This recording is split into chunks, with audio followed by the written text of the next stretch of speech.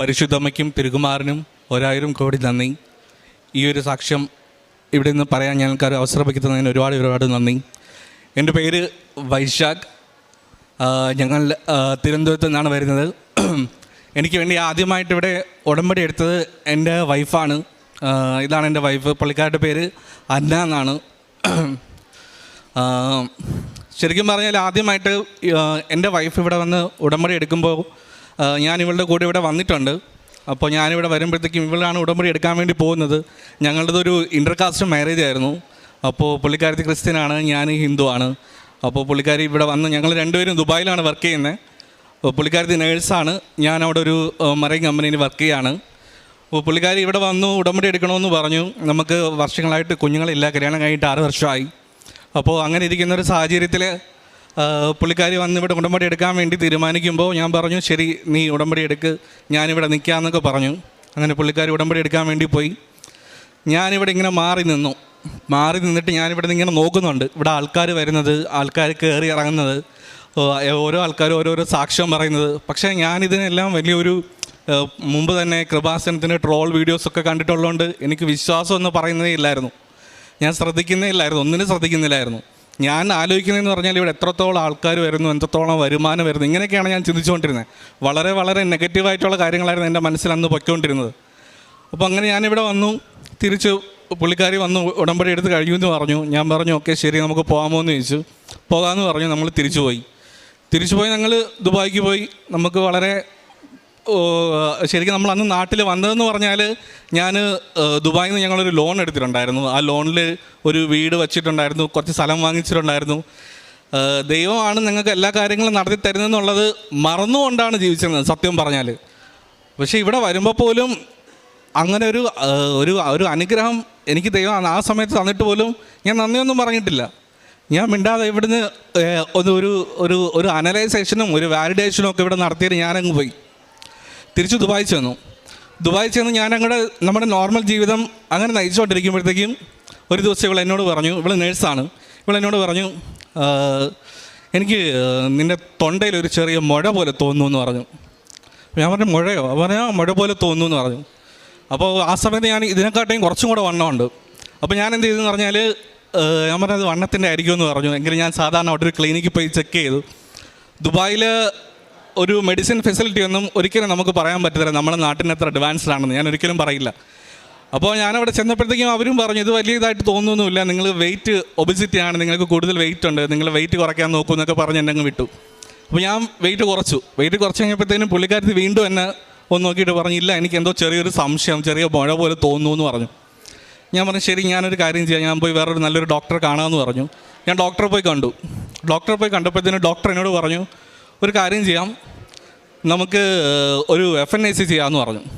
അപ്പോൾ ഞാൻ പറഞ്ഞു FNAC ചെയ്യേണ്ട കാര്യമുണ്ടോ? അപ്പോൾ പറഞ്ഞു ചെയ്ത് നോക്കാമെന്ന് പറഞ്ഞു. ഓക്കെ ശരി എങ്കിൽ FNAC ചെയ്യാമെന്ന് പറഞ്ഞു. അങ്ങനെ FNAC ചെയ്യാൻ വേണ്ടി തീരുമാനിച്ചപ്പോഴത്തേനും പുള്ളിക്കാരൻ എന്നോട് പറഞ്ഞു, നേഴ്സായതുകൊണ്ട് തന്നെ അവളെന്നോട് പറഞ്ഞു നാട്ടിൽ ജസ്റ്റ് പോയി ചെയ്തേക്ക്, ഇവിടെ നിന്ന് ചെയ്യണ്ട, നാട്ടിൽ പോയി ചെയ്തേക്കാൻ പറഞ്ഞു. ഞാൻ പറഞ്ഞു നാട്ടിൽ പോകണോ? അവർ പറഞ്ഞു നാട്ടിൽ പോകാം. ഞാൻ പറഞ്ഞു നമുക്ക് ഇപ്പം വീട് വാങ്ങിച്ചേ ഉള്ളൂ, ഇപ്പം പെട്ടെന്ന് നാട്ടിലേക്ക് പോയി ചെയ്തിട്ട് വരാമെന്ന് പറഞ്ഞാൽ ജോലിയെ ബാധിക്കും, ലീവ് കഴിഞ്ഞ് എത്തിയതേ ഉള്ളൂ എന്നൊക്കെ പറഞ്ഞു. പുള്ളിക്കാരൻ പറഞ്ഞു ഇല്ല നീ ഒന്ന് നാട്ടിൽ പോയി ചെയ്തിട്ട് വാന്ന് പറഞ്ഞു. ഞാൻ പറഞ്ഞു ശരി എങ്കിൽ നാട്ടിൽ പോകാമെന്ന് പറഞ്ഞു. ഞാൻ പെട്ടെന്ന് ഇവിടെ വന്നു. ഇതൊക്കെ വിത്തിൻ സ്പാൻ ഓഫ് ടൈമാണ്, ചെറിയ സമയത്തിനിടയിൽ സംഭവിക്കുന്ന കാര്യങ്ങളാണ്. ഞാൻ നാട്ടിൽ വന്നു ചെക്ക് ചെയ്തപ്പോഴത്തേനും അവർ പറഞ്ഞു എമർജൻസി ആയിട്ട് സർജറി ചെയ്യണമെന്ന് പറഞ്ഞു.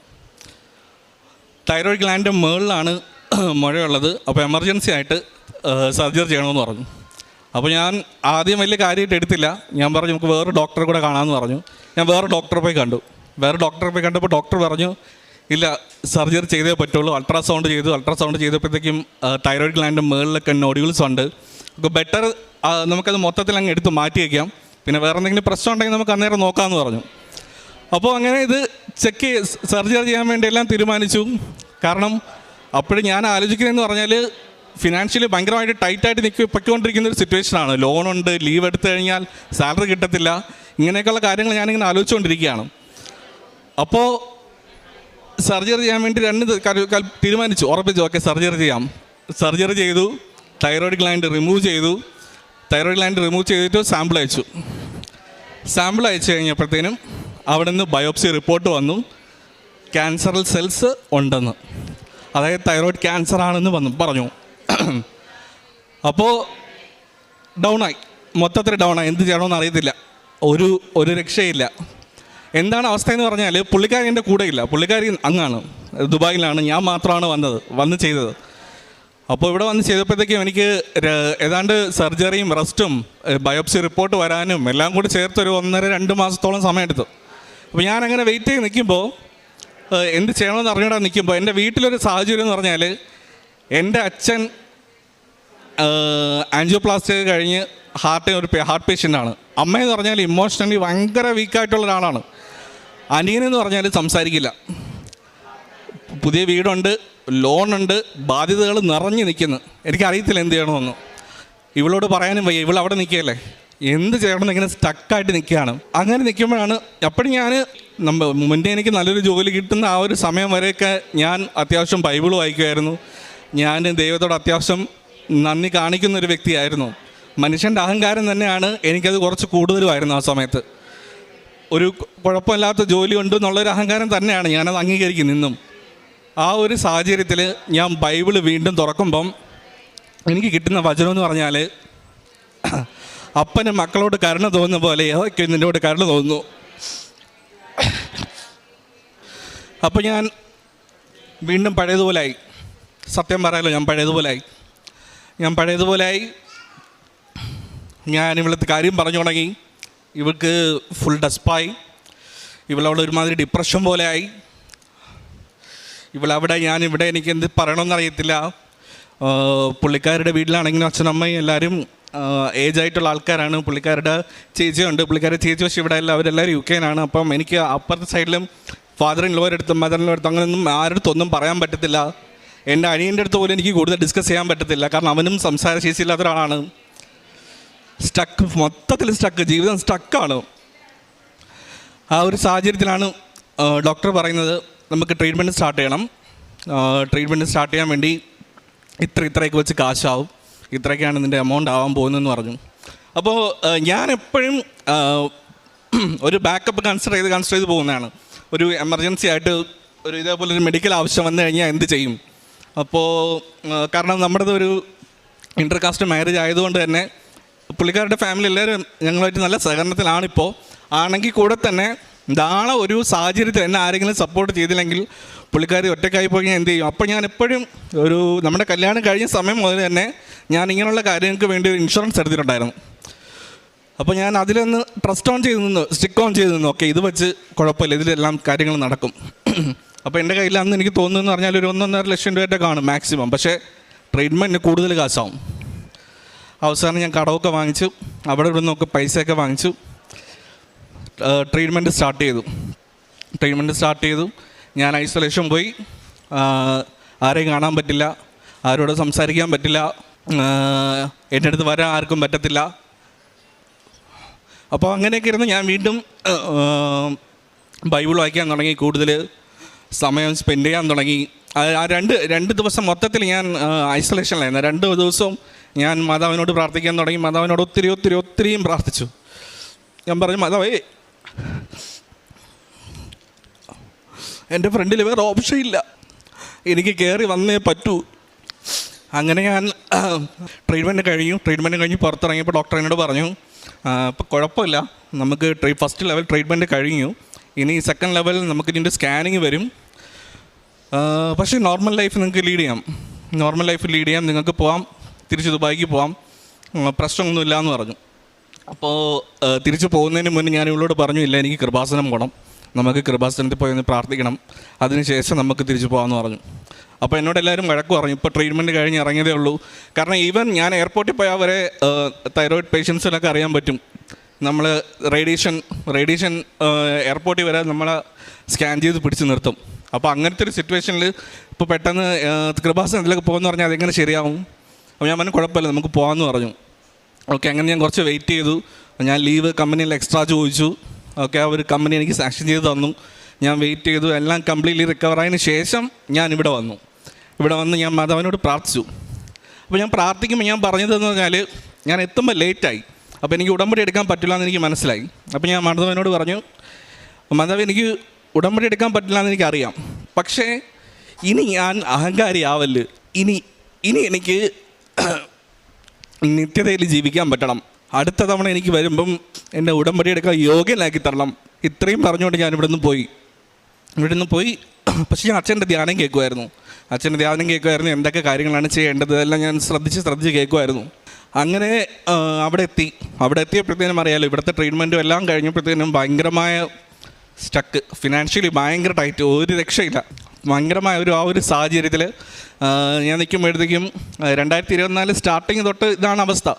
ആ ഒരു സാഹചര്യത്തിൽ പൊയ്ക്കൊണ്ടിരിക്കുമ്പോൾ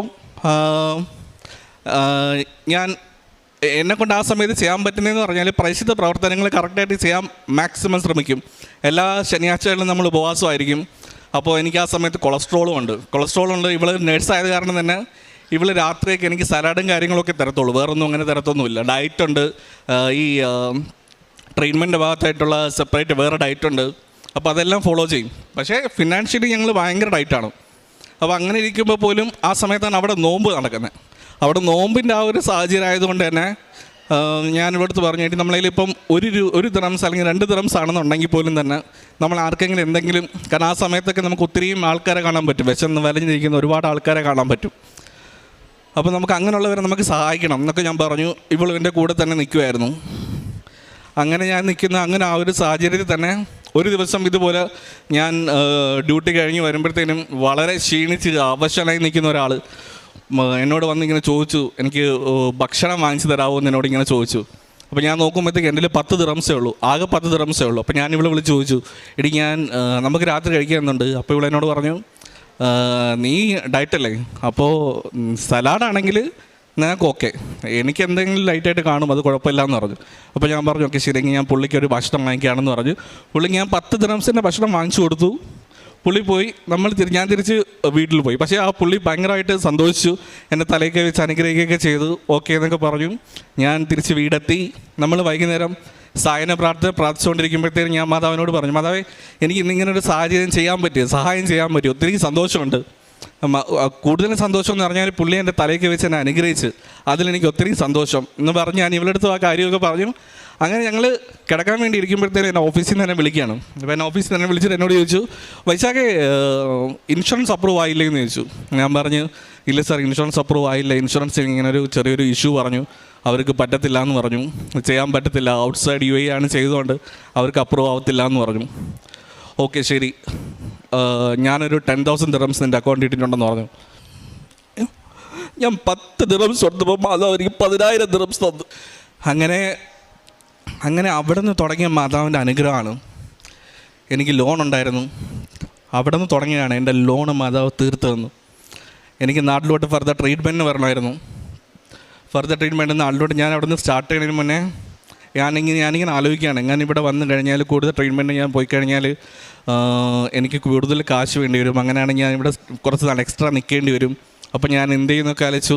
അങ്ങനെ ഞാൻ സ്റ്റക്കായിട്ട് നിൽക്കുമ്പോഴത്തേക്കും ഇൻഷുറൻസ് കമ്പനി തന്നെ വിളിക്കുകയാണ്, നിങ്ങളുടെ ഇൻഷുറൻസിൻ്റെ എമൗണ്ട് അപ്രൂവ് ആയിട്ടുണ്ട്, നിങ്ങൾക്ക് ഫർദർ ട്രീറ്റ്മെൻറ്റ് ഞങ്ങൾ നിങ്ങളെ സപ്പോർട്ട് ചെയ്തോളാം. അപ്പോൾ തന്നെ എൻ്റെ ലോൺ എമൗണ്ടിൻ്റെ നല്ലൊരു ഭൂരിഭാഗം എമൗണ്ടും ഇൻഷുറൻസ് കമ്പനി മൊത്തത്തിൽ ക്ലോസ് ചെയ്തു. അതൊരു വലിയ അനുഗ്രഹം, മാതാവിൻ്റെ വലിയ അനുഗ്രഹം. അത് കഴിഞ്ഞു ട്രീറ്റ്മെൻറ്റിന് വേണ്ടി ഞാനിവിടെ വന്നു. ഇവിടെ വന്നപ്പോഴത്തേക്കും ഞാൻ പറഞ്ഞു നമുക്ക് 6 മാസം കഴിഞ്ഞപ്പോഴത്തേക്കും ഫസ്റ്റ് സ്കാനിങ് ആണ്. അപ്പോൾ ഞാൻ വൈഫിനോട് പറഞ്ഞു, നമ്മൾ കറക്റ്റായിട്ട് എല്ലാ കാര്യങ്ങളും ചെയ്യുന്നുണ്ട്, നമുക്ക് കൃപാസനം വരെ പോവാം. അപ്പം ഇവള് പറഞ്ഞു ലേറ്റ് ആവില്ലേ, നമ്മളിപ്പോൾ അവിടെ പോകുമ്പോൾ ലേറ്റ് ആവില്ലേ, കൃപാസനത്തിൽ പോയി ലേറ്റായി നീ ഉടമ്പടി എടുക്കാൻ പറ്റിയില്ല എന്നുണ്ടെങ്കിൽ നീ പിന്നെ അതൊരു വിഷമമായിട്ട് നീ കൊണ്ടു നടക്കും. ഞാൻ പറഞ്ഞില്ല, മാതാവിനോട് നമ്മൾ പ്രാർത്ഥിക്കുന്ന അങ്ങനെയാണ്, എനിക്ക് നിത്യതയിൽ ജീവിക്കാൻ പറ്റണം, അടുത്ത പ്രാവശ്യം എന്നെ ഉടമ്പടി എടുക്കാൻ യോഗ്യനാക്കണം, എനിക്ക് ഇവിടെ വരുമ്പോൾ ഉടമ്പടി എടുക്കാൻ പറ്റണം, ഇതാണ് എൻ്റെ ആഗ്രഹം. അപ്പം നമുക്ക് നോക്കാം എന്ന് പറഞ്ഞു. ഓക്കെ, അങ്ങനെ നമ്മളിവിടെ വന്നു. അന്ന് എനിക്ക് ഉടമ്പടി എടുക്കാൻ പറ്റി. എൻ്റെ തൊട്ട് 2 ദിവസം കഴിഞ്ഞപ്പോഴത്തേക്കും എൻ്റെ സ്കാനിങ് ആണ്, അത് റിപ്പോർട്ട് വരണം. അപ്പോൾ ഞാൻ ഉടമ്പടി എടുത്തു, ഡേറ്റ് ഇട്ടു, 30-ാം തീയതി, ഓഗസ്റ്റ് 30-ാം തീയതിയാണ് ഡേറ്റ് ഇട്ട്. ഞാൻ ഇവിടെ ഡേറ്റ് ഇട്ട് പ്രാർത്ഥിച്ചു, ഉടമ്പടി നിയോഗമാക്കി വെച്ചു. എല്ലാം കഴിഞ്ഞു, സ്കാനിങ്ങിന് പോയി. സ്കാനിങ് കഴിഞ്ഞു, റിപ്പോർട്ട് വന്നു നെഗറ്റീവ്. റിപ്പോർട്ട് നെഗറ്റീവാ, ക്യാൻസർ ഇല്ല. ഒത്തിരിയും നന്ദി മാതാവിന്, ഒത്തിരിയും നന്ദി. എനിക്ക് പറയാൻ പറ്റുന്നില്ല. ഇങ്ങനെ താങ്ങി നിർത്തുന്നതിന് എനിക്ക് നന്ദിയില്ല. നന്ദി എന്നല്ല, എനിക്ക് വേറെ ഒന്നും പറയാനില്ല. ആരും ഇത്രയും സ്വന്തം കുഞ്ഞുങ്ങളെപ്പോലെ കൊണ്ട് നടക്കുമെന്ന് വെച്ച് കഴിഞ്ഞാൽ മാതാവ് കൊണ്ട് നടക്കും. അതൊരു സത്യമാണ്, ഞാൻ അനുഭവിച്ചതാണ്. ഇന്ന് എൻ്റെ ഭാര്യ വീണ്ടും ഉടമ്പടി പുതുക്കി. അപ്പോഴേക്ക് ഞാൻ അവളോട് ഒന്നേ പറഞ്ഞോളൂ, നീ ഉടമ്പടി പുതുക്കുമ്പോൾ നീ വെക്കേണ്ട ഒരേ ഒരു കാര്യമുള്ളൂ, മരണം വരെയും നമുക്ക് ഉടമ്പടിയിൽ ജീവിക്കാൻ പറ്റണം, അത് മാത്രം നീ വയ്ക്കണം, ബാക്കിയൊക്കെ നിൻ്റെ ഇഷ്ടമുള്ള നിയമങ്ങൾ നിനക്ക് വയ്ക്കാം. ഇത് ഞാൻ അവളോട് പറഞ്ഞു. അവളത് വയ്ക്കുകയും ചെയ്തു. തുടർന്ന് നമുക്കങ്ങനെ പോകാൻ പറ്റുമെന്ന് വിശ്വസിക്കുന്നു. മാതാവ് ഞങ്ങളെ തുടർന്നും അനുഗ്രഹിക്കുമെന്ന് നമ്മൾ പ്രതീക്ഷിക്കുന്നു. ഇവൾ കുറച്ച് ഷൈ ആണ്, അതുകൊണ്ടാണ് ഇവളിങ്ങനെ സംസാരിക്കാൻ നിൽക്കുന്നത്. അതുകൊണ്ടാണ് അവൾക്കും കൂടെ വേണ്ടി ഞാൻ ഈ പറയുന്നത്. നന്ദി. സ്നേഹം നിറഞ്ഞവരെ, വൈശാഖ് എന്ന സഹോദരനും ഭാര്യയുമാണ് നമ്മളോട് തൻ്റെ ഉടമ്പടി ജീവിത സാക്ഷ്യം പങ്കുവയ്ക്കുന്നത്. കൃപാസനത്തിലേക്ക് കടന്നു വരുന്ന ഒരു വ്യക്തിക്ക് ഈശോയുടെ ജീവിതത്തിലെ പീഡാസഹനത്തിൻ്റെയും കുരിശുമരണത്തിൻ്റെയും ഉത്ഥാനത്തിൻ്റെയും ദൈവരഹസ്യങ്ങളെ ധ്യാനിക്കുവാനായിട്ട് സാധിക്കും എന്നുള്ളതാണ്. നമ്മളൊരു സൈഡിലേക്ക് നോക്കുകയാണെങ്കിൽ ഉടമ്പടി എടുക്കുവാനായിട്ട് ജീവിത പ്രശ്നങ്ങളുമായിട്ട് നൊമ്പരങ്ങളുമായിട്ട് കടന്നു വരുന്ന ഒത്തിരിയേറെ വ്യക്തികളെ കാണുവാനായിട്ട് സാധിക്കും. വേറൊരു വശത്തേക്ക് നോക്കുമ്പോൾ ജീവിതത്തിൻ്റെ ഇനി എന്ത് എന്ന ചോദ്യത്തിന് മുൻപിൽ ജോസഫ് അച്ഛൻ്റെ അടുത്ത് വന്ന് പരിശുദ്ധ അമ്മയോട് മധ്യസ്ഥം പ്രാർത്ഥിച്ച് അനുഗ്രഹം സ്വീകരിച്ച് കടന്നു പോകുന്ന വേറെ വ്യക്തികളെ കാണുവാനായിട്ട് സാധിക്കും. അതിനുശേഷം പ്രത്യക്ഷീകരണത്തിൻ്റെ അൾത്താരയിലേക്ക് നോക്കുകയാണെങ്കിൽ ഇവിടെ ഒത്തിരി പേര് തങ്ങളുടെ ജീവിതത്തിൽ ഉടമ്പടി വഴിയായി പരിശുദ്ധ അമ്മയിൽ നിന്ന് സ്വീകരിച്ച അനുഗ്രഹങ്ങൾക്ക് നന്ദി സൂചകമായിട്ട് ജീവിതം മുഴുവൻ പ്രത്യക്ഷീകരണത്തിൻ്റെ സാക്ഷികളാക്കണമെന്ന പ്രാർത്ഥനയോടുകൂടി അൾത്താരയിൽ വന്ന് സാക്ഷ്യം പറയുന്നവരെ നമുക്ക് കാണുവാനായിട്ട് സാധിക്കും. ഈശോയുടെ പീഡാസഹനത്തിൻ്റെയും കുരിശുമരണത്തിൻ്റെയും ഉത്ഥാനത്തിൻ്റെയും ഈ ദിവ്യരഹസ്യങ്ങളിലൂടെ കടന്നു പോകുന്ന ഒരു പ്രാർത്ഥനാ കേന്ദ്രമാണ് കൃപാസനം എന്ന് പറയുന്നത്. അതുകൊണ്ട് തന്നെ ഉടമ്പടി പ്രാർത്ഥനയിൽ ഉടമ്പടി എടുക്കുന്ന ഒരു വ്യക്തിക്ക് പരിശുദ്ധ അമ്മയുടെ വലിയ സംരക്ഷണവും പരിശുദ്ധ അമ്മയുടെ വലിയ കരുതലും മാതൃസഹജമായിട്ടുള്ള വാത്സല്യവും ലഭിക്കും എന്നുള്ളതും ഈ സാക്ഷ്യത്തിൽ നമുക്ക് കാണുവാനായിട്ട് സാധിക്കുന്നതാണ്. ഈ സഹോദരൻ നമ്മളോട് പറഞ്ഞു, ഹൈന്ദവ ബാക്ക്ഗ്രൗണ്ടുള്ള ഒരു സഹോദരൻ.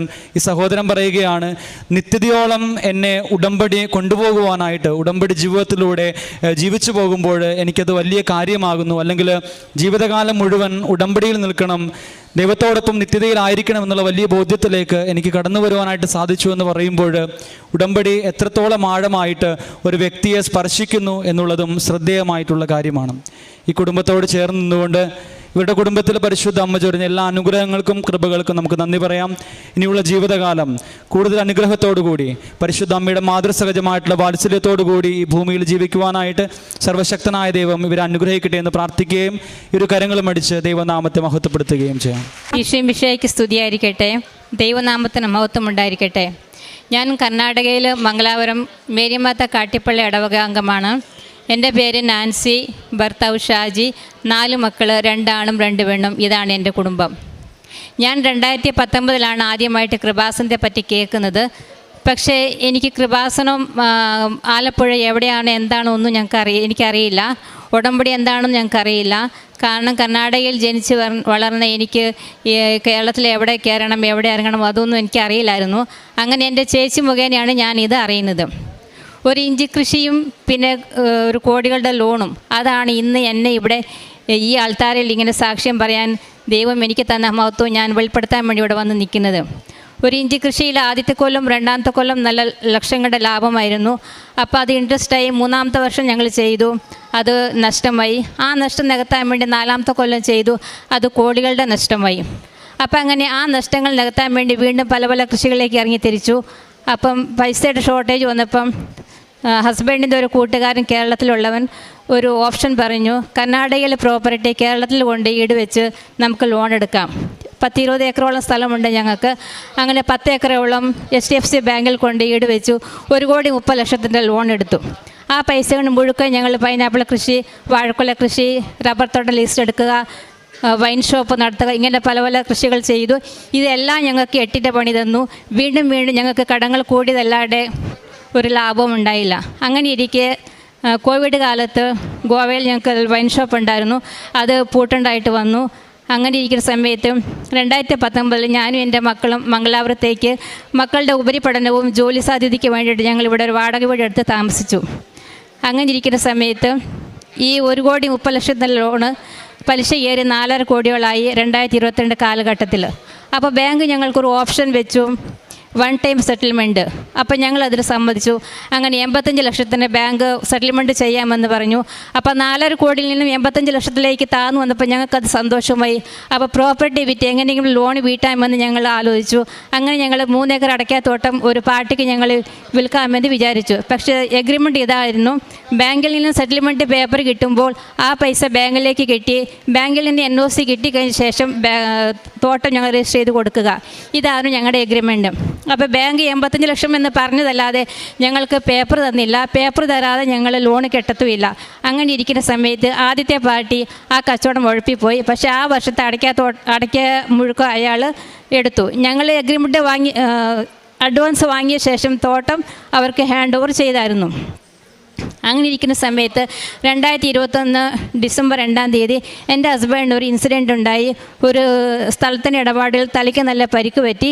മരണകരമായ അവസ്ഥയിൽ നിന്നും ദൈവം അത്ഭുതകരമായി രക്ഷപ്പെടുത്തി. 3 അറ്റാക്ക് വന്ന ആളാണ്. 5 സ്റ്റെൻറ്റോളം വിട്ടിട്ടുണ്ട്. അപ്പോൾ ഇങ്ങനെ ഇരിക്കുന്ന സമയത്ത് 13 ദിവസത്തോളം ICUവിൽ അബോധാവസ്ഥയിൽ അബ്നോർമലായി വയലൻ്റായി 2 കൈയും 2 കാലും ചങ്ങലയ്ക്ക് പൂട്ടിയിട്ടിരിക്കുന്ന അവസ്ഥയിൽ 13 ദിവസത്തോളം ശിവമൊഗ്ഗ ഹോസ്പിറ്റലിൽ കിടന്നു. ഈ സമയത്ത് എൻ്റെ ഒരു ചേച്ചി, ഒരു കൂട്ടുകാരി കൊടുത്തുവിട്ട കൃപാസന പത്രവും ഉപ്പും കൊടുത്തുവിട്ടിട്ട് എന്നോട് പറഞ്ഞു, നീ ഈ പത്രം വായിക്കുക, അത് കഴിഞ്ഞ് ഷാജിയുടെ തലയുടെ കീഴിൽ വയ്ക്കുക, ഉപ്പ് നീ സമയം കിട്ടുമ്പോൾ ഭക്ഷണത്തിലും വെള്ളത്തിലും കലക്കി കൊടുക്കുക. പക്ഷേ എനിക്ക് എൻ്റെ മാനസികാവസ്ഥയിൽ എനിക്ക് പത്രം വായിക്കാനോ അത് ബെഡിൻ്റെ കീഴിൽ വയ്ക്കാനോ എനിക്ക് സാധിച്ചില്ല. ഉപ്പ് എനിക്ക് ഓർമ്മ വരുമ്പോൾ ഞാനത് ചെയ്യുമായിരുന്നു. പക്ഷേ ഏത് സമയവും വയലൻ്റായി ICUയുടെ വാതിൽ ചവിട്ടിപ്പൊളിക്കുക, ഇറങ്ങി ഓടണം, തനിക്ക് എന്താ പറ്റിയ, താൻ എന്തിനാണ് ഇവിടെ വന്ന് കിടക്കുന്നത്, ഏത് അവസ്ഥയാണ്, ഒന്നും ആൾക്ക് ഓർമ്മയില്ല. 4 മക്കളിൽ 2 മക്കളെ പോലും ഓർമ്മയില്ല, പേരും അറിയില്ല. അങ്ങനത്തേക്കൊരു അവസ്ഥയിൽ കടന്നുപോയി. 13 ദിവസം ICUവിൽ കിടന്നു.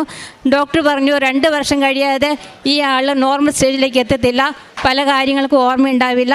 1 വയസ്സ് പ്രായമുള്ള കുട്ടിയെ നമ്മൾ എങ്ങനെ സംരക്ഷിക്കുന്നു ആ രീതിയിൽ ഈ വ്യക്തിയെ നിങ്ങൾ കാണണം, ശുശ്രൂഷിക്കണം എന്നിങ്ങനെയൊക്കെ പറഞ്ഞു. അങ്ങനെ ഇരിക്കുന്ന സമയത്ത് വാടക വീട്ടിൽ താമസിക്കുന്നു. 3 മക്കളുടെ പഠിത്തം, ഒരാൾക്ക് ജോലിയുള്ളൂ. ആകെ പ്രതിസന്ധിയായി. ആ സമയത്ത് ഞങ്ങളുടെ ഇടവക പള്ളിയിൽ പെരുന്നാൾ നോട്ടീസും പിന്നെ ഒരു കൃപാസന പത്രം ഒരു ചേച്ചി തന്നു. അപ്പം ഞാൻ ഈ പത്രം കൊണ്ടുപോയി എൻ്റെ ഹസ്ബൻഡിനെ കൊടുത്തു. ഹസ്ബൻഡ് ഇത് വായിച്ചിട്ട് പറഞ്ഞു, അപ്പം ഈ കടബാധ്യതയൊക്കെ വന്ന സമയത്ത് ആൾ നല്ല മദ്യപാനിയായിരുന്നു. അതിൻ്റെ ഇടയ്ക്ക് വെറ്റില മുറുക്കുക, ഇങ്ങനത്തെ സ്വഭാവങ്ങളൊക്കെ ഉണ്ടായിരുന്നു. അപ്പോൾ ഈ പത്രം വായിച്ച് കഴിഞ്ഞപ്പോൾ എന്നോട് പറഞ്ഞു, ഇതിൽ മുഴുക്ക സാക്ഷ്യങ്ങളാണ്, ദൈവം ഇങ്ങനെയൊക്കെ അത്ഭുതങ്ങൾ നടത്തുമോ, ഇനി ഏതായാലും വേണ്ടിയാൽ നമുക്ക് ഇവിടെയും കൂടെ ഒന്ന് പോയി നോക്കാം, മാതാവ് അനുഗ്രഹിക്കുവാണെങ്കിൽ ഈ കുറി ഞാൻ രക്ഷപ്പെടും, നമുക്ക് പോവാമെന്ന് പറഞ്ഞു. അങ്ങനെ ഞങ്ങൾ 6 പേരും കൃപാസനത്തിലേക്ക് വരാൻ വേണ്ടി ഞങ്ങൾ ഒരുങ്ങി. അവസാനം അത് പിന്നെ 3 പേരിലേക്ക് ചുരുങ്ങി. കാരണം ടിക്കറ്റൊന്നും ഞങ്ങൾക്ക് കിട്ടിയില്ല. അങ്ങനെ ഞാനും ഹസ്ബൻഡും മോളും 2ാമത്തെ മോളും വന്നപ്പം ഹസ്ബൻഡിന് എന്നെക്കൊണ്ട് ഉടമ്പടി എടുപ്പിക്കുക, എനിക്ക് ഹസ്ബൻഡിനെ കൊണ്ട് ഉടമ്പടി എടുപ്പിക്കുകയായിരുന്നു ലക്ഷ്യം. എന്നിരുന്നാൽ ഇവിടെ വന്ന് ഇപ്പം എൻ്റെ കയ്യിൽ ആധാർ കാർഡ് ഇല്ലായിരുന്നു. അതുകൊണ്ട് ദൈവഹിതം പോലെ ഹസ്ബൻഡ് തന്നെ ഉടമ്പടി എടുക്കേണ്ടതായിട്ട് വന്നു. അപ്പോൾ എനിക്ക് വേറെ ഒന്നുമില്ല, ആൾ അത്രയും ദിവസം മദ്യപാനത്തിൽ നിന്ന് ഒഴിഞ്ഞു നിൽക്കുമല്ലോ, അതാണ് എൻ്റെ ആഗ്രഹം. ബാക്കി കാര്യങ്ങളൊക്കെ ഞാൻ ആഴ്ചയിൽ 7 ദിവസം ഉണ്ടെങ്കിൽ 8 കുർബാന കാണും. അരമണിക്കൂറിൽ കൂടുതൽ ഞാൻ ബൈബിൾ വായിക്കും. ഒത്തിരി ബൈബിൾ വചനങ്ങൾ ഞാൻ ഏതു നേരവും മനസ്സിലിങ്ങനെ പറഞ്ഞുകൊണ്ട് നടക്കും. ജപമാല കഴിയുന്നത്രയും ഞാൻ ചെല്ലും. അങ്ങനെ ഒത്തിരി മാതാവിനോട് പ്രാർത്ഥിക്കുന്നൊരു ആണ് ഞാനും. അങ്ങനെ ഉടമ്പടി എടുത്തു. ആൾ ഉടമ്പടി എടുത്ത് ആദ്യത്തെ നിയോഗം വെച്ചു. ആളുടെ ഒരു പെങ്ങളൊക്കെ ക്യാൻസറായിരുന്നു, മൾട്ടിപ്പിൾ മൈലോമ എന്ന ക്യാൻസർ 4th സ്റ്റേജിലായിരുന്നു. അപ്പോൾ അത് 1ാമത്തെ നിയോഗം വെച്ചു. അത്ഭുതകരമായി ആ രോഗം മാറിക്കെട്ടി. പക്ഷെ ഞങ്ങൾ സാക്ഷ്യം പറയാൻ വൈകിയതുകൊണ്ടായിരിക്കാം വീണ്ടും അസ്വസ്ഥതകൾ വന്നു. ഇപ്പോൾ ചേച്ചി നോർമലില്ലാണ്ട് പോയിക്കൊണ്ടിരിക്കുന്നു. 2ാമത്തെ സാക്ഷ്യം പുള്ളി വെച്ചത്, ഞങ്ങൾക്ക് ലോൺ ഉണ്ടായിരുന്നു, ഞങ്ങൾ വാടക വീട്ടിലായിരുന്നു. അപ്പോൾ ഇതൊക്കെ നിയോഗം വെക്കാൻ പറഞ്ഞെങ്കിലും പുള്ളി അതൊന്നും വെച്ചില്ല.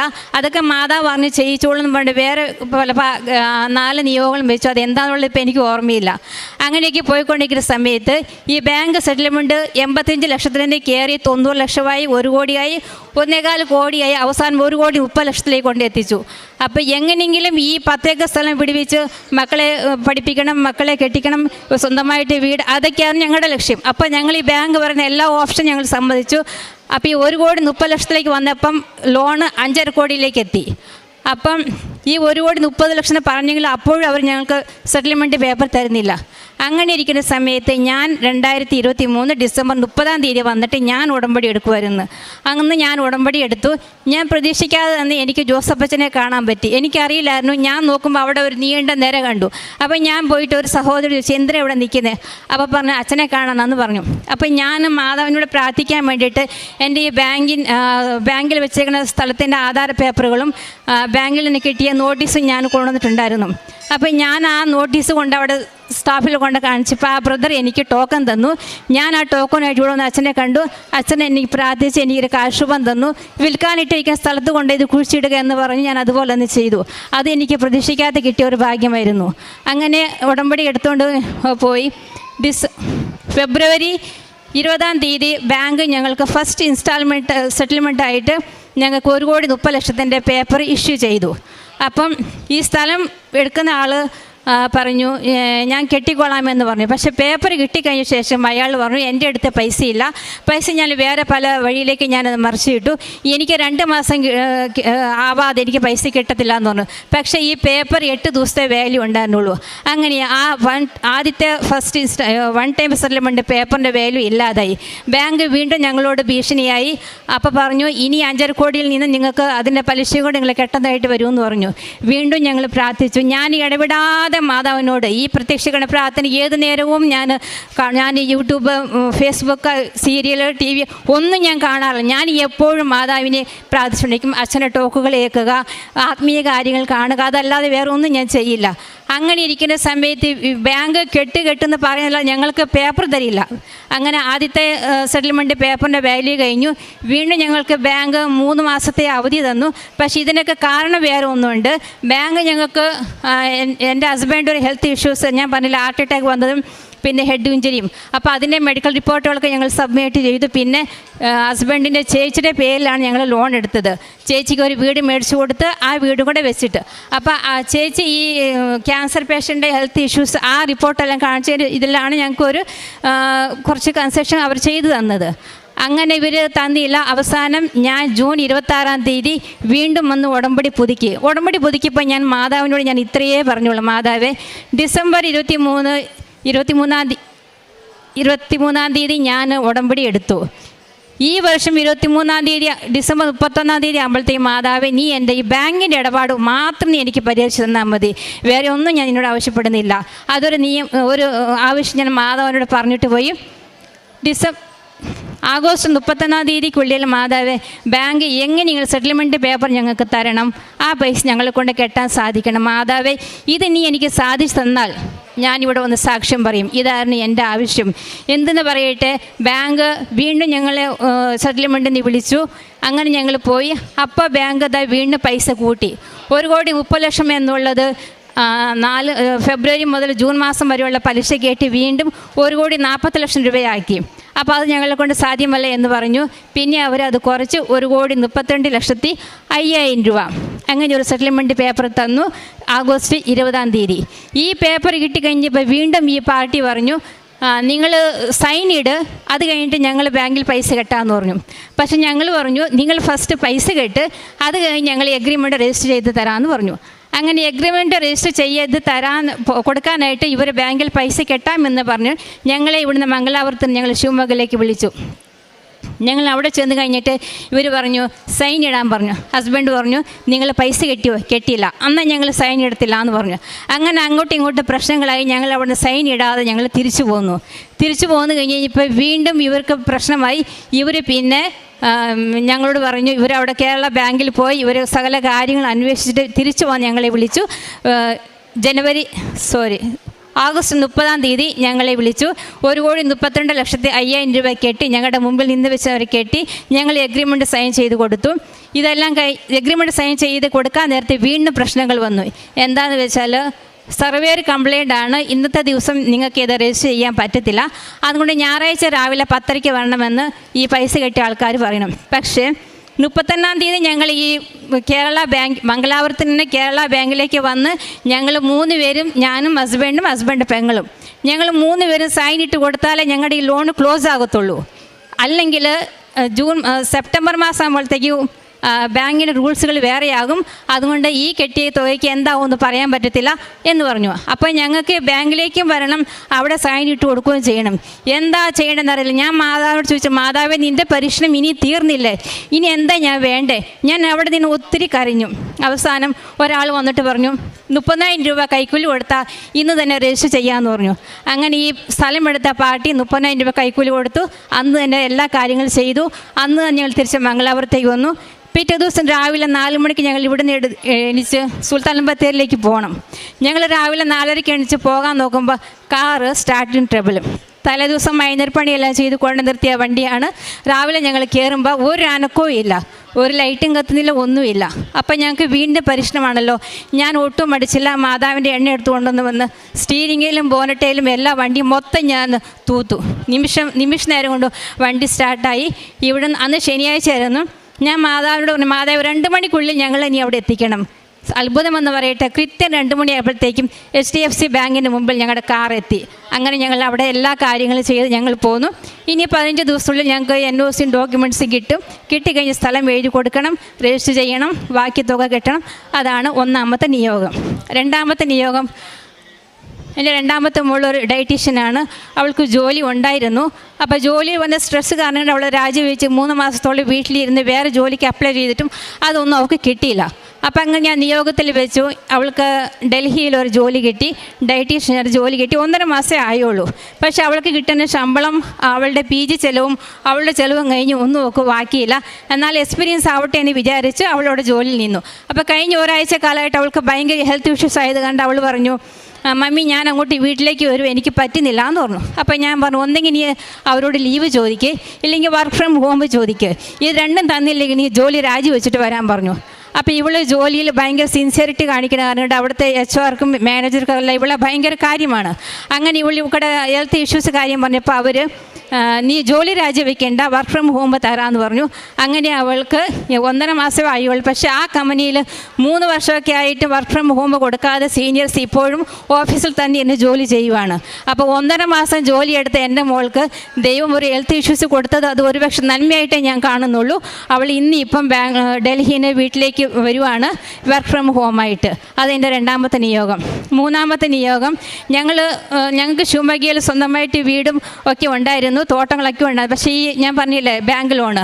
അപ്പോൾ ഞങ്ങൾ ഈ മംഗളപുരത്ത് വാടക വീട്ടിൽ 3 വർഷമായിട്ട് ഞങ്ങൾ താമസിച്ച വീട് അതൊരു ഐശ്വര്യമുള്ള വീടാണ്. ഞങ്ങൾക്ക് ഒത്തിരി ആഗ്രഹമുണ്ടാണ് ഈ വീട് സ്വന്തമാക്കണമെന്ന്. 3 വർഷം വാടക വീട്ടിൽ താമസിച്ച ആ വീട് തന്നെ ദൈവം ഞങ്ങൾക്ക് നല്ലൊരു ഭവനമായിട്ട് ഞങ്ങൾക്ക് മേടിക്കാനും ഞങ്ങളുടെ പേരിലേക്ക് രജിസ്റ്റർ ചെയ്ത് എടുക്കാനും ഞങ്ങൾക്ക് സാധിച്ചു. പിന്നെ എൻ്റെ മോന് BComൽ നല്ല മാർക്കോട് പാസ്സാകാൻ വേണ്ടി ഞാൻ പ്രാർത്ഥിച്ചു, നിയോഗം വെച്ചു. അവൻ നല്ല മാർക്കോട് പാസ്സായി. അവൻ ഇനി അടുത്ത് ജർമ്മനിയിൽ ഉയർന്ന പഠനത്തിന് വേണ്ടി പോകണമെന്ന് ആഗ്രഹിച്ചു. അപ്പോൾ ഞാൻ മാതാവിനോട് ഇങ്ങനെ പ്രാർത്ഥിച്ചു, മാതാവേ അവൻ്റെ വഴി തിരഞ്ഞെടുക്കാൻ നീ അനുവദിക്കണമേ, നീ അതിനെ ഇടവരുത്തണമേ, നീ കാണിച്ചു തരണമേന്ന്. വെറുതെ ഒരു ആപ്ലിക്കേഷൻ അയച്ചതാ, വെറുതെ വീട്ടിലിരിക്കുമല്ലേ എന്ന് വിചാരിച്ചു. അപ്പോൾ അവനും കിട്ടിയൊരു ഓൺലൈൻ പണി വർക്ക് ഫ്രം ഹോമായിട്ട്. പിന്നെ എൻ്റെ ഹസ്ബൻഡിന് മദ്യപാനം, മുറുക്ക്, ഇങ്ങനെയുള്ള കാര്യങ്ങളെല്ലാം ഹസ്ബൻഡ് ഒഴിവാക്കി. ഹസ്ബൻഡ് ഇപ്പോൾ ആത്മീയ ചൈതന്യത്തിൽ നല്ല വ്യക്തിയായിട്ട് മാറിയിരിക്കുന്നു. പിന്നെ പ്രേക്ഷിത പ്രവർത്തനം, കാരുണ്യ പ്രവൃത്തിയൊക്കെ ഞാൻ പറഞ്ഞില്ലേ, ആഴ്ചയിൽ 7 ദിവസം ഉണ്ടെങ്കിൽ 8 ദിവസം ഞാൻ കുർബാനയ്ക്ക് പോകും, 8 കുർബാനയ്ക്ക് പോകും. പിന്നെ ബൈബിൾ ഇടപെടാതെ വായിച്ചുകൊണ്ടിരിക്കും. ഞാൻ എൻ്റെ മൊബൈലിൽ ഞാൻ ദിവസവും ഓരോ ബൈബിൾ വചനം സ്റ്റാറ്റസ് ആയിട്ട് ഇടും. കാരണം എൻ്റെ കോൺടാക്റ്റ് ലിസ്റ്റിലുള്ളവർ ഈ വചനം കാണുമ്പോൾ അവരെ സ്പർശിക്കുന്ന ഏതെങ്കിലും ഒരു വാക്കായിരിക്കും അവരുടെ ജീവിതത്തിന് അവർക്ക് പ്രചോദനമാകുക. അപ്പോൾ അതാകട്ടെ എന്ന് ഓർത്തുകൊണ്ട് ഞാൻ ഡെയിലി ബൈബിൾ സ്റ്റാറ്റസ് ഇടും. പിന്നെ ഇവിടെ ഞങ്ങൾ 3 മാസത്തിന് ശേഷം 4 മാസത്തിലൊരിക്കൽ ഞാൻ വരും. വന്നു കഴിയുമ്പം കന്നഡ, കൊങ്കണി, പിന്നെ മലയാളം പത്രം ഞാൻ മേടിച്ചുകൊണ്ട് പോയിട്ട് അവിടെ കൊണ്ട് കൊടുക്കും. എൻ്റെ ഹസ്ബൻഡ് ഉടമ്പടി എടുത്ത് എൻ്റെ ഹസ്ബൻഡിൽ വന്ന ഒത്തിരി മാറ്റങ്ങൾ കണ്ട് എൻ്റെ കുടുംബത്തിലുള്ള 9 പേരെ കൊണ്ട് ഞങ്ങൾ ഉടമ്പടി എടുപ്പിച്ചു. എൻ്റെ അടുത്തുള്ളൊരു കൊങ്കണി ഫാമിലി, ഒരപ്പനും അമ്മയും ഒരു മകനും. ആ മകന് MCom കഴിഞ്ഞ് ജോലി ഇല്ലാതിരിക്കുമായിരുന്നു. ആ മകനെ കൊണ്ട് ഉടമ്പടി എടുപ്പിച്ച് അവനിപ്പം ദുബായിൽ ജോലിയായിട്ടിരിക്കുന്നു. അപ്പോൾ ആ മകന് 3 മാസത്തെ വിസിറ്റിംഗ് വിസയിൽ ഗൾഫിൽ പോയതായിരുന്നു. അപ്പോൾ ഒരു ദിവസം ഞാൻ ആ അമ്മയ്ക്ക് സുഖമില്ല. അപ്പം ഞാനിങ്ങനെ അമ്മയുടെ തൈലം എടുത്തിട്ട് അവിടെ പോയി പ്രാർത്ഥിക്കാൻ വേണ്ടി പോയപ്പോൾ ആ മകൻ അമ്മയായിട്ട് ഫോണിൽ സംസാരിച്ചുകൊണ്ടിരിക്കുമായിരുന്നു. അന്നേരം ആ മകൻ പറഞ്ഞു, ആൻറ്റി ഞാൻ ഇന്ന് ഇൻ്റർവ്യൂവിന് പോവുകയാണ്, ആൻറ്റി എനിക്ക് വേണ്ടി ഒന്ന് പ്രാർത്ഥിക്കണം എന്ന് പറഞ്ഞു. അപ്പം ഞാൻ ആ മകനോട് പറഞ്ഞു, മോനെ നീ മൊബൈൽ ഓൺ ആക്കി വെച്ച് ഞാൻ നിനക്ക് വേണ്ടി പ്രാർത്ഥിക്കാമെന്ന് പറഞ്ഞു. എൻ്റെ കയ്യിൽ അമ്മയുടെ തൈലം ഉണ്ടായിരുന്നു. ഞാൻ ആ മൊബൈലിൽ അവൻ്റെ ഫോട്ടോയെ നോക്കി അവൻ്റെ നെറ്റിയിൽ കൈവച്ച് പ്രാർത്ഥിച്ച് ഈ അവൻ്റെ മുഖത്ത് തൂക്കുന്ന പോലെ മൊബൈലിലേക്ക് ഞാൻ ഈ എണ്ണ തൂത്ത്. എൻ്റെ വിശ്വാസമാണ് ഇത്. എന്നിരുന്നാലും അവൻ ആ ഇൻ്റർവ്യൂവിന് പോയി, അവൻ ആ ഇൻ്റർവ്യൂവിൽ പാസ്സായി. അന്ന് അവന് കിട്ടിയ ആ ജോലി ഇന്നും അവനെ തുടർന്നുകൊണ്ടിരിക്കുന്നു. പ്രതീക്ഷിക്കാതെ തന്നെ അവൻ്റെ എൻഗേജ്മെൻറ്റും കഴിഞ്ഞു, അവൻ സുഖമായിട്ട് ജീവിക്കുന്നു. പിന്നെ കാരുണ്യ പ്രവൃത്തി മംഗലാപുരത്ത് 200ഓളം പേരെ സംരക്ഷിക്കുന്ന ഒരു സ്ഥാപനമുണ്ട്. ഈ വഴിവക്കത്തൊക്കെ കിടക്കുന്ന അനാഥ രോഗികളും മന്ദബുദ്ധികളായവരൊക്കെ സംരക്ഷിക്കുന്ന വലിയൊരു സ്ഥാപനം. അപ്പോൾ ഒരിക്കലും ഞങ്ങൾ അവിടെ പോയി നോക്കുമ്പോൾ വലിയ സെറ്റപ്പോട് കൂടിയുള്ള സ്ഥാപനമാണ്, വിദേശികൾ സഹായിക്കുന്ന സ്ഥാപനമാണ്. അപ്പോൾ ഞങ്ങൾക്ക് അറിയില്ലായിരുന്നു. എന്നിരുന്നാലും 1 മാസത്തേക്കുള്ള ഫുഡിൻ്റെ പൈസ ഞങ്ങൾ അവിടെ കൊടുത്തു. പിന്നെ ഞങ്ങൾ തോട്ടത്തിലേക്ക് ഷിമോഗയ്ക്ക് പോകുന്ന സമയത്ത് അവിടെ ഒരു 10 അമ്മമാരെ സംരക്ഷിക്കുന്ന ഒരു സ്ഥാപനമുണ്ട്. അവിടെ ഞങ്ങൾ പോകും, അവർക്ക് അരി സാധനങ്ങൾ കൊടുക്കും, പിന്നെ ഫുഡ് അങ്ങനെയുള്ള കാര്യങ്ങൾ കൊടുക്കും. പിന്നെ ഞങ്ങൾക്ക് തുണിക്കട ഉണ്ടായിരുന്നു. ആ കടയിൽ ഞാൻ കുറേ നൈറ്റിയും കാര്യങ്ങളൊക്കെ എടുത്ത് അവർക്ക് കൊണ്ട് കൊടുക്കും. ആ അമ്മമാരെ ഞാൻ ഈ തൈലം പൂശി ഞാൻ പ്രാർത്ഥിക്കും. അതങ്ങനെയൊക്കെ ചെയ്യും. പിന്നെ ഈ മൈസൂരിൽ ഒരു 60 മക്കളെ സംരക്ഷിക്കുന്ന ഒരു അനാഥാലയമുണ്ട്, ചെറിയ കുട്ടികൾ.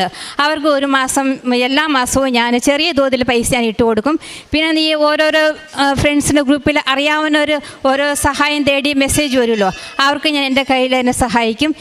ഇതൊക്കെയാണ് ഞാൻ ചെയ്തിരിക്കുന്നത്. ഇനിയും തുടർന്ന് ഇതുപോലെ നല്ല നല്ല സാക്ഷികളും പറയാൻ ദൈവം എനിക്ക് ഇടവരുത്തട്ടെ. പിന്നെ എൻ്റെ മൂത്ത മോൾക്ക് മംഗലാപുരത്ത് തന്നെ ജോലി വേണം. അവൾ സോഫ്റ്റ്വെയർ എഞ്ചിനീയറാണ്. മംഗലാപുരത്ത് തന്നെ ജോലി വേണം. അവൾ ആഗ്രഹിച്ച കമ്പനിയിൽ തന്നെ ജോലി വേണം. മമ്മി എനിക്ക് വേണ്ടി പ്രാർത്ഥിക്കണം, നിയോഗം വെച്ചില്ലായിരുന്നു, പ്രാർത്ഥിക്കണം എന്ന് പറഞ്ഞു. പ്രാർത്ഥിച്ചു. ആ ആഗ്രഹം മാതാവ് സാധിച്ചു തരുന്നു. ഇനി മക്കൾക്ക് നല്ലൊരു വിവാഹാലോചന വേണമെന്നാണ് എൻ്റെ ആഗ്രഹം. ഞാൻ അതിനുവേണ്ടി പ്രാർത്ഥിക്കുന്നുണ്ട്. മാതാവ് അത് ഉറപ്പായിട്ട് എനിക്ക് സാധിച്ചു തരും. ഞാൻ വീണ്ടും വന്ന് സാക്ഷ്യം പറയാൻ ഇടവരുത്തട്ടെ എന്ന് പ്രാർത്ഥിക്കുന്നു. ഈ ഒരു ഉടമ്പടി സാക്ഷ്യത്തിൽ വലിയൊരു കടബാധ്യതയെക്കുറിച്ചുള്ളതാണ് ഏറ്റവും പ്രധാനപ്പെട്ട സാക്ഷ്യം. അത് പ്രാർത്ഥനയിലേക്ക് കടന്നു വന്നപ്പോൾ എല്ലാം വളരെ കോംപ്ലിക്കേഷൻ ഉണ്ടായിരുന്ന സാഹചര്യങ്ങളെല്ലാം ക്രമപ്പെട്ടു എന്നുള്ളതാണ് ഈ സാക്ഷ്യത്തിൻ്റെ ഏറ്റവും പ്രധാനപ്പെട്ട രത്നച്ചുരുക്കം എന്ന് പറയുന്നത്. പിന്നീട് മക്കൾക്കും താൻ ആയിരിക്കുന്ന ഇടങ്ങളിലെല്ലാം ഉടമ്പടിയിൽ നിലനിൽക്കുമ്പോൾ വലിയ അനുഭവങ്ങൾ ലഭിച്ചു എന്നുള്ളതും, ആസ് എ റിസൾട്ട് ഏറ്റവും അവസാനം ജീവിത പങ്കാളി ഒരു കുടുംബം മുഴുവൻ ആത്മീയമായിട്ട് വളർന്നു എന്നുള്ളതാണ്. അപ്പോൾ ആത്മീയമായിട്ട് വളരുക എന്ന് പറയുന്നൊരു സൈഡ് എഫക്റ്റ് അല്ല. ആക്ച്വലി ഉടമ്പടിയുടെ ഏറ്റവും പ്രധാനപ്പെട്ട ഒരു ചീഫ് എഫക്റ്റ് എന്ന് പറയുന്നത്, അല്ലെങ്കിൽ ഉടമ്പടി ലക്ഷ്യം തന്നെ ഒരു വ്യക്തി ആത്മീയമെന്നിട്ട് ഉദ്ദേശിക്കുന്നത് തന്നെ പ്രാർത്ഥനയിൽ വളരുക, ദൈവസ്നേഹത്തിൽ വരിക, ദൈവ സാന്നിധ്യത്തിൽ വളരുക എന്ന് തന്നെയാണ്. ഒരു പക്ഷേ നമ്മുടെ ജീവിതത്തിൻ്റെ നിയോഗങ്ങളെ പരിശുദ്ധ അമ്മ വ്യക്തമായിട്ട് അത് കാലത്തിന് ഇളവം വരുത്തി അല്ലെങ്കിൽ കാലച്ചുരുക്കം സംഭവിച്ച് നമ്മളെക്കൊണ്ട് ഈ ഒരു അൾത്താരയിൽ അല്ലെങ്കിൽ നമ്മളെക്കൊണ്ട് തന്നെ ഉടമ്പടിയിൽ ദൈവം പറയിപ്പിക്കും. ഏറ്റവും പ്രധാനപ്പെട്ടത് ഒരു വ്യക്തി പ്രാർത്ഥിക്കുന്നതാണ് എന്നുള്ളത്. അപ്പോൾ ആ ഒരു യാത്രയിലാണ് ഉടമ്പടി എടുക്കുന്നവരോട് പ്രാർത്ഥിച്ചൊരുങ്ങി ഈ യാത്ര നടത്തുമ്പോൾ പരിശുദ്ധ അമ്മ എത്രയും വേഗം ഒരു വ്യക്തിയെ അങ്ങനെ ഒരു അനുഭവത്തിൽ കൊണ്ടെത്തിക്കുന്നു എന്നുള്ളതാണ് ഇവിടുത്തെ ഏറ്റവും വലിയ അത്ഭുതം. ഒരു കാര്യം നടക്കുക എന്നതിനേക്കാളുപരി ഒരു വ്യക്തി ഒരു ദൈവ സ്നേഹത്തിനെക്കുറിച്ച് ബോധ്യത്തോടെ പറയുവാനായിട്ട് പ്രാപ്തനാകുക എന്നുള്ളതാണ് ഇവിടുത്തെ ഏറ്റവും വലിയൊരു അത്ഭുതം എന്ന് പറയുന്നത്. ഒപ്പം ഉടമ്പടിയിലെ എല്ലാ കാര്യങ്ങളിലും ഇപ്പോൾ ഇദ്ദേഹം പറയുന്നുണ്ട്, ഉടമ്പടിയിലെ എല്ലാ കാര്യങ്ങളും കൃത്യതയോടുകൂടി പാലിക്കുവാനായിട്ടുള്ളൊരു പരിശ്രമം ഇദ്ദേഹത്തിൻ്റെ ഭാഗത്തുനിന്നുണ്ട്. ഇദ്ദേഹം കർണാടകയിൽ നിന്നാണ് വരുന്നത്. നമ്മളെ സംബന്ധിച്ചുള്ള ഒരുപാട് ദൂരത്ത് നിന്നാണ് ഇവിടെ നല്ലൊരു ശതമാനം പേരും വരുന്നത്. അപ്പോൾ അത്രത്തോളം ദൂരത്ത് വരുമ്പോൾ അത്രത്തോളം കഷ്ടപ്പാടും അത്രത്തോളം ഒരുക്കവും ഒക്കെ ആവശ്യമാണ്. അപ്പം അത്രത്തോളം ഒരുങ്ങി ഇവിടെ വരുമ്പോൾ തന്നെയും പരിശുദ്ധ അമ്മ യാത്രയെ 51-ാം സങ്കീർത്തനത്തിൽ പറഞ്ഞു, നിൻ്റെ അലച്ചിലുകൾ ഞാൻ എണ്ണിയിട്ടുണ്ട്, നിൻ്റെ കണ്ണീര് ഞാൻ കുപ്പിയിച്ചു. അപ്പം നമ്മൾ ബഹുമാനപ്പെട്ട അച്ഛൻ ആരാധനയിൽ പറയാം, നിങ്ങൾ അവിടെ നിന്ന് തുടങ്ങുന്ന ഓരോ പ്രാർത്ഥനയും സഹനങ്ങളും എല്ലാം അമ്മ മാതാവ് പ്രത്യേകമായിട്ട് നിങ്ങൾ സാന്നിധ്യമാക്കി മാറ്റും. ആ ഉടമ്പടി എടുക്കാമെന്ന അതേ യാത്രയോടൊപ്പം സാക്ഷ്യം പറയാൻ വീണ്ടും ഈ ആലയത്തിൽ എത്തിച്ചേരുവാനായിട്ട് അമ്മ ഇടവരുത്തിയതിൻ്റെ ഏറ്റവും പ്രധാനപ്പെട്ട കാര്യം വിശ്വസ്തയോടെ നിലനിൽക്കാനുള്ള പരിശ്രമമുണ്ട് അതിൻ്റെ. അപ്പോൾ ഓരോ സാക്ഷ്യങ്ങളും നമ്മൾ കേൾക്കുമ്പം നമ്മൾ പ്രാർത്ഥനയോടെ കേൾക്കണം. ഓരോ വ്യക്തിയും അവർ നിന്നൊരു സാഹചര്യത്തിൽ നിന്ന് ഈ സാക്ഷ്യം വരെ അല്ലെങ്കിൽ അതിന് ശേഷവും നടക്കുന്ന കുറേ ദൈവത്തിൻ്റെ ഒരു മാർഗ്ഗമുണ്ട്. ആ ഒരു മാർഗ്ഗത്തിലേക്കാണ് ഉടമ്പടി എല്ലാവരെയും ക്ഷണിക്കുന്നത്. ഈ ഒരു സാക്ഷ്യം നമ്മളെ സഹായിക്കട്ടെ എന്ന് പ്രാർത്ഥിക്കുന്നു. നമുക്ക് കരങ്ങളടിച്ച് ദൈവത്തിൻ്റെ നാമം മഹത്വപ്പെടുത്താം. എൻ്റെ പേര് മഞ്ജു. ഞാൻ തൃശ്ശൂരിൽ നിന്ന് വരുന്നു. ഞാൻ 2023 ജനുവരി തൊട്ട് കുവൈറ്റിൽ നേഴ്സായിട്ട് ഒരു ഡെൻ്റൽ ക്ലിനിക്കിൽ വർക്ക് ചെയ്യായിരുന്നു. ആദ്യത്തെ സമയങ്ങളിലൊന്നും കുവൈറ്റിൽ എക്സാമിൻ്റെ കാര്യങ്ങളൊന്നും വലിയ ബുദ്ധിമുട്ടുണ്ടായിരുന്നില്ല. അവിടെ തന്നെയാണ് എക്സാം നടന്നിരുന്നത്. നാട്ടിൽ വെച്ചിട്ട് എക്സാം ഉണ്ടായിരുന്നില്ല. ഏജൻസി ത്രൂ ആണ് ഞാൻ പോയത്. അവർ പറഞ്ഞു അവിടെ വന്നിട്ട് എക്സാം എഴുതാം, വളരെ ഈസിയാണ്, ഞങ്ങൾ കൂടെ ഉണ്ടാവുമെന്ന് പറഞ്ഞു. അങ്ങനെ കൊണ്ടുപോയി അവിടെ എത്തി. കുറച്ച് നാൾ കഴിഞ്ഞപ്പോൾ ഏജൻസിക്കാർ പറഞ്ഞു ഒരു എക്സാം എഴുതാൻ പറഞ്ഞു. ഫസ്റ്റ് ഹോസ്പിറ്റലുകാരും ഏജൻസിക്കാരും കൂടെ ഞങ്ങളൊരു എക്സാം എഴുതിച്ചു. അതിലെനിക്ക് കിട്ടിയില്ല. 30 ക്വസ്റ്റ്യൻ ആയിരുന്നു. എന്നിട്ട് ഇൻ്റർവ്യൂ ഒക്കെ ഉള്ള ഒരു അങ്ങനത്തെ എക്സാം ആയിരുന്നു. അത് കഴിഞ്ഞ് അതിൽ കിട്ടിയില്ല. അപ്പോൾ പറഞ്ഞു അടുത്ത പ്രാവശ്യത്തിൽ എന്തായാലും നമുക്ക് നോക്കാമെന്ന് പറഞ്ഞു. അങ്ങനെ 3 മാസത്തെ വിസ ഉണ്ടായിരുന്നു. ഹോസ്പിറ്റലിൽ വർക്ക് ചെയ്തുകൊണ്ടിരിക്കുകയായിരുന്നു. അത് കഴിഞ്ഞ് ഞങ്ങളുടെ വിസയും കാര്യങ്ങളൊക്കെ അടിക്കുന്ന ഒരു PR ഉണ്ടായിരുന്നു. ആൾ പെട്ടെന്ന് തന്നെ ഹോസ്പിറ്റലിൽ നിന്ന് നിർത്തി പോവുകയുണ്ടായി. ഞങ്ങളുടെ കാര്യങ്ങളെല്ലാം അത് കഴിഞ്ഞപ്പം എല്ലാം പതുക്കെയായി കാര്യങ്ങൾ. ഓരോ മാസം വിസ അവരടിച്ചു തന്നു. 3 മാസം വിസ അടിച്ചു. ഓരോ മാസം വെച്ചിട്ട് പിന്നെ വിസ അടിക്കാൻ പറ്റാണ്ടായി. അപ്പോഴത്തേക്കും അവിടെ നിയമങ്ങളെല്ലാം മാറി, ഭയങ്കര സ്ട്രിക്റ്റായി. പോലീസ് ചെക്കിങ്ങായി. ലൈസൻസ് ഇല്ലാത്ത ഒരു സ്റ്റാഫിനെയും ക്ലിനിക്കിൽ നിർത്തണ്ടെന്നായി. ക്ലിനിക്ക് ബേസിൽ ചെക്കിംഗ് ആയി. ഹോസ്പിറ്റലുകാർക്ക് പിന്നെ ഒന്നും ചെയ്യാൻ പറ്റാണ്ടായി. ഞങ്ങൾ ഏജൻസിയെ വിളിച്ചു.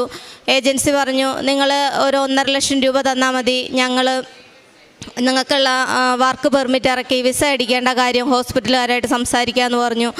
അവർ 1.5 ലക്ഷം രൂപ വാങ്ങി. എന്നിട്ട് അവർ ഒന്നും ചെയ്തു തന്നില്ല. അത് കഴിഞ്ഞ് ഞങ്ങളുടെ ജോലി പോവാറായപ്പോൾ ഹോസ്പിറ്റലിൽ ഞങ്ങൾ പോയി സംസാരിച്ചു. അപ്പോൾ അവർ പറഞ്ഞു ഈ കാര്യങ്ങളൊന്നും ഞങ്ങൾ അറിഞ്ഞിട്ടില്ല, ഏജൻസി നിങ്ങളുടെ കയ്യിൽ നിന്ന് പൈസ വാങ്ങിയതൊന്നും ഞങ്ങൾ അറിഞ്ഞിട്ടില്ല. നിങ്ങൾ തന്നെ ഞങ്ങളുടെ സ്റ്റാഫല്ലേ, പിന്നെ എങ്ങനെയാണ് അവർക്ക് നിങ്ങളുടെ പേരിൽ വിസ അടിക്കാൻ പറ്റുക? ഇതൊന്നും ഞങ്ങൾ അറിയാത്ത കാര്യങ്ങളാണ്, നിങ്ങളെ അവർ പറ്റിച്ചതാണ് എന്ന് പറഞ്ഞു.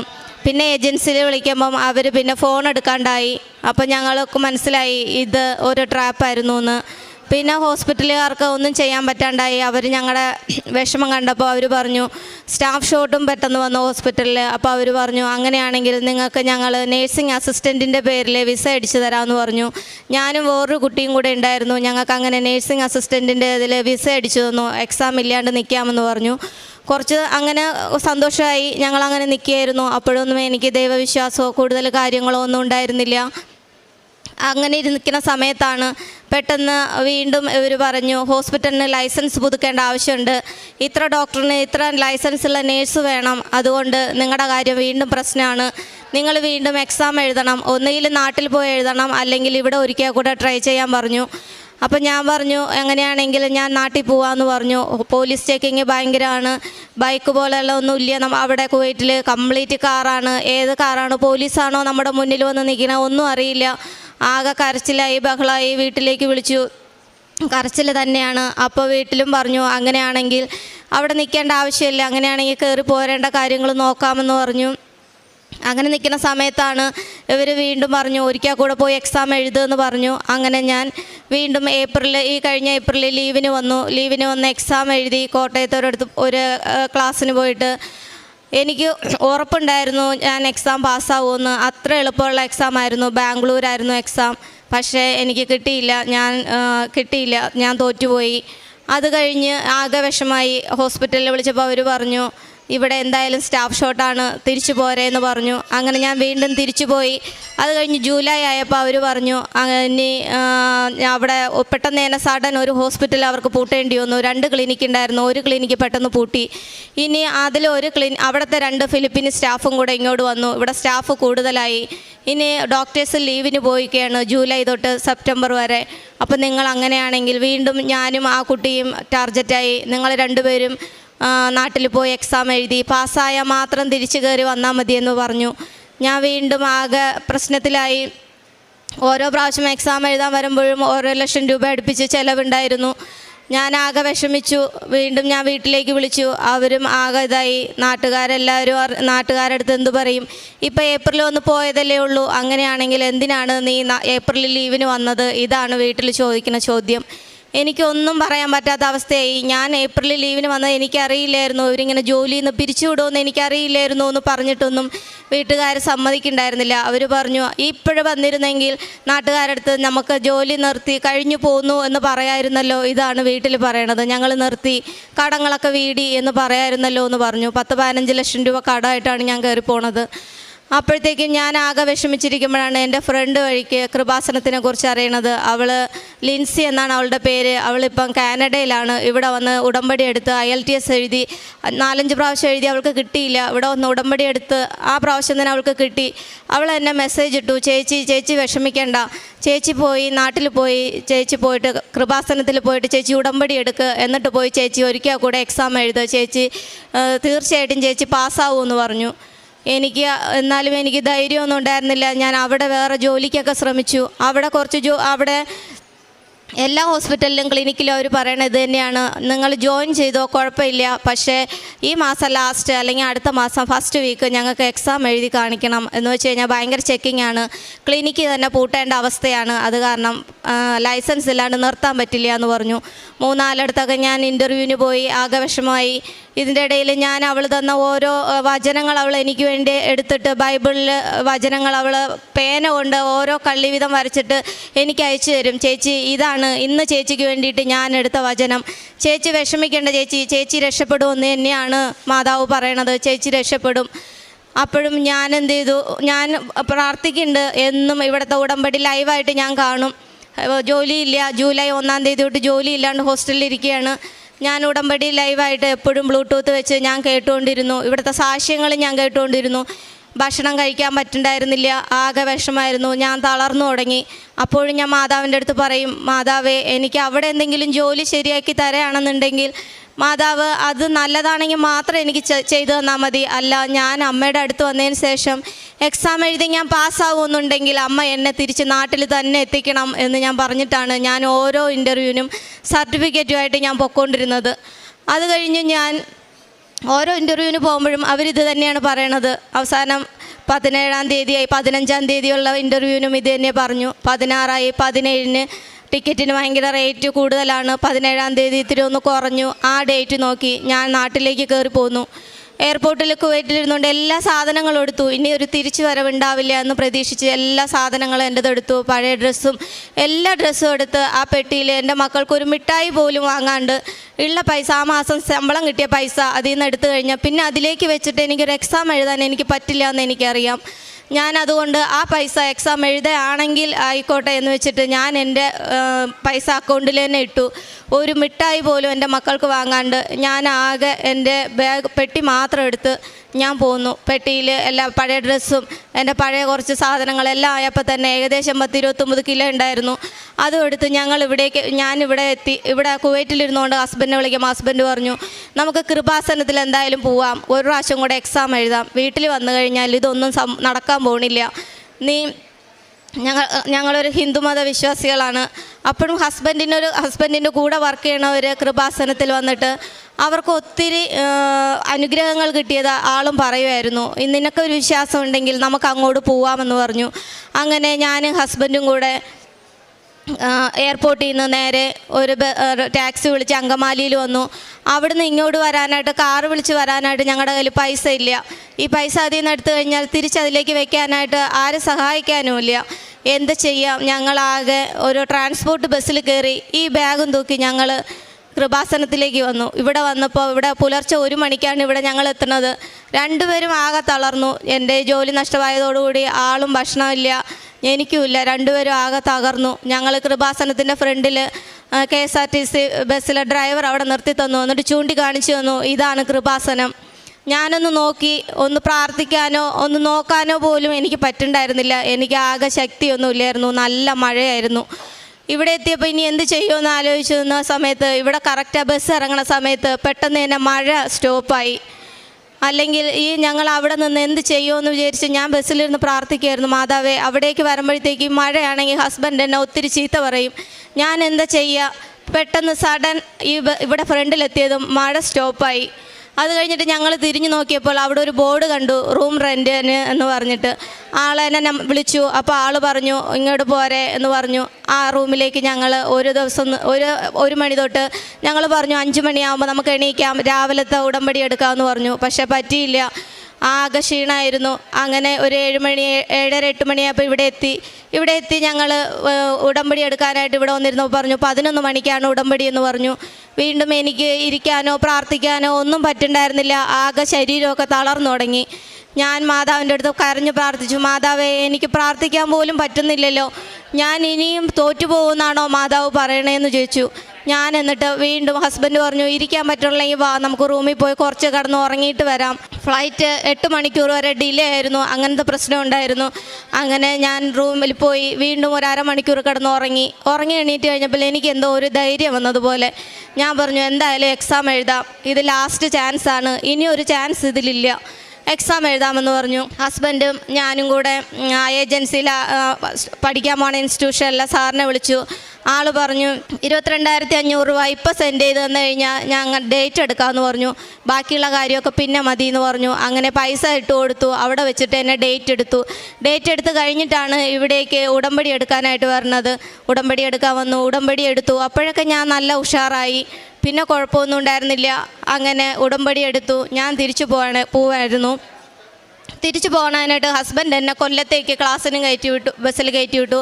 ഹസ്ബൻഡിന് തൃശ്ശൂർക്കും പോകണമായിരുന്നു. അങ്ങനെ ആൾ എൻ്റെ പെട്ടിയെടുത്ത് കുറച്ച് സാധനങ്ങൾ വേറൊരു ബാഗിലാക്കി ആളുടെ കയ്യിൽ കൊടുത്തു. ഒന്നും തിരയാനൊന്നും വയ്യ. ഉള്ളതൊക്കെ ഏകദേശം എൻ്റെ വലിയ ബാഗിൽ തന്നെ ഉണ്ടായിരുന്നു, ആ ട്രോളിങ് ബാഗിൽ തന്നെയാണ്. അതോടുകൂടി തന്നെയാണ് ഞാൻ പോകുന്നത് പഠിക്കാനായിട്ട്. ഹസ്ബൻഡ് എന്നെ ബസ്സിൽ കയറ്റി വിടുന്നതിൻ്റെ ഇടയിൽ ആദ്യം എന്നെ കയറ്റി വിട്ടതിന് ശേഷം പെട്ടിയെടുത്ത് ബസ്സിൽ വെച്ചു. എന്നിട്ട് പെട്ടെന്ന് തന്നെ അങ്ങ് ഇറങ്ങുകയായിരുന്നു. പക്ഷേ ഡ്രൈവർ വിചാരിച്ചു ആളും കൂടെ യാത്രയ്ക്കുള്ള ആളാണെന്ന് വിചാരിച്ചു. ഡ്രൈവർ ബസ് എടുത്തു. ഇത് ശ്രദ്ധിക്കാണ്ട് ഹസ്ബൻഡ് താനെ ബസ്സിൽ നിന്ന് സ്റ്റെപ്പ് വെച്ച് ആൾ ഇറങ്ങിക്കൊണ്ടിരിക്കുകയായിരുന്നു. ഇതാരും തന്നെ ഞങ്ങൾ യാത്രക്കാരെല്ലാവരും കാണുന്നു. എല്ലാവരും ആകെ അലറി വിളിച്ചു, അയ്യോ എന്ന് പറഞ്ഞിട്ട് എല്ലാവരും വിളിച്ചു തുടങ്ങി, കരഞ്ഞു തുടങ്ങി. ബസ്സിലിരുന്നവരെല്ലാവരും ബസ്സിൻ്റെ അടിയിലേക്ക് പോയി എന്നാണ് എല്ലാവരും വിചാരിച്ചത്. പക്ഷേ എന്ത് അത്ഭുതമാണെന്നറിയില്ല, സ്വിഫ്റ്റ് ബസ്സാണ്. അവർ പിന്നെ സ്റ്റാർട്ടിങ് തന്നെ അറിയാമല്ലോ, അവർ ഫാസ്റ്റിലാണ് പോണത്. എല്ലാവരും വിചാരിച്ചു ബസ്സിൻ്റെ അടിയിലേക്ക് പോയി എന്ന് വിചാരിച്ചു. ആളെയും കാണാനില്ല. അപ്പോഴത്തേക്കും പെട്ടെന്ന് തന്നെ തിരിഞ്ഞു നോക്കി. ബസ്സിൽ തട്ടി വിളിച്ചു. ഡ്രൈവർ പെട്ടെന്ന് ബസ് നിർത്തി. തിരിഞ്ഞു നോക്കിയപ്പം ആളെന്നെ ആരോ പിടിച്ചു നിർത്തിയതുപോലെ അവിടെ നിന്ന് ചിരിച്ചുകൊണ്ട് ബാക്കിൽ നിൽക്കുന്നു. എല്ലാവർക്കും സമാധാനമായി. ഞാനും വിചാരിച്ചു, മാതാവേ ഞാൻ എന്തൊരു അത്ഭുതമാണ് അമ്മ എനിക്ക് ചെയ്തു തന്നത്. മാതാവേ എന്തെങ്കിലും സംഭവിച്ചിരുന്നെങ്കിൽ ഞാൻ എന്തു പറയും എല്ലാവരുടെ അടുത്തും എന്ന് വെച്ചിട്ട് ഞാൻ ആകെ അന്തം വിട്ട് നിന്ന സമയത്താണ് അമ്മയുടെ നടയിൽ വെച്ച് തന്നെ ഉണ്ടായ സംഭവത്തിന് അമ്മ പിടിച്ചു നിർത്തിയതുപോലെ അദ്ദേഹത്തെ നിർത്തിയല്ലോ മാതാവേ. അതോടുകൂടി എൻ്റെ വിശ്വാസം ഒന്നും കൂടെ ഉറച്ചു. ഞാൻ പോയി കൊല്ലത്തേക്ക് എത്തി. ഞാൻ ദിവസവും അവിടെ ഒരു റൂമിൽ ഞങ്ങൾ 3-4 പേരുണ്ട്. അങ്ങനെ ഞാൻ അവിടെ ഇരുന്നുകൊണ്ട് മാതാവിൻ്റെ 5:30 എണീക്കും, പ്രാർത്ഥിക്കും. നീല മെഴുകുതിരി കത്തിച്ചുകൊണ്ട് ഞാൻ ദിവസവും പ്രാർത്ഥിക്കുമായിരുന്നു 5 മണിക്ക് എണീറ്റ്. എൻ്റെ കൂടെയുള്ള കുട്ടികളൊക്കെ അത് നോക്കുമായിരുന്നു. എന്നാലും ഞാൻ പ്രാർത്ഥിക്കും. അതിൽ ക്രിസ്ത്യാനി കുട്ടികളൊക്കെ ഉണ്ടായിരുന്നു. ആ കുട്ടികളും ചിലരൊക്കെ അത് കഴിഞ്ഞിട്ട് എൻ്റെ അടുത്ത് ചോദിച്ചു. ഒരു കുട്ടി തമിഴ്നാട്ടിലുള്ള കുട്ടിയാണ്, മാർത്താണ്ഡം ഭാഗത്തുനിന്ന്. ഇതെന്താ ചേച്ചി എന്ന് ചോദിച്ചു. അപ്പോൾ ഞാൻ പറഞ്ഞു ഇങ്ങനെ കൃപാസന മാതാവാണ് എന്ന് പറഞ്ഞു. അപ്പോൾ അവളും എൻ്റെ കൂടെ ആ സമയങ്ങളിൽ ഇരുന്നില്ല എങ്കിലും വീണ്ടും ഞങ്ങൾ ഒരുമിച്ചിരുന്ന് പ്രാർത്ഥിച്ചു തുടങ്ങി. അങ്ങനെ 10-12 ദിവസത്തെ ക്ലാസ്സും കഴിഞ്ഞു. 12ാമത്തെ ദിവസത്തെ ക്ലാസ് കഴിഞ്ഞു. ഞാൻ എക്സാമിന് വേണ്ടിയിട്ട് തിരുവനന്തപുരത്തേക്ക് പോവുകയാണ്. തിരുവനന്തപുരത്ത് എക്സാമിന് പോയ സമയത്ത് ഞങ്ങളവിടെ എൻ്റെ നാട് തിരുവനന്തപുരമാണ്. എന്നാൽ പോലും ഞാൻ വീട്ടിൽ പോയില്ല. എൻ്റെ ആങ്ങളെയൊക്കെ 2 പ്രാവശ്യം 3 പ്രാവശ്യം എക്സാം തോറ്റപ്പോഴും ആങ്ങളെ പറയുമായിരുന്നു, വെറുതെ ഉള്ള പൈസ കൊണ്ടുപോയി കളയാണ് എന്ന് പറഞ്ഞിട്ട് എന്നെ ചീത്ത പറയുമായിരുന്നു. അതുകൊണ്ട് ഞാൻ എൻ്റെ വീട്ടിലേക്ക് പോയില്ല. അവിടെ റൂം എടുത്ത് ഞാനും ഹസ്ബൻഡും താമസിച്ചു. പിറ്റേന്ന് രാവിലെ എക്സാമിന് വേണ്ടി പോയി. എക്സാമിന് പോണ സമയത്ത് ഞാൻ കുറച്ച് ഉപ്പെടുത്ത് എൻ്റെ ജീൻസിൻ്റെ പാൻറ്റാണ് ഞാൻ ഇട്ടത്. സാധാരണ ഇവിടെ വരുമ്പോൾ ഞാൻ അങ്ങനെ അവിടെ ധരിക്കുന്ന ഡ്രസ്സ് ധരിക്കാറില്ല. എന്നാലും ഒരു ടോപ്പും ഒരു ജീൻസിൻ്റെ പാൻറ്റും ഞാൻ ഇട്ടു. ആ പാൻറ്റിൻ്റെ പോക്കറ്റിൽ ഞാൻ ഇവിടുത്തെ വിശ്വാസ പ്രമാണം ചൊല്ലി ഞാനിട്ടു. എനിക്ക് ഉറപ്പായിരുന്നു ആ വിശ്വാസ പ്രമാണം ചൊല്ലി ഉപ്പിട്ട് കഴിഞ്ഞാൽ ഞാൻ പാസ്സാവും എന്നുള്ളത്. അങ്ങനെ ഉപ്പിട്ട് ഞാൻ അവിടെ പോയപ്പം അവർ നമുക്ക് പാൻറ്റിൻ്റെ പോക്കറ്റെല്ലാം അവർക്ക് കാണിച്ചു കൊടുക്കണം. പാൻറ്റിൻ്റെ പോക്കറ്റും കൈയും ഒക്കെ തുറന്ന് കാണിച്ചു കൊടുക്കണം. അപ്പോൾ എൻ്റെ അടുത്ത് അവിടെ എത്തിയപ്പം അവിടെ പറഞ്ഞു, ചെക്കിങ്ങിൻ്റെ ആൾ പറഞ്ഞു പാൻറ്റിൻ്റെ പോക്കറ്റിൻ്റെ ഉള്ളിൽ കൈയിട്ടിട്ട് പുറത്തേക്കിടാൻ പറഞ്ഞു. ഞാൻ പുറത്തേക്കിട്ട സമയത്ത് എൻ്റെ ഉപ്പ് ഏകദേശം അവിടെ വീണുപോയി, നിലത്തേക്ക് വീണു. ഞാൻ വിചാരിച്ചു, മാതാവേ വീണ്ടും ഞാൻ തോക്കുമോ, ഇവിടെ എല്ലാം എൻ്റെ ഉപ്പെല്ലാം എൻ്റെ കാലിലും ചെരുപ്പിലും ഒക്കെ പോയല്ലോ മാതാവേ എന്ന് ഞാൻ പ്രാർത്ഥിച്ചു. വീണ്ടും ഞാൻ അവിടെ പോയിരുന്നു. എക്സാമിൻ്റെ ആൾ കമ്പ്യൂട്ടർ ഓണാക്കി തന്നു, എക്സാം സ്റ്റാർട്ട് ചെയ്തോളാൻ പറഞ്ഞു. ഞാൻ 1 മിനിറ്റ് അങ്ങനെ ഇരുന്നിട്ട് ഇടത് സൈഡിലത്തെ പോക്കറ്റിലാണ് ഞാൻ ഉപ്പിട്ടിരുന്നത്. ആ ഉപ്പിലേക്ക് ഞാൻ പതുക്കെ പോക്കറ്റിലേക്ക് ഒന്ന് കൈയിട്ടു. എന്ന് വെച്ച് കഴിഞ്ഞാൽ സ്ട്രിക്റ്റ് എക്സാമാണ്, ക്യാമറ നമ്മുടെ ഒപ്പം ഇരിക്കുകയാണ്. അപ്പോൾ എനിക്ക് എന്ത് ചെയ്യണമെന്നറിയില്ല. ക്യാമറയിൽ നമ്മളെ ഒന്ന് അനങ്ങിക്കഴിഞ്ഞാലോ, നമ്മൾ നടുവൊന്ന് നിവർത്തിയാൽ അപ്പോൾ അവിടുന്ന് ആൾ വരും. ഞാൻ എന്നാലും എൻ്റെ വിശ്വാസം, മാതാവേ ആരും കാണല്ലേ എന്ന് പറഞ്ഞുകൊണ്ട് ഇടതുവശത്തെ പോക്കറ്റിലേക്ക് ഞാൻ കൈയിട്ട് തപ്പിയപ്പോൾ ഏകദേശം ഉപ്പും നിലത്ത് പോയി. ഉണ്ടാവുകയാണാവോ എന്ന് പറഞ്ഞിട്ട് ഞാൻ സമയം പൊയ്ക്കൊണ്ടിരിക്കുകയാണ്. 150 ക്വസ്റ്റ്യൻ അറ്റൻഡ് ചെയ്യണം, 3 മണിക്കൂർ എക്സാമാണ്. ഞാൻ ഒന്ന് തപ്പിയപ്പോഴത്തേക്കും ഒരു തരി ഉപ്പ് എൻ്റെ കയ്യിൽ കിട്ടി. ഞാൻ ആ ഉപ്പ് വെച്ച് വിശ്വാസ പ്രമാണം ചൊല്ലാൻ തുടങ്ങി. എനിക്ക് വിശ്വാസ പ്രമാണം ഒന്നും കിട്ടണില്ല, എല്ലാം തെറ്റുന്നുണ്ടായിരുന്നു. ഒരിക്കൽ പറയണതല്ല, ഞാൻ പിന്നെയും പറയണം. അപ്പോൾ പറഞ്ഞത് വീണ്ടും ഞാൻ റിപ്പീറ്റ് ചെയ്യണം. ഞാൻ വിറയ്ക്കുകയാണ്. ഇവരെങ്ങാനും കമ്പ്യൂട്ടർ റൂമിലിരുന്നിട്ട് ആ ക്യാമറയിൽ കൂടെ എന്നെ കാണുമോ, എന്നെ പിടിക്കുമോ, പ്രശ്നമാവുമോ എന്ന് വിചാരിച്ചിട്ട് ഞാൻ എന്നിട്ടും ധൈര്യമായിട്ട് തെറ്റിയാലും കുഴപ്പമില്ല എന്ന് വിചാരിച്ചിട്ട് ഞാൻ ആ ഉപ്പ് കമ്പ്യൂട്ടറിൻ്റെ മുമ്പിലേക്ക് കമ്പ്യൂട്ടറിൻ്റെ പുറത്തേക്ക് ഞാൻ ഇട്ടു. മൗസിലേക്കും കുറച്ച് ഉപ്പ് ഞാൻ ഇട്ടു. എന്നിട്ട് ഞാൻ ധൈര്യമായിട്ട് ഞാൻ എക്സാം എഴുതി. ആദ്യത്തെ പാർട്ട് മുഴുവനും കുഴപ്പമുണ്ടായിരുന്നില്ല, എനിക്ക് ഈസി ആയിരുന്നു. രണ്ടാമത്തെ പാർട്ടായപ്പോൾ നല്ല ടഫായിരുന്നു. ഞാൻ ജനറൽ നഴ്സിംഗ് പഠിച്ചതാണ്. 18 വർഷത്തിന് മുന്നേ പഠിച്ച് കോഴ്സ് കംപ്ലീറ്റ് ആയ ആളാണ് ഞാൻ. വരുന്ന ക്വസ്റ്റ്യൻസ് എല്ലാം BSc ലെവൽ ക്വസ്റ്റ്യൻസ് ആയിരുന്നു പാർട്ട് ബിയിൽ വന്നത്. അപ്പോഴെനിക്ക് മിക്കതും തന്നെ എനിക്ക് അറിയണ്ടായിരുന്നില്ല. ഞാൻ ഓരോ ക്വസ്റ്റ്യൻ ക്ലിക്ക് ചെയ്യുമ്പോഴും ഞാൻ മാതാവിനെ വിളിച്ച് ഞാൻ ക്ലിക്ക് ചെയ്തു, മാതാവേ ഇതെനിക്കറിയില്ല, ഞാൻ നിനക്കായി തരികയാണെന്ന് പറഞ്ഞിട്ട്. അങ്ങനെ 75 ക്വസ്റ്റ്യനിൽ ഏകദേശം 10, 40, 50 ക്വസ്റ്റ്യൻ ഞാൻ മാതാവിന് കൊടുത്ത് ഞാൻ പ്രാർത്ഥിച്ചു, മാതാവേ ഇതൊന്നും എനിക്കറിയില്ല, ഞാൻ എന്തായാലും എനിക്ക് ഉറപ്പായിരുന്നു ഞാൻ എക്സാം പാസ്സാവാൻ പോണില്ല എന്നുള്ളത്. അത്ര ടഫായിരുന്നു പാർട്ട് ബിയിലെ ഏകദേശം ക്വസ്റ്റ്യനും. ചോദ്യം പോലും വായിച്ചിട്ട് എനിക്ക് മനസ്സിലാകാത്ത ക്വസ്റ്റ്യൻസ് ആയിരുന്നു. എനിക്ക് മനസ്സിലായി ഞാൻ ഉറപ്പാണ് ഞാൻ പാസ്സാവില്ല, ഇനി മാതാവ് ഉണ്ടെങ്കിൽ മാത്രമേ എനിക്ക് രക്ഷയുള്ളൂ. മാതാവേ നീ ഈ എക്സാമിന് എൻ്റെ കൂടെ തന്നെ ഇരിക്കണമേ, ഞാൻ റിസൾട്ട് വരണതുവരെയും അമ്മ ഈ സെൻറ്ററിൽ തന്നെ ഉണ്ടായിരിക്കണമേ എന്ന് പറഞ്ഞു. ഞാൻ കരഞ്ഞു പ്രാർത്ഥിച്ചു. എക്സാം എഴുതിയിട്ടും ഞാൻ ഹോളിൽ നിന്ന് കരഞ്ഞുകൊണ്ട് ഞാൻ ഇറങ്ങി. തിരിച്ചിറങ്ങി പോയപ്പോൾ എല്ലാവരും എൻ്റെ അടുത്ത് ചോദിച്ചു, എന്താ എക്സാം ടഫായിരുന്നോ എന്ന് ചോദിച്ചു. ഞാൻ പറഞ്ഞു അതെ എനിക്ക് ഭയങ്കര പാടായിരുന്നു എന്ന് പറഞ്ഞു. ഇത് ലാസ്റ്റ് ചാൻസാണ്, ഇനി ഇതിൽ തോറ്റു കഴിഞ്ഞാൽ എനിക്കിനി തിരിച്ചു പോകാൻ പറ്റില്ല എന്ന് പറഞ്ഞു. അവരും എന്നെ ആശ്വസിപ്പിച്ചു. ഞാൻ തിരിച്ച് റൂമിലേക്ക് പോയി. ഞാൻ ഹസ്ബൻഡും അവിടെ ഇരുന്നുകൊണ്ട് ഞങ്ങൾ വീണ്ടും മെഴുകുതിരി കത്തിച്ചു വെച്ച് ഞങ്ങൾ പ്രാർത്ഥിക്കാൻ തുടങ്ങി. കൊന്ത ചൊല്ലി ഇവിടുത്തെ പ്രാർത്ഥനകൾ കേട്ടു തുടങ്ങി. 1 മണിക്കൂറിനുള്ളിൽ റിസൾട്ട് വരണം. 11 മണിക്ക് വരേണ്ട റിസൾട്ട് 11 മണിക്ക് എക്സാം കഴിഞ്ഞു, 12 മണിക്ക് റിസൾട്ട് വരേണ്ടതാണ്. റിസൾട്ട് വന്നില്ല. 12ആയി, 1 മണിയായി, 1:30ആയി, റിസൾട്ട് കാണുന്നില്ല. എനിക്ക് അവിടെ നിന്ന് എൻ്റെ വീട്ടിലേക്ക് പോകാൻ കുറച്ച് ദൂരേ ഉള്ളൂ. ഒരു 20 രൂപ ടിക്കറ്റ് ഉണ്ടെങ്കിൽ എനിക്ക് എൻ്റെ വീട്ടിലേക്ക് പോവാം. ഞങ്ങൾ വിചാരിച്ചു റിസൾട്ട് നേരത്തെ വരെയാണ്, പാസ്സായി കഴിഞ്ഞാൽ നമുക്ക് വീട്ടിലേക്കൊക്കെ ഒന്ന് പോയിട്ട് പോവാമെന്ന് വിചാരിച്ചു. പക്ഷേ റിസൾട്ട് 2 മണിയായിട്ടും വന്നില്ല. അപ്പോൾ ഹസ്ബൻഡിന് ഞങ്ങൾ ആകെ നിരാശയായി. ആൾ പറഞ്ഞു നമുക്ക് തൃശ്ശൂർക്ക് തന്നെ തിരിച്ചു പോവാം, ഞാൻ പോയി ടിക്കറ്റ് എടുത്തിട്ട് വരാം. ഇനി റിസൾട്ട് വൈകിക്കഴിഞ്ഞാൽ അതിൻ്റെ അർത്ഥം തോറ്റു എന്ന് തന്നെയാണ്. അപ്പം ഞങ്ങൾ എന്ത് ചെയ്തു, ടിക്കറ്റ് എടുത്തു. 2 പേരും കൂടെ ട്രെയിൻ കയറി.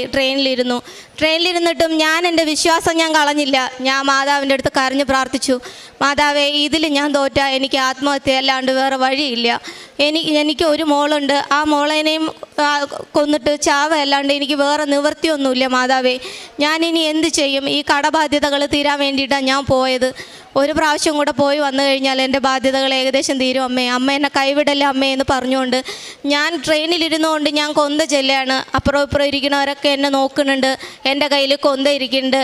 ഹസ്ബൻഡും അപ്പുറത്ത് ഇങ്ങനെ ഇരിക്കുന്നുണ്ട്, വിഷമിച്ചിരിക്കുന്നുണ്ട്. ആൾക്കും ഒന്നും ചെയ്യാൻ പറ്റണില്ല. അതിൻ്റെ ഇടയിൽ ഞങ്ങൾ ട്യൂഷൻ പോയി. അവിടെ ആളെന്നെ വിളിച്ചു, റിസൾട്ട് അറിഞ്ഞു. അവർ പറഞ്ഞു വന്നിട്ടില്ല എന്ന് പറഞ്ഞു. വീണ്ടും ഞാൻ പ്രാർത്ഥിച്ചുകൊണ്ടിരുന്നു. കുറച്ച് കഴിഞ്ഞപ്പോഴത്തേക്കും മൊബൈലിൽ ഒരു മെസ്സേജ്, ഇതൊന്നും കാണണില്ല ഞാൻ കൊന്ത ചെല്ലണേൻ്റെ ഇടയിൽ. ഞാൻ ഈ മെസ്സേജ് വന്നതോ ഓൾറെഡി ഫോൺ സൈലൻ്റ് അല്ല, എന്നാൽ പോലും മെസ്സേജിൻ്റെ സൗണ്ട് പോലും ഞാൻ കേട്ടില്ല. ഞാൻ അത് കഴിഞ്ഞ് കുറേ കഴിഞ്ഞിട്ട് അവരെന്നെ വിളിച്ചിട്ടുണ്ടായിരുന്നു ഞാൻ പഠിച്ച ഇൻസ്റ്റിറ്റ്യൂഷനിൽ നിന്ന് പാസ്സായി എന്ന് പറയാൻ വേണ്ടിയിട്ട്. പക്ഷേ ഞാനിതൊന്നും അറിയണില്ല. ഞാൻ കൊന്ത ചെല്ലാണ്. അത് കഴിഞ്ഞപ്പോഴത്തേക്കും എൻ്റെ ഫോണിലേക്ക് മെസ്സേജ് വന്നു. അത്രയാണ് ഞാൻ കണ്ടത്, ഒരു ഫോട്ടോ സെൻഡ് ചെയ്യൂ എന്ന് പറഞ്ഞിട്ട്. അത് കഴിഞ്ഞപ്പം റിസൾട്ട് വന്ന് അതിൻ്റെ മുകളിലേക്ക് ഞാൻ നോക്കിയപ്പം എക്സാം പാസ്സായി. എൻ്റെ മാതാവിന് 100,000 നന്ദി ഞാൻ പറയുകയാണ്. എത്രയും ടഫായിട്ടുള്ള ഒരു എക്സാം, ഞാൻ ഒരിക്കലും പാസ്സാവുമെന്ന് വിചാരിക്കാത്ത ഒരു എക്സാമാണ് മാതാവ് എന്നെ കരകയറ്റിയതും എൻ്റെ കുടുംബത്തെ രക്ഷിച്ചതും.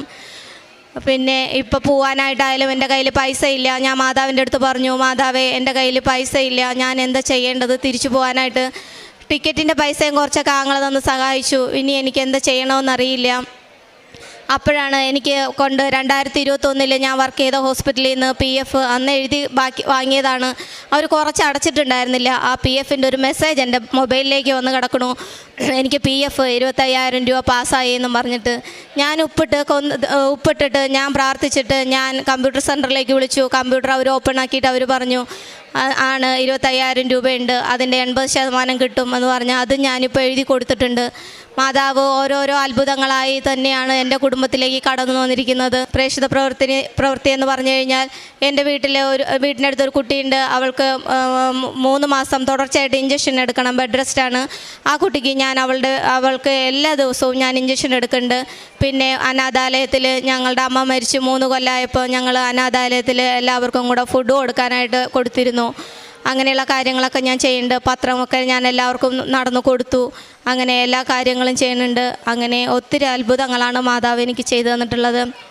അമ്മയ്ക്കും തിരുകുമാരനും 100,000 നന്ദി പറഞ്ഞുകൊണ്ട് ഞാൻ ഈ 12-ാം തീയതി വീണ്ടും കുവൈറ്റിലേക്ക് തിരിച്ചു പോവുകയാണ്. മാതാവിന് 1,000 നന്ദി ഒരിക്കൽ കൂടെ പറഞ്ഞുകൊള്ളുന്നു. ഇപ്പോൾ ഓരോ പരീക്ഷയിലൂടെ കടന്നു പോകുന്നവർ അനുഭവിക്കുന്ന പല സാഹചര്യം, ഒന്നാമത്തെ സാഹചര്യത്തിൻ്റെ സമ്മർദ്ദം ഉണ്ടാകും. കാരണം ജോലി ഒരു കുടുംബത്തിൽ എത്ര പ്രധാനപ്പെട്ടതാണെന്നുള്ള കാര്യം നമുക്കെല്ലാവർക്കും അറിയാം. ഏറെ പ്രത്യേകിച്ച് ചില ക്രൈസിസിൻ്റെ സമയത്ത് അത് ലഭിച്ചില്ല എങ്കിൽ മുൻപോട്ട് എന്താണെന്നുള്ള വലിയൊരു പ്രതിസന്ധിയും വലിയൊരു ചോദ്യം. ഒരു പക്ഷേ ജീവിതത്തിൽ അങ്ങനെ നിൽക്കുന്ന സാഹചര്യത്തിൽ ഒരുപാട് പേര് ഉടമ്പടിയിലേക്ക് കടന്നു വരുന്നതും ഉടമ്പടിയിലെ അനുഭവങ്ങൾ സാക്ഷ്യം പറയുവാനും പരിശുദ്ധ അമ്മ ഇടവരുത്തുന്നു എന്നുള്ളത് നമുക്ക് ദൈവത്തിന് നന്ദിയോടുകൂടി ഓർക്കുന്ന, ദൈവത്തിന് നന്ദി പറയേണ്ട വലിയൊരു കാര്യമാണ്. രണ്ടാമത്തെ ഈ മങ്ങൾക്ക് വ്യക്തമായിട്ട് ഒരു പക്ഷേ നിബന്ധനകളില്ല എങ്കിൽ പോലും വിശുദ്ധ ബൈബിളിനോടും ജപമാലയോടുമുള്ള പ്രത്യേക കാര്യം, അതെപ്പോഴും ഒരു സാക്ഷ്യം കേൾക്കുമ്പം അത് ചിലപ്പോൾ ഏത് മതത്തിൽ നിന്നുള്ളവർ പറയുമ്പോഴും അവിടെ പ്രധാനപ്പെട്ട് പറയുന്ന 2 കാര്യങ്ങളിൽ ഒന്ന് വിശുദ്ധ ബൈബിളിനെക്കുറിച്ചും രണ്ടാമത്തത് ജപമാലയെക്കുറിച്ചുമാണ്. അപ്പോൾ ഒരാൾ ക്രിസ്തുവിൻ്റെ അടുക്കേക്കുള്ള യാത്രയിൽ അല്ലെങ്കിൽ പരിശുദ്ധ അമ്മയോട് ചേർന്നുള്ള യാത്രയിൽ കരുതി വെക്കേണ്ട 2 പ്രധാനപ്പെട്ട ആയുധങ്ങളെന്നോ പ്രധാനപ്പെട്ട ദൈവസ്നേഹത്തിൻ്റെ അടയാളങ്ങളെന്നോ പറയുന്നത് ഉടമ്പടിയിലൂടെ അല്ലെങ്കിൽ ഒരു വ്യക്തി പഠിപ്പിക്കുന്നത് ജപമാലയെക്കുറിച്ചും ബൈബിളിനെക്കുറിച്ചുമാണ്. അപ്പോൾ എല്ലാ സാക്ഷ്യങ്ങളിലും അങ്ങനൊരു ദൈവാനുഭവം ലഭിക്കുന്നു ഈ ഒരു വ്യക്തിയും. ഏറ്റവും അവസാനം പരിശുദ്ധ അമ്മ എല്ലാ കാര്യങ്ങളും, പരീക്ഷയിൽ നടന്ന എല്ലാ കാര്യങ്ങളും പ്രാർത്ഥനയോടെ കാത്തിരുന്നതും ജപമാല ചൊല്ലി പ്രാർത്ഥിച്ചിരുന്നതുമൊക്കെ അപ്പം വ്യക്തമായിട്ട് ഈ മകൾ പറയുന്നുണ്ട്. ഇനിയും ഉടമ്പടി ജീവിതത്തിൽ മുന്നോട്ട് പോകുമ്പോൾ പരിശുദ്ധമ്മയുടെ വലിയ സാന്നിധ്യവും സംരക്ഷണവും ഇനിയും അനുഭവിക്കുവാനും പരിശുദ്ധമ്മയുടെ പ്രത്യക്ഷണത്തിൻ്റെ വലിയ അനുഭവം അനുഭവിക്കുവാനായിട്ട് ഈ മകളെ ശക്തിപ്പെടുത്തണമെന്ന് പ്രാർത്ഥിച്ചുകൊണ്ട് ലഭിച്ച എല്ലാ അനുഗ്രഹങ്ങൾക്കും നമുക്ക് കരങ്ങളടിച്ച് ദൈവത്തിൻ്റെ നാമം മഹത്വപ്പെടുത്താം. ഈ അൾത്താരയിൽ വന്ന് സാക്ഷ്യം പറയാൻ ഞങ്ങളെ അനുഗ്രഹിച്ച അമ്മ മാതാവിനും ഈശോയ്ക്കും 1,000 നന്ദി. എൻ്റെ പേര് അശ്വതി, ഇതെൻ്റെ ഹസ്ബൻഡ് ആനന്ദ്. ഞങ്ങൾ തിരുവനന്തപുരം ജില്ലയിൽ നിന്ന് വരുന്നു. എനിക്ക് ഇരട്ട പെൺകുട്ടികളാണുള്ളത്. 2 പേർക്കും 11-ാം മാസം തൊട്ട് ഫിറ്റ്സ് വരുന്നൊരു അസുഖം ഉണ്ടായിരുന്നു. അങ്ങനെ ഒരു ദിവസം 2-3 തവണ ഫിറ്റ്സ് വരുന്നത് കണ്ടിട്ട് ഞങ്ങളെ വീട്ടിൽ ഞങ്ങൾക്ക് സഹായിക്കാൻ വരുന്നൊരു ചേച്ചിയാണ് ഞങ്ങൾക്ക് കൃപാസനത്തെക്കുറിച്ച് ആദ്യമായി പറഞ്ഞു തന്നത്. അതിനുശേഷം ഞങ്ങൾക്കൊരു പത്രം ഉടനെ തന്നെ ഒരാൾ കൊണ്ടുവന്ന് കിട്ടുകയും ചെയ്തു. അപ്പോൾ ഞങ്ങൾക്ക് ദൈവം ഞങ്ങളെ ഇങ്ങോട്ട് വിളിക്കുകയാണെന്നൊരു തോന്നലുണ്ടായിട്ട് കഴിഞ്ഞ വർഷം 2023 സെപ്റ്റംബർ 2-നാണ് ഞങ്ങളിവിടെ വന്ന് ഉടമ്പടി എടുത്തത്. ഉടമ്പടി എടുക്കുന്നതിന് മുമ്പ് ഫിറ്റ്സ് വന്നു കഴിഞ്ഞാൽ അത് ഒരുപാട് സമയം നിൽക്കുന്ന ഒരു ടൈപ്പ് ഫിറ്റ്സാണ്. അത് കുറയണമെങ്കിൽ ഞങ്ങൾക്കൊരു നേസൽ സ്പ്രേ ഉപയോഗിക്കണമായിരുന്നു. അത് ഇപ്പം ഒരു മാസത്തിൽ 2 തവണ അങ്ങനെയൊക്കെ ഉപയോഗിക്കേണ്ട ഒരു അവസ്ഥയായിരുന്നു ഞങ്ങൾക്ക്. എന്നാൽ ഉടമ്പടി എടുത്തതിന് ശേഷം ഇപ്പോൾ ഞങ്ങൾ ഫിറ്റ്സ് വരുമ്പോൾ ഈ ഉടമ്പടി തൈലം കൊണ്ട് നെറ്റിയിൽ കുരിശു വരയ്ക്കുകയും മൂക്കിലും വായിലും ഉടമ്പടി തൈലം പുരട്ടുകയും ചെയ്യുമ്പോൾ ഒരു 95% പ്രാവശ്യവും ഫിറ്റ്സ് നമുക്ക് മരുന്ന് ഉപയോഗിക്കാതെ തന്നെ ഇപ്പോൾ മാറുന്നുണ്ട്. അതുപോലെ എൻ്റെ ഒരു മകൾക്ക് പല്ലിന് നല്ല വേദനയായിരുന്നു. ഡോക്ടറെ കൊണ്ടുപോയി കാണിച്ചപ്പോൾ ഞങ്ങളത് റൂട്ട് കനാൽ ചെയ്യണമെന്നായിരുന്നു ഡോക്ടർ സജസ്റ്റ് ചെയ്തത്. പക്ഷേ ഫിറ്റ്സ് വരുന്നത് കൊണ്ടും ഞങ്ങൾക്ക് അനസ്തേഷ്യ കൊടുക്കാനുള്ളൊരു ധൈര്യം ഇല്ലാത്തത് കൊണ്ടും ഞങ്ങൾ പിന്നെ ഹോസ്പിറ്റലിലോട്ട് പോയില്ല. ഞങ്ങൾ ഈ ഉടമ്പടി തൈലം പല്ലിൽ തേക്കുകയും കവിളിൽ കുരിശ് വരച്ച് പ്രാർത്ഥിക്കുകയും ചെയ്തു. അതിൻ്റെ ഫലമായിട്ട് ആ വേദനയുണ്ടായിരുന്ന പല്ല് പൊടിഞ്ഞു പോവുകയും ഇപ്പോൾ വേദനയ്ക്ക് നല്ല കുറവ് വരികയും ചെയ്തു. അമ്മ മാതാവിനും ഈശോയ്ക്കും 1000 നന്ദി. അതുപോലെ അവരെ ഈ അൾത്താരയിൽ കൊണ്ടുവരാനും ബഹുമാനപ്പെട്ട ജോസഫ് അച്ഛൻ്റെ കയ്യിൽ നിന്ന് ബ്ലെസ്സിങ് വാങ്ങാനും ഞങ്ങൾ ഒത്തിരി അധികം ആഗ്രഹിച്ചിരുന്നു. അങ്ങനെ ഞങ്ങൾ ഒരു ദിവസം ഇവിടെ ഓഫീസിൽ വന്ന് ചോദിച്ചു അവരെ എന്ന് കൊണ്ടുവരാൻ പറ്റും, അച്ഛൻ എന്ന് ഉണ്ടായിരിക്കുമെന്ന്. അപ്പോൾ ഞങ്ങൾക്ക് ഈസ്റ്റർ കഴിഞ്ഞിട്ട് ഏപ്രിൽ 2-ാം തീയതി കൊണ്ടുവരാനാണ് ഓഫീസിൽ നിന്ന് ഞങ്ങളോട് പറഞ്ഞത്. ആ ഡേറ്റ് പറഞ്ഞ സമയത്ത് ഞങ്ങൾക്ക് 2 പേർക്കും മാതാവിൻ്റെ നല്ലൊരു സുഗന്ധാഭിഷേകം ഉണ്ടായി. അപ്പോൾ ആ ഡേറ്റ് മാതാവാണ് ഞങ്ങളോട് പറഞ്ഞതെന്ന് ഞങ്ങൾ വിശ്വസിച്ചു. അങ്ങനെ അവരെ ഞങ്ങൾക്ക് ഇവിടെ കൊണ്ടുവരാൻ സാധിച്ചു. ഒരു അസുഖവും വരാതെ ഒരു പ്രശ്നവും ഇല്ലാതെ ഇവിടെ വന്ന് ഞങ്ങൾക്ക് പ്രാർത്ഥിക്കുവാനും അച്ഛൻ്റെ അനുഗ്രഹം വാങ്ങിക്കുവാനും സാധിച്ചു. ഇനിയും മാതാവിൻ്റെ ഈശോയുടെ അനുഗ്രഹം എൻ്റെ മക്കളുടെ കൂടെ ഉണ്ടായിരിക്കുമെന്നും അവർക്ക് പൂർണ്ണമായിട്ട് രോഗസൗഖ്യം കൊടുക്കുമെന്നും ഞാൻ ഉറച്ചു വിശ്വസിക്കുന്നു. അടുത്തതായിട്ട് എൻ്റെ ഹസ്ബൻഡിന് മാതാവിലും ഈശോയിലും നല്ല വിശ്വാസമുണ്ടാകാൻ വേണ്ടി ഞാൻ ഉടമ്പടിയിൽ വച്ചിരുന്നു. അങ്ങനെ ഒരു ദിവസം ഹസ്ബൻഡിന് മാതാവിൻ്റെ ദർശനമുണ്ടായി സ്വപ്നത്തിൽ. അത് ഒരു രാവിലെ ഒരു 5 സമയത്തായിരുന്നു. ആ സമയത്ത് ഞാൻ പ്രത്യക്ഷീകരണ പ്രാർത്ഥന ചൊല്ലുന്ന സമയമായിരുന്നു. ആ സമയം ഞങ്ങളുടെ മുറിയിൽ വേറെ ക്ലോക്കുകളൊന്നുമില്ല. പക്ഷേ ആ സമയത്ത് ഞങ്ങൾക്ക് ക്ലോക്കിൻ്റെ ശബ്ദം എനിക്ക് കേൾക്കാൻ പറ്റി. എൻ്റെ പ്രാർത്ഥന തീരുന്നിടം വരെയും ആ ശബ്ദം എനിക്ക് കേൾക്കാൻ പറ്റി. അപ്പോൾ അമ്മ മാതാവ് ഞങ്ങളുടെ കൂടെ ഉണ്ടെന്ന് ഞങ്ങൾക്കപ്പോൾ മനസ്സിലായി. മാതാവിനും ഈശോയ്ക്കും 1000 നന്ദി. അതുപോലെ ഞങ്ങളുടെ വീട്ടിൻ്റെ ഫ്രണ്ടിൽ ഒരു അപകടകരമായ രീതിയിൽ ഒരു മരം പബ്ലിക് പ്രോപ്പർട്ടിയിൽ നിൽക്കുന്നുണ്ടായിരുന്നു. ഞങ്ങളത് മുറിക്കാനായിട്ട് ഒരു 5 വർഷത്തിൽ കൂടുതലായിട്ട് പരാതി കോർപ്പറേഷനിൽ കൊടുത്തിട്ടുണ്ടായിരുന്നു. പക്ഷേ അതിൻ്റെ മേൽ ഒരു നടപടിയും ഉണ്ടായില്ല. 2-3 തവണ മുറിക്കാമെന്ന് ഓർഡർ വന്നെങ്കിലും ലാസ്റ്റ് അത് മാറിപ്പോവുകയായിരുന്നു. അങ്ങനെ ഞാൻ ലൈറ്റ് ക്യാൻഡിലിട്ട് പ്രാർത്ഥിച്ചു. അതിൻ്റെ ഫലമായിട്ട് 1 മാസത്തിനകം തന്നെ ആ മരം അവിടെ നിന്ന് മുറിച്ച് മാറ്റി. അതുപോലെ ഹസ്ബൻഡിൻ്റെ കയ്യിൽ നിന്ന് ഞങ്ങളുടെ ATM കാർഡ് ഒരു ദിവസം കളഞ്ഞുപോയി. ഞങ്ങൾ കളഞ്ഞു പോയെന്ന് അറിഞ്ഞത് തന്നെ ഒരു 3 ആഴ്ച കഴിഞ്ഞിട്ടാണ് ഞങ്ങൾ ആ കളഞ്ഞ വിവരം തന്നെ അറിയുന്നത്. എന്നിട്ട് എനിക്ക് പെട്ടെന്ന് തോന്നി ആ ലാസ്റ്റ് പോയ ATM-ൽ പോയി ഒന്നും കൂടി നോക്കിക്കഴിഞ്ഞാൽ ഞങ്ങളെ കാർഡ് അവിടെ തന്നെ കാണുമെന്ന്. അങ്ങനെ ഞങ്ങൾ ആ ATM-ൽ പോയി നോക്കി. അവിടെ ഒരു കുഴപ്പമില്ലാതെ സുരക്ഷിതമായിട്ട് ആ കാർഡ് അവിടെ തന്നെ ഉണ്ടായിരുന്നു. അമ്മ മാതാവിനും ഈശോയ്ക്കും 1000 നന്ദി. അതുപോലെ ഞാൻ BTech പഠിച്ചത്. എനിക്ക് MTech പഠിക്കണമെന്ന് വലിയ ആഗ്രഹം ഉണ്ടായിരുന്നു. പക്ഷേ എൻ്റെ വീട്ടിലെ സാഹചര്യങ്ങൾ കാരണം എനിക്കതിന് കഴിഞ്ഞിരുന്നില്ല. എനിക്ക് വർക്കിൻ്റെ കൂടെ പഠിക്കണമെങ്കിൽ പാർട്ട് ടൈമായിട്ട് ഈവനിങ് ക്ലാസ്സിൽ പോകണമായിരുന്നു. പക്ഷേ അതിനുള്ള സാഹചര്യം എനിക്കില്ല. അങ്ങനെ ഞാൻ അതിനെക്കുറിച്ചൊന്നും ചിന്തിക്കാതിരിക്കുകയായിരുന്നു. അപ്പോഴാണ് പെട്ടെന്ന് എൻ്റെ ഓഫീസിൽ ഒരു മെയിൽ വന്നത്. അവർക്ക് ഇന്ത്യയിലെ തന്നെ നമ്പർ 1 യൂണിവേഴ്സിറ്റിയായ IIT മദ്രാസുമായിട്ട് ഒരു ടൈപ്പ് തുടങ്ങിയിട്ടുണ്ട്. അപ്പം MTech-ന് അഡ്മിഷൻ ആഗ്രഹിക്കുന്നവർക്ക് അതിൽ അപ്ലൈ ചെയ്യാം. അങ്ങനെ ഞാൻ അപ്ലൈ ചെയ്തു. എനിക്ക് മാതാവിൻ്റെ സഹായത്താൽ എൻട്രൻസ് ക്ലിയർ ചെയ്യാൻ പറ്റി. അങ്ങനെ ഞാനിപ്പോൾ അവിടെ MTech പഠിച്ചുകൊണ്ടിരിക്കുകയാണ്. മാതാവിൻ്റെ സഹായം കൊണ്ട് എനിക്ക് ഓരോ സെമസ്റ്ററിലും നല്ല ഗ്രേഡുകൾ വാങ്ങിക്കാൻ സാധിക്കുന്നുണ്ട്. കഴിഞ്ഞ സെമസ്റ്ററിൽ എനിക്കൊരു എക്സാം നല്ല ടഫായിരുന്നു. അപ്പോൾ ഞാൻ മാതാവിൻ്റെ അടുത്ത് ഇങ്ങനെ പ്രാർത്ഥിക്കുമായിരുന്നു, മാതാവാണ് എനിക്കിതിനകത്ത് അഡ്മിഷൻ വാങ്ങിച്ചു തന്നത്. അപ്പോൾ എൻ്റെ കഴിവിനനുസരിച്ച് ഞാൻ പഠിച്ചു, പക്ഷെ ബാക്കിയെല്ലാം മാതാവ് നോക്കിക്കോണമെന്ന്. അപ്പോൾ മാതാവ് എനിക്ക് സ്വപ്നത്തിൽ ഇങ്ങനെ എൻ്റെ ആ 2 ഗ്രേഡ് എനിക്ക് കാണിച്ചു തന്നു. അപ്പോൾ ഗ്രേഡ് വന്നപ്പോൾ എനിക്ക് സെയിം ഗ്രേഡ് അതേ ഓർഡറിൽ തന്നെയാണ് എനിക്ക് വന്നത്. അമ്മ മാതാവിനും ഈശോയ്ക്കും 1000 നന്ദി. ഇത്രയധികം അനുഗ്രഹങ്ങൾ ഞങ്ങൾക്ക് തരികയും ഈ അൾത്താരയിൽ കയറി സാക്ഷ്യം പറയാനുള്ള അനുഗ്രഹം തന്ന മാതാവിനും ഈശോയ്ക്കും 1000 നന്ദി. സ്നേഹം നിറഞ്ഞവരെ, അശ്വതി എന്ന സഹോദരിയും ഭർത്താവുമാണ് നമ്മളോട് ഉടമ്പടി ജീവിത സാക്ഷ്യം പങ്കുവച്ചത്. ഇവർ നമ്മളോട് ഉടമ്പടി ജീവിത സാക്ഷ്യം പങ്കുവച്ചപ്പോൾ കൃപാസനത്തിലേക്ക് കടന്നു വരുവാനുണ്ടായ സാഹചര്യം നമ്മളോട് പറഞ്ഞു. ഒരു വ്യക്തി കൃപാസനത്തെക്കുറിച്ച് പറയുന്നു. അതിനുശേഷം കൃപാസനം പത്രം ഇവർക്ക് ലഭിക്കുന്നു.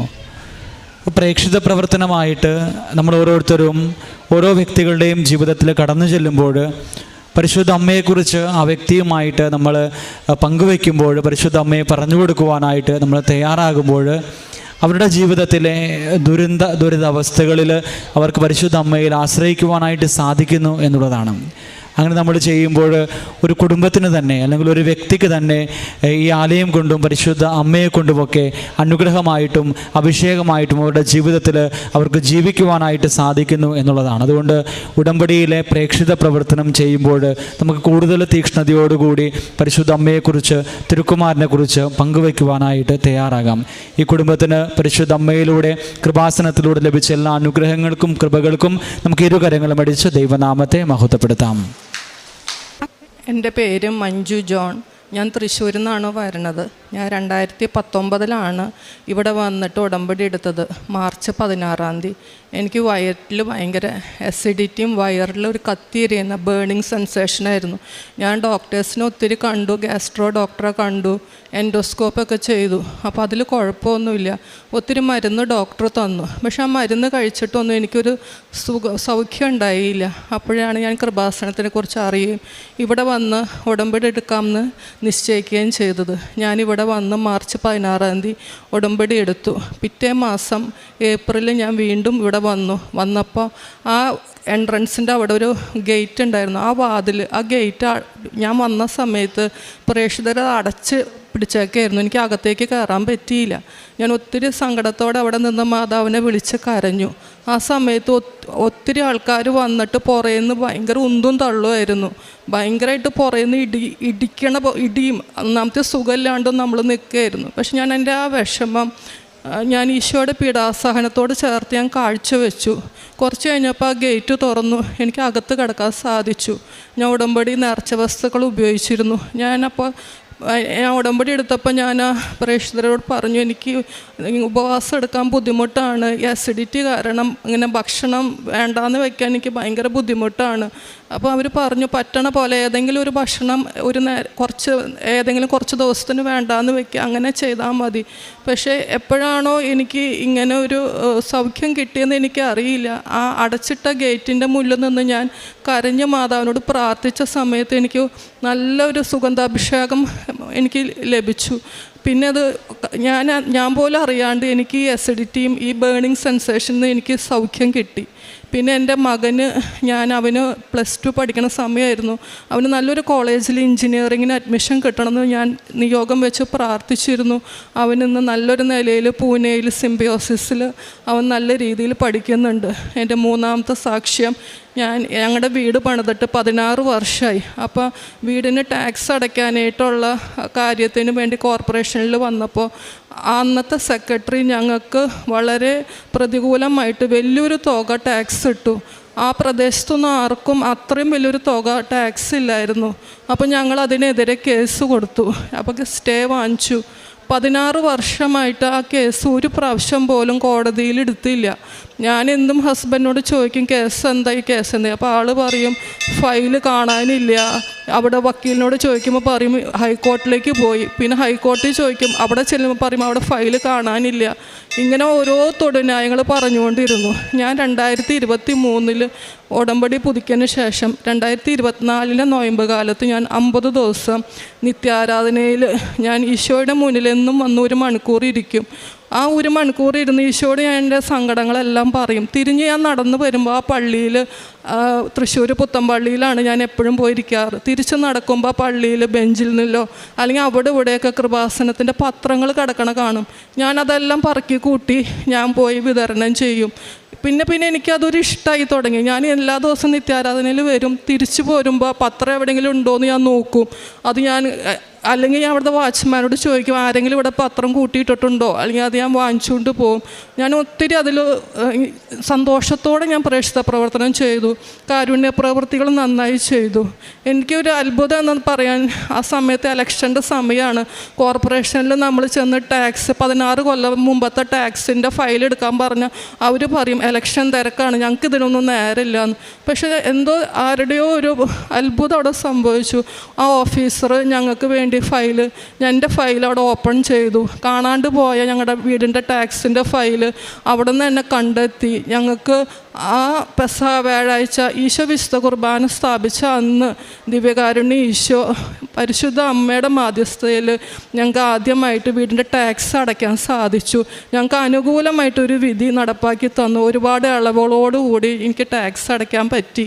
പിന്നെ എൻ്റെ അടുത്ത സാക്ഷി എൻ്റെ മകൾ ആ സമയത്ത് +2 പഠിക്കുകയായിരുന്നു. ഞാൻ എന്നും പ്രാർത്ഥിക്കും, മാതാവി അവൾക്ക് 90% മീതെ മാർക്ക് കിട്ടണമെന്ന്, അവൾക്ക് മാത്സിനും 90 മീതെ കിട്ടണേ, ഇങ്ങനെയൊക്കെ പ്രാർത്ഥിക്കും. പക്ഷേ അവളും ഇവിടെ ജപമാല റാലിയിലൊക്കെ ഇവിടെ വന്ന് പങ്കെടുത്ത് പ്രാർത്ഥിച്ചിരുന്നു. പക്ഷേ റിസൾട്ട് വന്നപ്പോൾ അവൾക്ക് 89% മാർക്കായിരുന്നു. പക്ഷെ അങ്ങനെ വന്നാലും എനിക്ക് സങ്കടം, ഞാൻ ഒരു കുറ്റപ്പെടുത്തിയില്ല. അതിലേറെ എന്നെ അത്ഭുതപ്പെടുത്തിയത് എൻ്റെ മോളാണ്.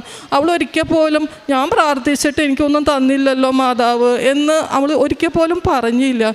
പക്ഷേ അവൾ ഏത് കോളേജിൽ ചേർന്ന് പഠിക്കണം എന്ന് അവൾ ആഗ്രഹിച്ചോ ആ കോളേജിൽ തന്നെ അവൾക്ക് അഡ്മിഷൻ മാതാവ് ഒരുക്കി.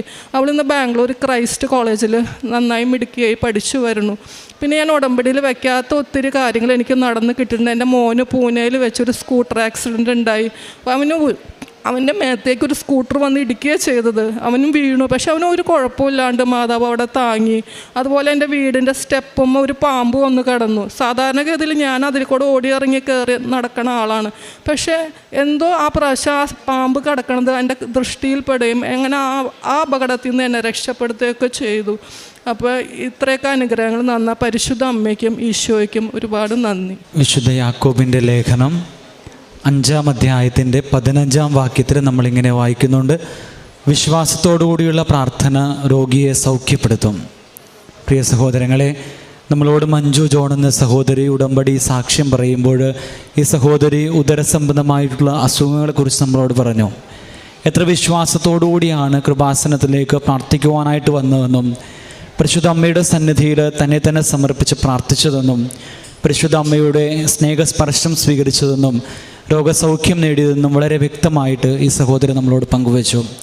അതുപോലെ തന്നെ ഈ സഹോദരി പറഞ്ഞു എങ്ങനെയാണ് തൻ്റെ മക്കളുടെ ജീവിതത്തിൽ പരിശുദ്ധ അമ്മയുടെ ഉടമ്പടി പ്രാർത്ഥനയിൽ പങ്കുചേർന്ന് വിശ്വാസത്തോടുകൂടി പ്രാർത്ഥനാ ജീവിതം മുന്നോട്ട് കൊണ്ടുപോയപ്പോൾ പരിശുദ്ധ അമ്മ അനുഗ്രഹമായിട്ട് കടന്നു വന്നുവെന്നും തിരുക്കുമാരൻ്റെ സന്നിധിയിൽ ഈ സഹോദരിയുടെ മക്കൾക്ക് വേണ്ടി മധ്യസ്ഥം വഹിച്ചതെന്നും ഈ സഹോദരി പറഞ്ഞു. ജീവിതത്തിൻ്റെ ഓരോ പ്രശ്നങ്ങളിലും പ്രതിസന്ധികളിലും വേദനകളിലും പരിശുദ്ധ അമ്മ കടന്നു വന്ന് സാന്ത്വനമായി മാതൃസഹജമായിട്ടുള്ള വാത്സല്യം നൽകി അനുഗ്രഹിച്ച് ഈ കുടുംബത്തോട് ചേർന്നതിനെ ഓർത്ത് ഈ സഹോദരി നമ്മുടെ മുൻപിൽ സാക്ഷ്യം പങ്കുവെക്കുമ്പോൾ ഈ സഹോദരിയോട് ചേർന്ന് നിന്നുകൊണ്ട് ഇരു കരങ്ങളും അടിച്ച് ദൈവനാമത്തെ മഹത്വപ്പെടുത്തി നമുക്കും ഈ കുടുംബത്തോട് ചേർന്ന് ദൈവപിതാവിന് നന്ദി അർപ്പിക്കാം. പരിശുദ്ധ അമ്മയ്ക്കും തിരുക്കുമാരനും എന്നെന്നും സ്തുതിയുണ്ടാവട്ടെ. എൻ്റെ പേര് റിനു, ഇതെൻ്റെ ഹസ്ബൻഡ് റോജിൻ. ഞങ്ങൾ ചെല്ലാനത്ത് നിന്ന് വരുന്നു. സേവ്യർദേശ് ഇടവകാംഗങ്ങളാണ്. ഞാൻ ആദ്യമായിട്ട് കൃപാസനത്തിൽ വരുന്നത് 2012-ലാണ്. അന്ന് എൻ്റെ BSc കഴിഞ്ഞ് നിൽക്കുന്ന സമയമാണ്. ആദ്യമായിട്ട് ഇവിടുത്തെ കൃപാഭിഷേക ധ്യാനം കൂടാനാണ് കൃപാസനത്തിലോട്ട് ഞാൻ ആദ്യമായി വരുന്നത്. എൻ്റെ ഫ്രണ്ട്സൊക്കെ കൂടി ഇവിടെ വന്ന് 5 ദിവസത്തെ മരിയൻ കൃപാവര ധ്യാനം, തപസ് ധ്യാനമെന്ന് നമ്മൾ പറയുന്ന മരിയൻ കൃപാവര ധ്യാനം കൂടി. അന്ന് ഞാനിവിടെ ഒരു നിയോഗം എഴുതിയിട്ടിരുന്നു. അമ്മ എനിക്ക് PGക്ക് അഡ്മിഷൻ തന്നെ, എനിക്ക് PGക്ക് പഠിക്കണമെന്ന് ആഗ്രഹമുണ്ട്, അഡ്മിഷൻ തന്നെയെന്ന്. ഇവിടെ ഞാൻ ധ്യാനം കഴിഞ്ഞ് പോയി 1 മാസം കഴിഞ്ഞ് എനിക്ക് പിന്നത്തെ മാസം തന്നെ അഡ്മിഷൻ കിട്ടുകയുണ്ടായി. അതാണ് കൃപാസനത്തിൽ നിന്ന് എനിക്ക് കിട്ടിയ ആദ്യത്തെ എൻ്റെ അനുഭവം. പിന്നീട് എല്ലാ ചൊവ്വാഴ്ചകളിലും മാസത്തിൻ്റെ 2ാമത്തെ ചൊവ്വാഴ്ചകളിൽ ഇവിടെ ധ്യാനം ഉണ്ടായിരുന്നു പണ്ടൊക്കെ. അപ്പോൾ എപ്പോഴും ഞാൻ തന്നെ മിക്കവാറും എനിക്ക് പറ്റുന്ന സമയത്തൊക്കെ വന്ന് കൂടുമായിരുന്നു. അതുപോലെ അങ്ങനെ കൂടി ഇടയ്ക്ക് കൃപാസനത്തിലൊക്കെ വരും. അങ്ങനെ പോയിക്കൊണ്ടിരിക്കുമായിരുന്നു. 2016-ലാണ് ഞങ്ങളുടെ മാരേജ് കഴിയുന്നത്. 2016 ജനുവരിയിൽ. ആ സമയത്ത് ഞങ്ങളുടെ ജോലി കാര്യത്തിലൊരു കൺഫ്യൂഷൻ വന്നു. ആൾ കുറച്ച് നാൾ പുറത്തുണ്ടായിരുന്നു. പിന്നെ ആളിന് PSc പഠിക്കണമെന്ന് ഭയങ്കര ആഗ്രഹം ഉണ്ടായി. അപ്പോൾ അതുകൊണ്ട് ഞങ്ങളുടെ ജോലി കാര്യത്തിൽ എനിക്കും ജോലി ഉണ്ടായിരുന്നില്ല. ഞങ്ങളുടെ ജോലി കാര്യത്തിൽ ഈശോയുടെ ഇഷ്ടം എന്താണെന്ന് അറിയാൻ വേണ്ടിയാണ് ഞങ്ങൾ കൃപാസനത്തിലോട്ട് 16 മെയിൽ വരുന്നത്. 2016 മെയിൽ വരുന്നത്. സത്യത്തിൽ അച്ഛനെ കണ്ട് മെസ്സേജ് എടുക്കുക അത് മാത്രമായിരുന്നു ഞങ്ങളുടെ ലക്ഷ്യം. അച്ഛനെ വന്ന് കണ്ട് ഞങ്ങൾ പറഞ്ഞു, ഞങ്ങളുടെ ജോലിക്കാര്യത്തിൽ ഈശോയുടെ ഇഷ്ടം എന്താണെന്ന് അച്ഛനൊന്ന് നോക്കി തരുമെന്ന് പറഞ്ഞു. അച്ഛൻ പറഞ്ഞു, ആദ്യമായിട്ട് 16 ഉടമ്പടി സ്റ്റാർട്ട് ചെയ്തതേ ഉള്ളപ്പോൾ. അപ്പോൾ പറഞ്ഞു, ഉടമ്പടി എടുത്തു, അമ്മ നമുക്ക് പുതിയൊരു പദ്ധതി തന്നിട്ടുണ്ട്, ഉടമ്പടി പദ്ധതിയാണ്, ഉടമ്പടി എല്ലാം അമ്മ നമുക്ക് ശരിയാക്കി തരുമെന്ന് പറഞ്ഞു. ഞങ്ങൾ ഉടമ്പടി എടുത്തു. 16 17 ആയപ്പോൾ ഞങ്ങൾക്കൊരു വലിയ എക്സാം വരുന്നുണ്ടായി. അച്ഛൻ്റെ അടുത്ത് വന്ന് ഒന്നുകൂടി മെസ്സേജ് എടുത്തു. അപ്പോൾ അച്ഛൻ മെസ്സേജ് എടുക്കുകയാണ് ചെയ്തിട്ട് പറഞ്ഞു, 2 പേർക്കും എറണാകുളത്ത് ജോലി കിട്ടുന്നുണ്ടെന്ന് പറഞ്ഞു. അച്ഛൻ പറഞ്ഞതുപോലെ തന്നെ ആ പരീക്ഷയ്ക്ക് ഞങ്ങൾ സപ്ലിമെൻ്ററി ലിസ്റ്റിൽ വന്നു. ഒരു 6 മാസം കഴിഞ്ഞ് എഴുതിയ ഒരു എക്സാമിന് മെയിൻ ലിസ്റ്റിൽ വന്നു. അതിൽ നിന്ന് ആളിനെ കൃഷി വകുപ്പിലോട്ട് ജോലി കിട്ടി. ഞങ്ങളുടെ ജീവിതത്തിൽ ഈശോ പ്രവർത്തിച്ച രണ്ടാമത്തെ ഒരു അനുഭവമായിട്ട് എനിക്കത് തോന്നി. അങ്ങനെ 2018 ആയപ്പോൾ അത് 17 ഞങ്ങൾ അച്ഛനെ കണ്ടു കഴിഞ്ഞ് പോയ പിറ്റേ മാസം തന്നെ ഞാൻ പ്രഗ്നൻ്റ് ആവുകയും ചെയ്തു. 18 ഞങ്ങൾക്കൊരു കുഞ്ഞിനെ ലഭിക്കുകയും ചെയ്തു. പിന്നീട് എനിക്ക് എൻ്റെ പ്രസവ സമയത്തുണ്ടായ അനുഭവങ്ങളാണ്. കാര്യം ഞാൻ ലേബർ റൂമിൽ പോകുമ്പോൾ ലേബർ റൂമിൽ കൊച്ചിൻ്റെ അനക്കം നോക്കാനൊക്കെ പോകുന്ന സമയത്ത് ഒരു എൻ്റെ പ്രായമൊക്കെ തന്നെയുള്ള ഒരു കൊച്ച് അതിന് വികസനം ഉണ്ടായിട്ട് യൂട്രസ് വികസിച്ചിട്ടില്ലെന്ന് പറഞ്ഞാൽ ഒത്തിരി ബുദ്ധിമുട്ട് അനുഭവിക്കണമായിരുന്നു. ആ സമയത്ത് അതിൻ്റെ മദറിലും അടുത്തിരിപ്പുണ്ട്. അവരെന്നോട് പറഞ്ഞു, മോളെ ഇതിന് ഭയങ്കര ബുദ്ധിമുട്ടാണ്, അവൾക്ക് അതുകൊണ്ട് നടക്കുന്നില്ല, പ്രസവം നടക്കുന്നില്ല, ലേറ്റ് ആവുമെന്നാണ് ഡോക്ടർ പറയണേന്ന് പറഞ്ഞു. അപ്പോൾ എൻ്റെ കയ്യിൽ ഞാൻ ഉടമ്പടി എടുക്കുന്നുണ്ടല്ലോ, അപ്പോൾ എൻ്റെ കയ്യിൽ ഉടമ്പടി തൈലം ഉണ്ടായിരുന്നു, തൈലം ഉണ്ടായി, പത്രം ഉണ്ടായി. ഞാനപ്പോൾ തന്നെ ചെന്ന് ഈ ഇതിൻ്റെ കുട്ടിയുടെ അമ്മയുടെ അടുത്ത് കൊടുത്തിട്ട് ഞാൻ പറഞ്ഞു, ചേച്ചി ഇത് കലവൂരുള്ള ധ്യാന കേന്ദ്രമാണ്, മാതാവുണ്ട് അവിടെ, ഈ മാതാവ് ഈശോനോട് പറഞ്ഞ് എല്ലാം വാങ്ങിത്തരും, ഈ ഉടമ്പടി തൈലം ചേച്ചി പെരട്ടി പ്രാർത്ഥിക്കണമെന്ന് പറഞ്ഞു. പക്ഷെ ആ സമയത്തൊന്നും അച്ഛൻ തൈലം കൈമാറ്റം ചെയ്യേണ്ട അങ്ങനെയൊന്നും പറയത്തില്ലായിരുന്നു. ആ ഒരു ധൈര്യത്തിൽ ഞാൻ അവർക്ക് തൈലം കൊടുത്തു വിട്ടു, പത്രവും കൊടുത്തു വിട്ടു. കുറച്ച് നേരം കഴിഞ്ഞപ്പോൾ എൻ്റെ അമ്മ വന്ന് എന്നോട് പറഞ്ഞു, മോളെ എൻ്റെ മോള് പ്രസവിച്ചിട്ടോ എന്ന് പറഞ്ഞു. അതെനിക്ക് ഭയങ്കര സന്തോഷമായി. കാര്യം ഞാൻ ഡെലിവറിക്ക് പോയപ്പോൾ അവിടെ വെച്ച് എനിക്കൊരു അനുഭവം ഉണ്ടായപ്പോൾ ഒത്തിരി സന്തോഷമായി. അപ്പം ഞാൻ വീണ്ടും ഇനി എൻ്റെ പ്രസവത്തിൻ്റെ കാര്യങ്ങളിലോട്ട് പോകണേണ്. പക്ഷെ ഞാൻ ഒത്തിരി ആഗ്രഹിച്ചായിരുന്നു എനിക്കൊരു നോർമൽ ഡെലിവറി വേണമെന്ന്. ഒത്തിരി അമ്മനോട് പ്രാർത്ഥിക്കുമായിരുന്നു, അമ്മ ഈശോനെ പ്രസവിച്ച പോലെ തന്നെ എനിക്കൊരു കുഞ്ഞിനെ പ്രസവിച്ച് തന്നെ വേണമെന്ന് പ്രാർത്ഥിക്കുമായിരുന്നു. പക്ഷേ എനിക്ക് പ്രസവം നടന്നില്ല, എനിക്ക് സിസേറിയൻ ആയിപ്പോയി. ഒത്തിരി സങ്കടപ്പെട്ടു ഞാൻ. ദൈവമേ, ഞാൻ എന്തോരം പ്രാർത്ഥിച്ചിട്ടും സിസേറിയൻ തന്നെ ആയിപ്പോയില്ല എന്ന് ഓർത്ത്. ഡോക്ടർ എന്നോട് വന്നിട്ട് പറഞ്ഞു, റിനു ഓവറിലൊരു സിസ്റ്റ് ഉണ്ടായിരുന്നു, അതെന്തായാലും നമ്മൾ സിസേറിയൻ ആയതുകൊണ്ട് കണ്ട് റിമൂവ് ചെയ്യാൻ പറ്റി, അതുകൊണ്ട് നന്നായി, സിസേറിയൻ ആയത് ഒത്തിരി അനുഗ്രഹമായെന്ന് പറഞ്ഞു. അപ്പോൾ എനിക്ക് വീണ്ടും സന്തോഷമായി. ദൈവമേ, നീ എന്നെ എന്തോരം പരിപാലിക്കണുണ്ടെന്ന് ഓർത്ത് എനിക്ക് ഒത്തിരി സന്തോഷമായി. അങ്ങനെ 18 കഴിഞ്ഞു. 18 പിന്നെ കുട്ടിയുമായി ഞങ്ങളിങ്ങനെ നടക്കുമായിരുന്നു.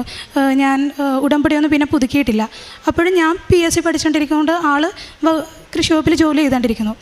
ഞാൻ ഒത്തിരി പഠിക്കുന്നുണ്ട്, പഠിച്ചിട്ടും എനിക്ക് ഒരിടത്തും ഒരു ലിസ്റ്റിൽ പോലും ഞാൻ എത്തുന്നില്ല. ഒറ്റയ്ക്കിരുന്ന് പഠിക്കുന്നുണ്ട്, കോച്ചിങ്ങൊന്നുമില്ല, എന്നാലും ഒരു ലിസ്റ്റിലും എത്തണില്ല. ഒത്തിരി കഷ്ടപ്പെടുകൊണ്ട് ഒരു രക്ഷയില്ല. 2022 ആയപ്പോഴേക്കും എനിക്ക് ഭയങ്കര ഉള്ളിൽ നിന്ന് ഭയങ്കര ഒരു പുഷിങ്, കൃപാസനത്തിലോട്ട് പോകുമെന്ന് പറഞ്ഞു. എനിക്ക് ഇരിക്കപ്പുറത്തില്ല, വീട്ടിലിരുന്നിട്ടാണേലും ഇരിക്കാൻ പറ്റണില്ല. എങ്ങനെയെങ്കിലും ഒന്ന് എനിക്ക് ഇവിടെ എത്തിയാൽ മതി എന്നുള്ള രീതിയിലായിരുന്നു. 22 ഏപ്രിൽ 4-ാം തീയതി ഞാൻ വന്ന് എൻ്റെ ഉടമ്പടി പുതുക്കി. 22 ഏപ്രിൽ 30-ാം തീയതി 24 ദിവസങ്ങൾക്ക് ശേഷം എനിക്ക് ജീവിതത്തിൽ ആദ്യമായിട്ട് ഞാനൊരു ഒരു PSC ലിസ്റ്റിൽ, സപ്ലിമെൻ്ററി ലിസ്റ്റിൽ ഞാൻ വന്നു.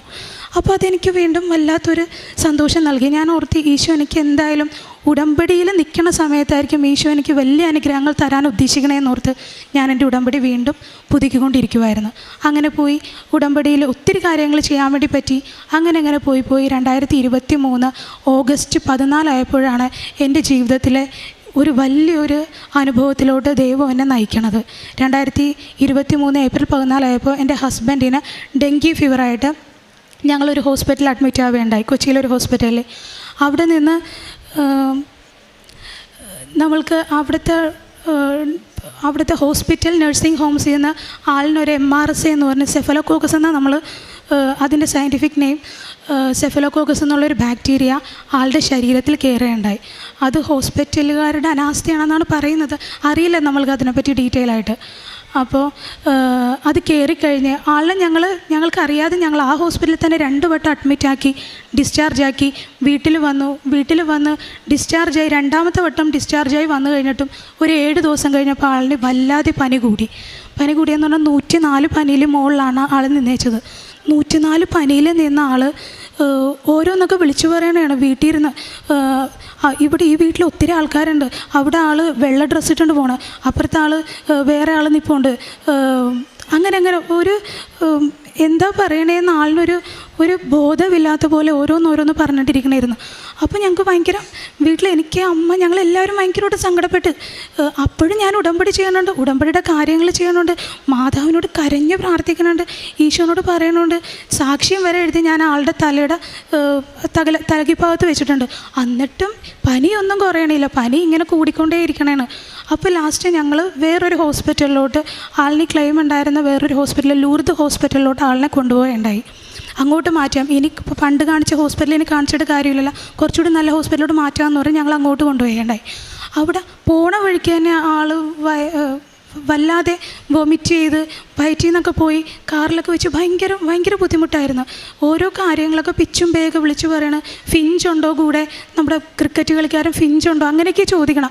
ഞങ്ങൾ വീട്ടുകാരൊക്കെ എല്ലാവരും ഒത്തിരി സങ്കടപ്പെട്ട്, എന്താണ് എങ്ങോട്ടാണ് ഈ പോണത്, എങ്ങോട്ടാണ് ഈ കൊണ്ടുപോകണത്, ഒരു പിടുത്തമില്ല, എന്താ സംഭവം എന്നറിയില്ല. നേരെ ഞങ്ങൾ പോയിക്കൊണ്ടിരിക്കുമ്പോൾ തന്നെ ഞങ്ങൾ കൃപാസനത്തിലെ ഉടമ്പടി ധ്യാനം ഒരു ചൊവ്വാഴ്ചയായിരുന്നു, സെപ്റ്റംബർ 19, കഴിഞ്ഞ സെപ്റ്റംബർ 19 ഒരു ചൊവ്വാഴ്ചയായിരുന്നു. അന്നത്തെ ദിവസമാണ് ഞങ്ങൾ ഹോസ്പിറ്റലിലോട്ട് പോയിക്കൊണ്ടിരിക്കുമ്പോൾ ഉടമ്പടി ധ്യാനം കൂടിക്കൊണ്ടാണ് ഞാൻ പോണത്. പോകുമ്പോൾ എൻ്റെ ഉള്ളിൽ നിന്ന് ആരോ പറയണം ICU. എനിക്ക് മനസ്സിലാവണില്ല, കരഞ്ഞണ്ടാ പോണത്. ICU എന്നാണ് പറയണത്. അപ്പം ഞാൻ ഓർത്ത് ദൈവമേ ICUയിലോട്ടാണ് ഈ കൊണ്ടുപോകണത്, അറിയില്ല എന്താണെന്നറിയില്ല, എന്താണ് വന്നെടുത്ത് വെച്ച് കാണട്ടെ എന്ന് ഓർത്ത് തന്നെ പ്രാർത്ഥിച്ചുകൊണ്ട് തന്നെ പോയി. അവിടെ ചെന്നപ്പോൾ തന്നെ ഡോക്ടർ പറഞ്ഞ് നേരെ ആൾ ICUയിലോട്ട് കയറ്റണോട്ടെ. ഞാൻ ഓർത്ത് ദൈവമേ നേരത്തെ തന്നെ ഇതെല്ലാം എന്നെ മുൻകൂട്ടി അറിയിക്കണേണ് തമ്പുരാനെ എന്ന് ഓർത്ത് ഇങ്ങനെ നിൽക്കണേണ്. ICUയിലോട്ട് നേരെ കയറ്റി ആളുടെ ഡീറ്റെയിൽസ് എല്ലാം എടുത്ത് പിറ്റേ ദിവസം ഡോക്ടർ ഞങ്ങളോട് പറഞ്ഞു, എന്നെ വിളിച്ചിട്ട് പറഞ്ഞു, പേര് കേട്ടിട്ടുണ്ടോയെന്നറിയില്ല, ഇൻഫെക്റ്റീവ് എൻഡോകാർഡിസൈറ്റിസ് എന്നാണ് ഈ രോഗത്തിൻ്റെ മെഡിക്കൽ നെയിം എന്ന് പറഞ്ഞു. എന്നോട് ഡോക്ടർ ചോദിച്ചു ഇതുവരെ കേട്ടിട്ടുണ്ടോ? ഞാൻ പറഞ്ഞു ഇല്ല. ഡെങ്കിപ്പനി എലിപ്പനി എന്നൊക്കെ കേട്ടിട്ടുണ്ടല്ലേ, ഇത് കേട്ടിട്ടില്ലല്ലേ എന്ന് പറഞ്ഞു. ഇല്ല ഡോക്ടർ കേട്ടിട്ടില്ല. അപ്പോൾ എന്നോട് ആൾ കാര്യങ്ങൾ പറഞ്ഞു തന്നു. ഇൻഫെക്റ്റീവ് എൻഡോകാർഡിറ്റിസ് എന്നാണ് ഈ രോഗത്തിൻ്റെ പേര്. കാര്യം ആളുടെ ഉള്ളിൽ കയറിയ MRSA അല്ലെങ്കിൽ സെഫലോകോക്കസ് എന്ന് പറഞ്ഞാൽ ഈ ഭീകരമായ ബാക്ടീരിയ ആളുടെ ഹാർട്ടിൻ്റെ വാൽവിൽ കയറി പിടിച്ച് അവിടെ നിന്ന് ബാക്കി എല്ലാ ഓർഗൻസിലോട്ടും, കിഡ്നിയിലോട്ട്, സ്പ്ലീനിലോട്ട്, ലിവറിലോട്ട്, ഇങ്ങനെ എല്ലായിടത്തോട്ടും സ്പ്രെഡാക്കിയെന്ന് പറഞ്ഞു.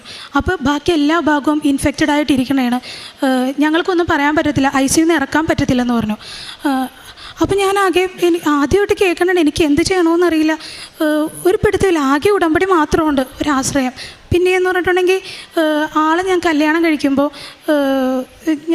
കല്യാണം കഴിക്കണ സമയത്ത് എൻ്റെ കല്യാണം ഉറപ്പിക്കണ സമയത്ത് ഞാൻ എൻ്റെ വീട്ടിൽ ഒറ്റയ്ക്കിരുന്ന് ഞാൻ പ്രാർത്ഥിച്ചായിരുന്നു, ഈശോ നീ എനിക്ക് വേണ്ടി കരുതി വെച്ചേക്കുന്നത് ഇത് തന്നെയാണോ, എനിക്കറിയില്ല, നീ എന്തായാലും എനിക്ക് എൻ്റെ ഇഷ്ടങ്ങളൊന്നുമല്ല, ഈശോയുടെ ഇഷ്ടം എൻ്റെ ലൈഫിൽ നിറവേറണമെന്ന് ഒത്തിരി ആഗ്രഹിക്കുന്ന ആളാണ് ഞാൻ. അപ്പോൾ പണ്ട് മുതലേ എനിക്കത് ചെറുപ്പം മുതലേ എനിക്ക് എല്ലാ കിട്ടണ അനുഗ്രഹവും ദൈവത്തിൻ്റെ ഒരു കയ്യൊപ്പ് അതിലുണ്ടാവണമെന്ന് എപ്പോഴും ഞാൻ ആഗ്രഹിക്കും. അതുകൊണ്ട് തന്നെ എൻ്റെ വിവാഹ ജീവിതത്തിലോട്ട് കടന്നപ്പോഴും ഞാൻ ഒത്തിരി പ്രാർത്ഥിച്ചായിരുന്നു, ഇത് തന്നെയാണോ എനിക്കുള്ളത്, ഈശോ നിൻ്റെ ഇഷ്ടം ഇതാണോ എന്ന് പറഞ്ഞ് ഞാനൊരു ദിവസം പ്രാർത്ഥിച്ചെടുത്തപ്പോൾ, നിശ്ചയത്തിൻ്റെ സമയത്ത് പ്രാർത്ഥിച്ചെടുത്തപ്പോൾ നിന്നെ പറ്റിയുള്ള എൻ്റെ പദ്ധതി നിൻ്റെ നാശത്തിനുള്ള ക്ഷേമത്തിനാണ് എന്നുള്ളൊരു വചനം കിട്ടിയായിരുന്നു. പക്ഷെ അത് ഞാൻ ജീവിതത്തിൽ വിശ്വസിച്ച പോലെ ഒരു വചനവും ഞാൻ അത്ര കാര്യമായിട്ട് വിശ്വസിച്ചിട്ടില്ല. അപ്പോൾ ഞാൻ ഓർത്ത് ഇതിൻ്റെ ദൈവം തന്നേക്കണേ, അപ്പോൾ ഇതിനെ പ്രൊട്ടക്റ്റ് ചെയ്യാനും ദൈവത്തിനറിയാം. അത് തന്നെയാണ് പോണ വഴിക്കും വന്ന വഴിക്കും ആളുടെ എന്ത് പറ്റിയാലും എനിക്കൊരു കുഴപ്പമില്ല. കാര്യം എൻ്റെ കയ്യിൽ ഈ വചനമുണ്ട്, ദൈവം എന്നെ വർഷങ്ങളായിട്ട് പരിപാലിച്ച് കൊണ്ടുപോകണ എൻ്റെ ദൈവമുണ്ട്, ഈ വചനമുണ്ട്. അതുകൊണ്ട് എനിക്ക് ഒരുപാട് അങ്ങോട്ട് തളർച്ചയില്ല, ഒത്തിരി തളർച്ചയൊന്നും എനിക്കില്ല. പോണ വഴി എനിക്കറിയാം ദൈവം പരിപാലിക്കും, എന്തായാലും ഉറപ്പുണ്ടെന്നുള്ള ആ ഒരു രീതിയിൽ തന്നെ ഞാൻ പോണേണ്. ഡോക്ടർ എന്നോട് പറഞ്ഞു ഇനി ICUന്ന് മാറ്റാൻ പറ്റത്തില്ല. ആകെ സങ്കടമായി. പിറ്റേ ദിവസം എനിക്ക് വീണ്ടും ഒരു പുഷപ്പ്, 37 വർഷത്തെ ഒരു പൗരോഹിത്യത്തിൻ്റെ ഒരു ബ്ലെസ്സിങ് ഉണ്ട്, ആ ബ്ലെസ്സിങ് പോയി നീ വാങ്ങെന്ന് പറഞ്ഞ് ഇങ്ങനെ ആരും ഉള്ളിൽ നിന്ന് ഇങ്ങനെ പറയണ പോലെ, അതെനിക്ക് തരാൻ പറ്റത്തില്ല. 37 വർഷത്തെ ബ്ലെസ്സിങ് എന്ന് പറഞ്ഞാൽ പറയണത്. അപ്പോൾ ഞാൻ 37 വർഷത്തെ ബ്ലെസ്സിങ് എന്ന് പറഞ്ഞാൽ അച്ഛൻ എപ്പോഴും ഉടമ്പടി ധ്യാനത്തിൽ പറയും 37 വർഷത്തെ പൗരോഹിത്യത്തിൻ്റെ കാര്യം അച്ഛനും പറയുമല്ലോ. അപ്പോൾ ഞാൻ അച്ഛൻ്റെ ബ്ലെസ്സിങ് എങ്ങനെയെങ്കിലും പോയി വാങ്ങാനാണ് അമ്മ ആഗ്രഹിക്കണേന്ന് ഓർത്ത് അവിടെ നിന്ന് ഞാൻ പോകാനുള്ള പോകാനുള്ള കാര്യങ്ങളൊക്കെ ചെയ്യാൻ തുടങ്ങി. ഹോസ്പിറ്റലിൽ ഞാൻ പോകാനുള്ള കാര്യങ്ങളൊക്കെ ചെയ്യാൻ തുടങ്ങി. പിന്നെ ഹോസ്പിറ്റലിലോട്ട് കയറിയപ്പോൾ തന്നെ എനിക്ക് ഒത്തിരി സന്തോഷമാണ്. കാര്യം അവിടെ നിറച്ച് അമ്മയാണ്, അമ്മയുടെ രൂപങ്ങളാണ് നിറച്ച്. കയറുമ്പോൾ തന്നെ ഈശോ, അമ്മ, ഏത് റൂമിലാണെങ്കിലും ഈശോ വേണ്ട അമ്മയുണ്ട്. അപ്പോൾ ഉറപ്പായി എന്ത് വന്നാലും ഇവിടെ നിന്ന് ദൈവം നമ്മളെ കരയേറ്റേ വിടുള്ളൂ എന്നുള്ള കാര്യത്തിൽ ഉറപ്പായി. അങ്ങനെ പിറ്റേ ദിവസം ഉടമ്പടിയിൽ നിൽക്കണേണ്ട ഉടമ്പടിയിലെ കാര്യങ്ങളൊക്കെ അപ്പോഴും ചെയ്യുന്നുണ്ട്. ഇങ്ങോട്ട് അച്ഛനെ കാണാൻ വന്നിട്ടില്ല. പക്ഷേ പിറ്റേ ദിവസം ഡോക്ടർ പറയണേ നമുക്ക് ആളെ റൂമിലോട്ട് ഷിഫ്റ്റ് ചെയ്യാം. പിറ്റേ ദിവസം ഐസിയിൽ കയറ്റിൻ്റെ പിറ്റേ ദിവസം പറയണേ നമുക്ക് ഷിഫ്റ്റ് ചെയ്യാം.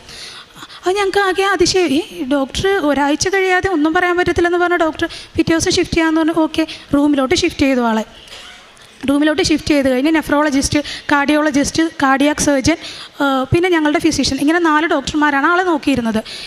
ഞങ്ങളോട് വന്നിട്ട് പറഞ്ഞു, ഞാനുണ്ട്, അനിയനുണ്ട്, അമ്മയുണ്ട് കൂടെ. ഞാനും അനിയനും മാത്രമേ ആ സമയത്ത് ഉണ്ടായുള്ളൂ. ഞങ്ങളോട് വന്നിട്ട് നെഫ്രോളജിസ്റ്റ് വന്നിട്ട് പറഞ്ഞു, ഒരു വലിയൊരു ആൻറ്റിബയോട്ടിക്സ് ഇടാൻ പോകുന്നതാണ്, വാങ്കോമൈസിൻ എന്നാണ് അതിൻ്റെ പേര്. എന്തു വന്നാലും കിഡ്നി അടിച്ചു പോകുമെന്ന് പറഞ്ഞു. പിന്നെ ആളുടെ ചെവി ഉണ്ടാവത്തില്ലെന്ന് പറഞ്ഞു. ഈ 2 കാര്യങ്ങൾ എന്തായാലും സംഭവിക്കും.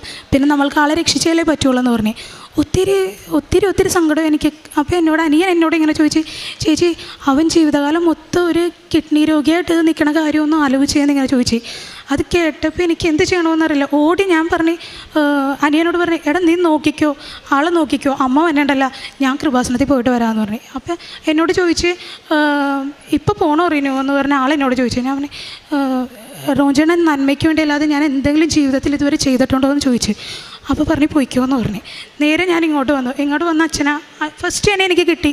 അതിൽ കിഡ്നി എന്നും ഹാർട്ടെന്നും മാത്രമേ എഴുതിയിട്ടുണ്ടായില്ല. ഹാർട്ട് എന്താ എഴുതിയെന്നൊന്നും എനിക്കറിയില്ല. ഹാർട്ടിൽ കയറി പിടിച്ചുകൊണ്ടായിരിക്കും. ബാക്ടീരിയൽ ഇൻഫെക്ഷൻ, കിഡ്നി ഹാർട്ട് എന്നാണ് ആ ഒരു സ്ലിപ്പിൽ എഴുതി വെച്ചത്. അച്ഛൻ അത് മാതാവിനെ മുത്തിച്ചിട്ട് എന്നോട് ചോദിച്ചപ്പോൾ ഞാൻ പറഞ്ഞു, അച്ഛൻ ഇങ്ങനെ ബാക്ടീരിയൽ ഇൻഫെക്ഷനാണ്, ആൾ അവിടെയാണ്, ഹോസ്പിറ്റലാണെന്നൊക്കെ പറഞ്ഞു. ഒന്നും പറഞ്ഞില്ല. നേരെ ബ്ലസ് ചെയ്ത് വിട്ടു, കാശുരൂപം തന്നു വിട്ടു. ആളിനെ ഞാൻ കൊണ്ടിട്ടു. 2:30 മണിക്കാണ് ഞാനിവിടുന്ന് ബ്ലെസ്സിങ് വാങ്ങണം. ആ കറക്റ്റ് 2:30 മണിക്കാണ് ആളിന് ആദ്യത്തെ ടെസ്റ്റ് ഡോസ് അവരിടുന്നത്. വാങ്കോമൈസിൻ്റെ ടെസ്റ്റ് ഡോസിന് അവരിടുന്നത് 2:30 മണിക്കാണ്.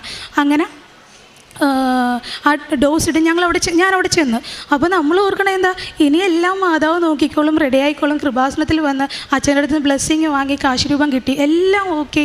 ആളെ കൊണ്ടിട്ട് പ്രാർത്ഥിച്ച് ഇനി എല്ലാം റെഡിയാവുമെന്ന് ഓർത്ത് പിറ്റേ ദിവസം മുതൽ എനിക്ക് കിട്ടിയത് വീണ്ടും സഹനങ്ങളാണ്. കാര്യം എന്ന് പറഞ്ഞാൽ പിറ്റേ ദിവസം ഇപ്പോൾ ഡോക്ടർ വന്നിട്ട് പറഞ്ഞു, ഇതൊക്കെ ഓക്കെ, പക്ഷേങ്കിലും ആളുടെ ഹാർട്ടിൻ്റെ വാൽവിൽ ഒരു വെജിറ്റേഷൻ ഉണ്ടെന്ന് പറഞ്ഞു. അപ്പോൾ വെജിറ്റേഷൻ എന്ന് പറഞ്ഞപ്പോൾ ഞങ്ങൾക്ക് മനസ്സിലായില്ല. അപ്പോൾ ചോദിച്ചാൽ അതിങ്ങനെ ഒരു ഗ്രോത്താണ്, ബൾജിങ് പോലെ ഇങ്ങനെ ഒരു ഗ്രോത്ത് വന്നിട്ടുണ്ട് ആളുടെ ഹാർട്ടിൻ്റെ വാൽവിൽ. അപ്പോൾ അതങ്ങനെ നിൽക്കുമ്പോൾ ഹാർട്ടിലോട്ട് അങ്ങോട്ടും ഇങ്ങോട്ടും ബ്ലഡ് സർക്കുലേഷൻ നടക്കത്തില്ല, അതുകൊണ്ട് ഹാർട്ട് ഫെയിലിയറിലോട്ടാണ് പോയിക്കൊണ്ടിരിക്കുന്നത് എന്നുള്ള രീതിയിലോട്ട് ഞങ്ങളോട് പറഞ്ഞു. അപ്പോൾ അടുത്ത ദുരിതം ഈശോ എന്താ ഇത് എന്നുള്ള രീതിയിൽ നമ്മൾ ചോദിക്കുമല്ലോ. വീണ്ടും ദുരിതം. 2-3 ദിവസം കഴിഞ്ഞ് വീണ്ടും അതൊക്കെ മനസ്സിലാക്കി വീണ്ടും പ്രാർത്ഥിച്ചൊരുങ്ങി വീണ്ടും പോണേണേ. അപ്പോൾ പിന്നീട് ഒരു 2 ദിവസം കഴിഞ്ഞപ്പോൾ അനിയൻ എന്നെ വിളിച്ച് പറയണ, ചേച്ചി അവൻ്റെ ഹോസ്പിറ്റലിൽ നിന്ന് സാറുമാരെല്ലാവരും വന്നപ്പോൾ ഡോക്ടർ ഇങ്ങനെ പറഞ്ഞു, സർജറി ചെയ്യാനാണെങ്കിൽ ഭയങ്കര പാടാണ്. കാര്യം എന്ന് പറഞ്ഞാൽ ആളിന് ആരോഗ്യം പോലും ഇല്ല. ഞാനും അനിയൻ ഒറ്റക്ക് കട്ടിൽ നിന്ന് വലിച്ചാണ് ഇറക്കണത്. അല്ലെങ്കിൽ ഞാനും അമ്മയും കൂടി വലിച്ചിറക്കും. ബാത്റൂമിൽ പോകാൻ പറ്റില്ല, ഒന്നും നിൽക്കാൻ പറ്റില്ല, ഇരിക്കാൻ പറ്റില്ല, ഫുഡ് കഴിക്കാൻ പറ്റില്ല, ഒന്നും ചെയ്യാൻ എഴുന്നേക്കാൻ പറ്റാത്ത ഒരാളായിട്ടാണ് ആൾ കിടക്കുന്നത്. അങ്ങനെ ഒരു സമയത്ത് സർജറി ചെയ്യണമെങ്കിൽ അത് ഓപ്പൺ സർജറി ആയിരിക്കുമല്ലോ. സർജറി ചെയ്യുമ്പോൾ 50% സാധ്യതയെ അവർക്ക് പറയാൻ പറ്റുള്ളൂ. ഒന്നെങ്കിൽ ആൾ ജീവിതകാലം മൊത്തം കിടപ്പിലായി പോവും, അല്ലെങ്കിൽ 50% സാധ്യതയിൽ മാത്രമേ, ഒരു 90% പോലും പറയാതെ ഒരു 50% സാധ്യതയിൽ മാത്രമേ ആൾ എനിക്ക് തിരിച്ചു കിട്ടുള്ളൂ എന്ന് ഡോക്ടർ പറഞ്ഞു എന്ന് പറഞ്ഞ് അനിയൻ എന്നോട് പറഞ്ഞു. അതൊരു രാത്രി ഒരു 7 മണിയായപ്പോഴാണ് അനിയൻ എന്നെ വിളിച്ച് പറയണത് ഇങ്ങനെയൊക്കെ പറഞ്ഞു എന്ന്. എനിക്ക് എന്ത് ചെയ്യണമെന്നറിയില്ല. അത് കേട്ട് എനിക്ക് ചെയ്യണമെന്ന് എനിക്ക് ഒട്ടും അറിയില്ല എന്ത് ചെയ്യണമെന്ന്. എല്ലാ ദിവസവും ഞാൻ പ്രാർത്ഥിക്കുന്നുണ്ട്, എല്ലാ ദിവസവും പള്ളിയിൽ പോകുന്നുണ്ട്. ആ സമയത്തൊക്കെ പ്രേക്ഷിത പ്രവർത്തനവും ഉടമ്പടിയൊക്കെ ചെയ്തത് എൻ്റെ ജീവിതത്തിൽ ഞാൻ ഇതുപോലെ ചെയ്തിട്ടില്ല. അതുപോലെ ഞാൻ ചെയ്തേച്ചത്. ആ സമയത്ത് എനിക്ക് എന്ത് ചെയ്യണമെന്നറിയില്ല. ഞാൻ അവിടെ ഒരു ചാപ്പലുണ്ട്, 7:30 മണി, രാത്രി 7:30 മണിക്ക് മൊത്തം ഇരുട്ട.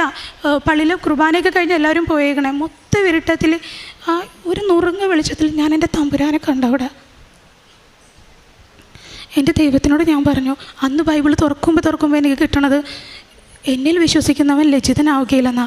ഈശോനോട് ഞാൻ പറഞ്ഞു, ഈശോ നീ അല്ലേ പറഞ്ഞത് നിന്നിൽ വിശ്വസിച്ചാൽ ലജ്ജിക്കേണ്ടി വരില്ലെന്ന്. ഞാൻ വിശ്വസിക്കണമെന്ന് ആൾക്കാർക്ക് എല്ലാവർക്കും അറിയാം, ഞാൻ വിശ്വസിക്കുന്നുണ്ടെന്ന്.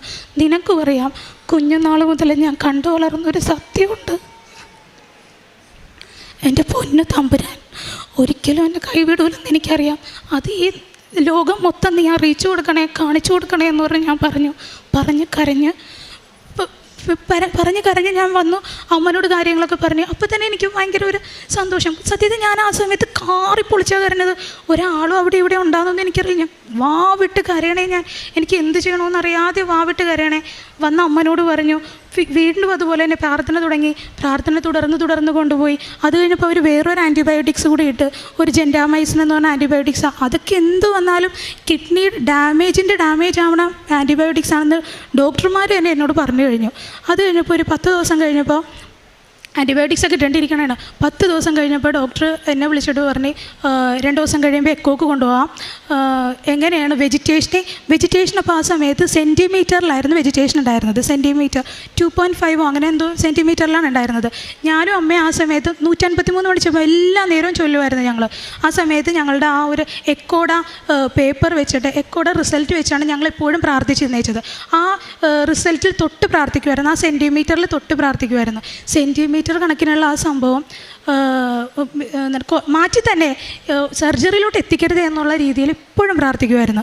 അതിൻ്റെ ഫലമായിട്ട് ഡോക്ടർ ഇങ്ങനെ പറഞ്ഞു, 2 ദിവസം കഴിയുമ്പോൾ നമുക്ക് എക്കോ ചെയ്യാം, കാര്യം ബാക്ടീരിയ എല്ലാം നശിച്ചിട്ടുണ്ട്, എക്കോ ചെയ്ത് നോക്കാം എങ്ങനെയുണ്ട് എന്നുള്ളത് നോക്കാം, അല്ലെങ്കിൽ സർജറിയിലോട്ട് പെട്ടെന്ന് പോകാമെന്ന് പറഞ്ഞു. അതുപോലെ തന്നെ അപ്പോൾ എക്കോക്ക് പോകാൻ വേണ്ടി പോവാം. അപ്പോൾ സാധാരണ എനിക്ക് അനിയൻ കൂടെ ഉണ്ടായിരുന്നുകൊണ്ട്, ആളുടെ അനിയൻ കൂടെ ഉണ്ടായിരുന്നത് അവനാണ് എല്ലാ കാര്യത്തിനും പോയിക്കൊണ്ടിരുന്നേച്ചത്.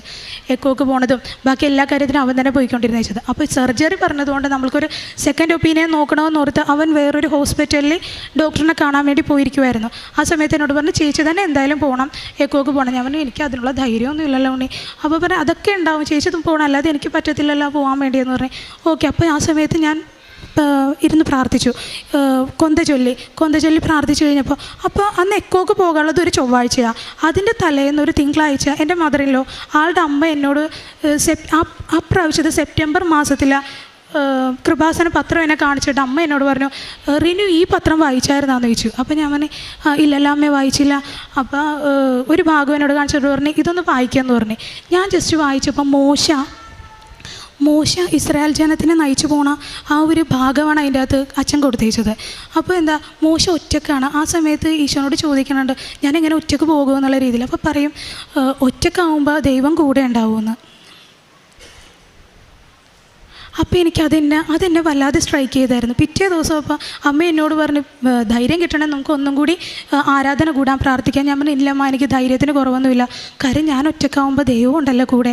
അപ്പോൾ അത് തലേ ദിവസം വായിച്ചപ്പോൾ അപ്പോൾ ഞാൻ ഓർത്ത്, ദൈവമേ നീ എന്നെ ഒരുക്കണേണ, ഓരോന്ന് നേരത്തെ കാര്യങ്ങളിങ്ങനെ പറഞ്ഞു തന്നു, നീ എന്നെ ഒരുക്കണേണ തമ്പുരാനെ എന്ന് പറഞ്ഞ് ഓർത്ത് എക്കോക്ക് ചെന്ന് എക്കോ എടുത്തു വന്നു കഴിഞ്ഞപ്പോൾ ഡോക്ടർ എന്നോട് പറഞ്ഞു, സെൻറ്റിമീറ്ററൊക്കെ കാണാനും പോലില്ല കേട്ടോ, സാധനം കരിഞ്ഞു പോയെന്നാണ് തോന്നണേന്ന് പറഞ്ഞ്.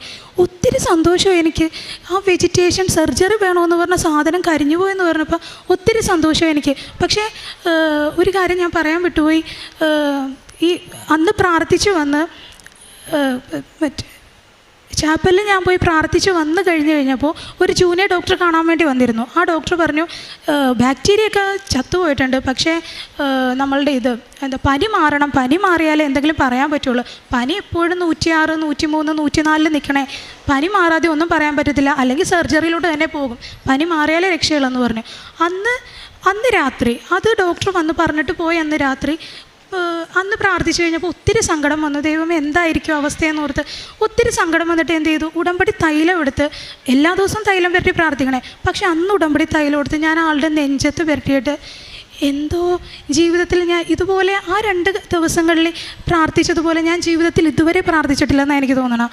അന്ന് ഞാൻ പ്രാർത്ഥിച്ചിട്ട് പറഞ്ഞു, വിശ്വാസ പ്രമാണം അത്രയും ഡീപ്പായിട്ട് എൻ്റെ ഉള്ളിൽ നിന്ന് ഞാൻ അന്ന് ചൊല്ലി, വിശ്വാസ പ്രമാണം ചൊല്ലി ഞാൻ ആ നെഞ്ചത്ത് കൈവച്ച് പ്രാർത്ഥിച്ച്.